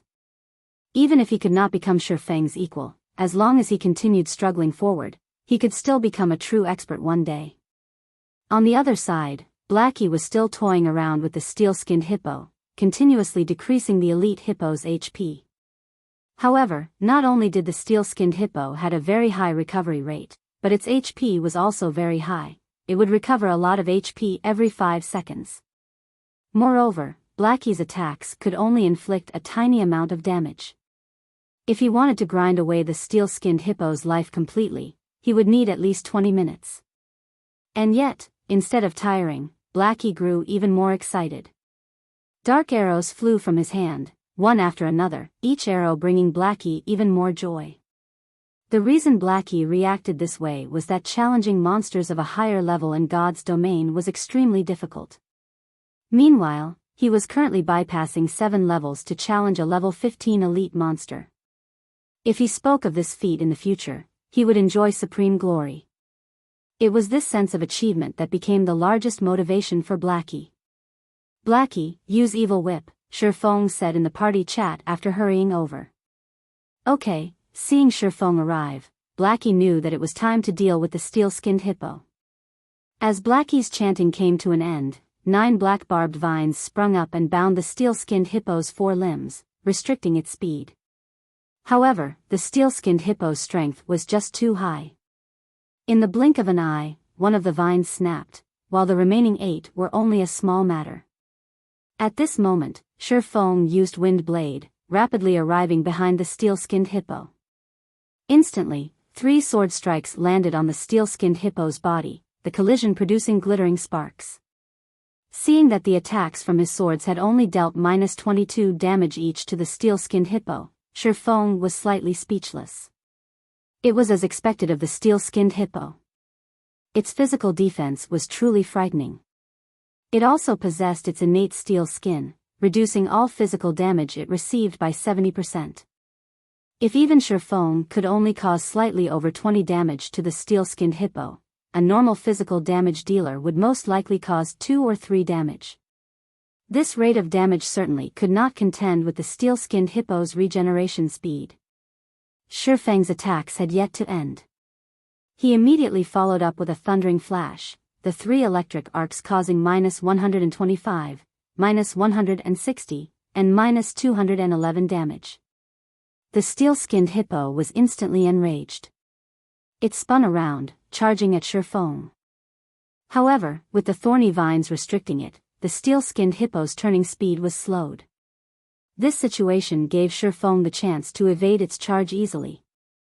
Ye Feng continued with a series of attacks on the steel-skinned hippo, using one skill after another.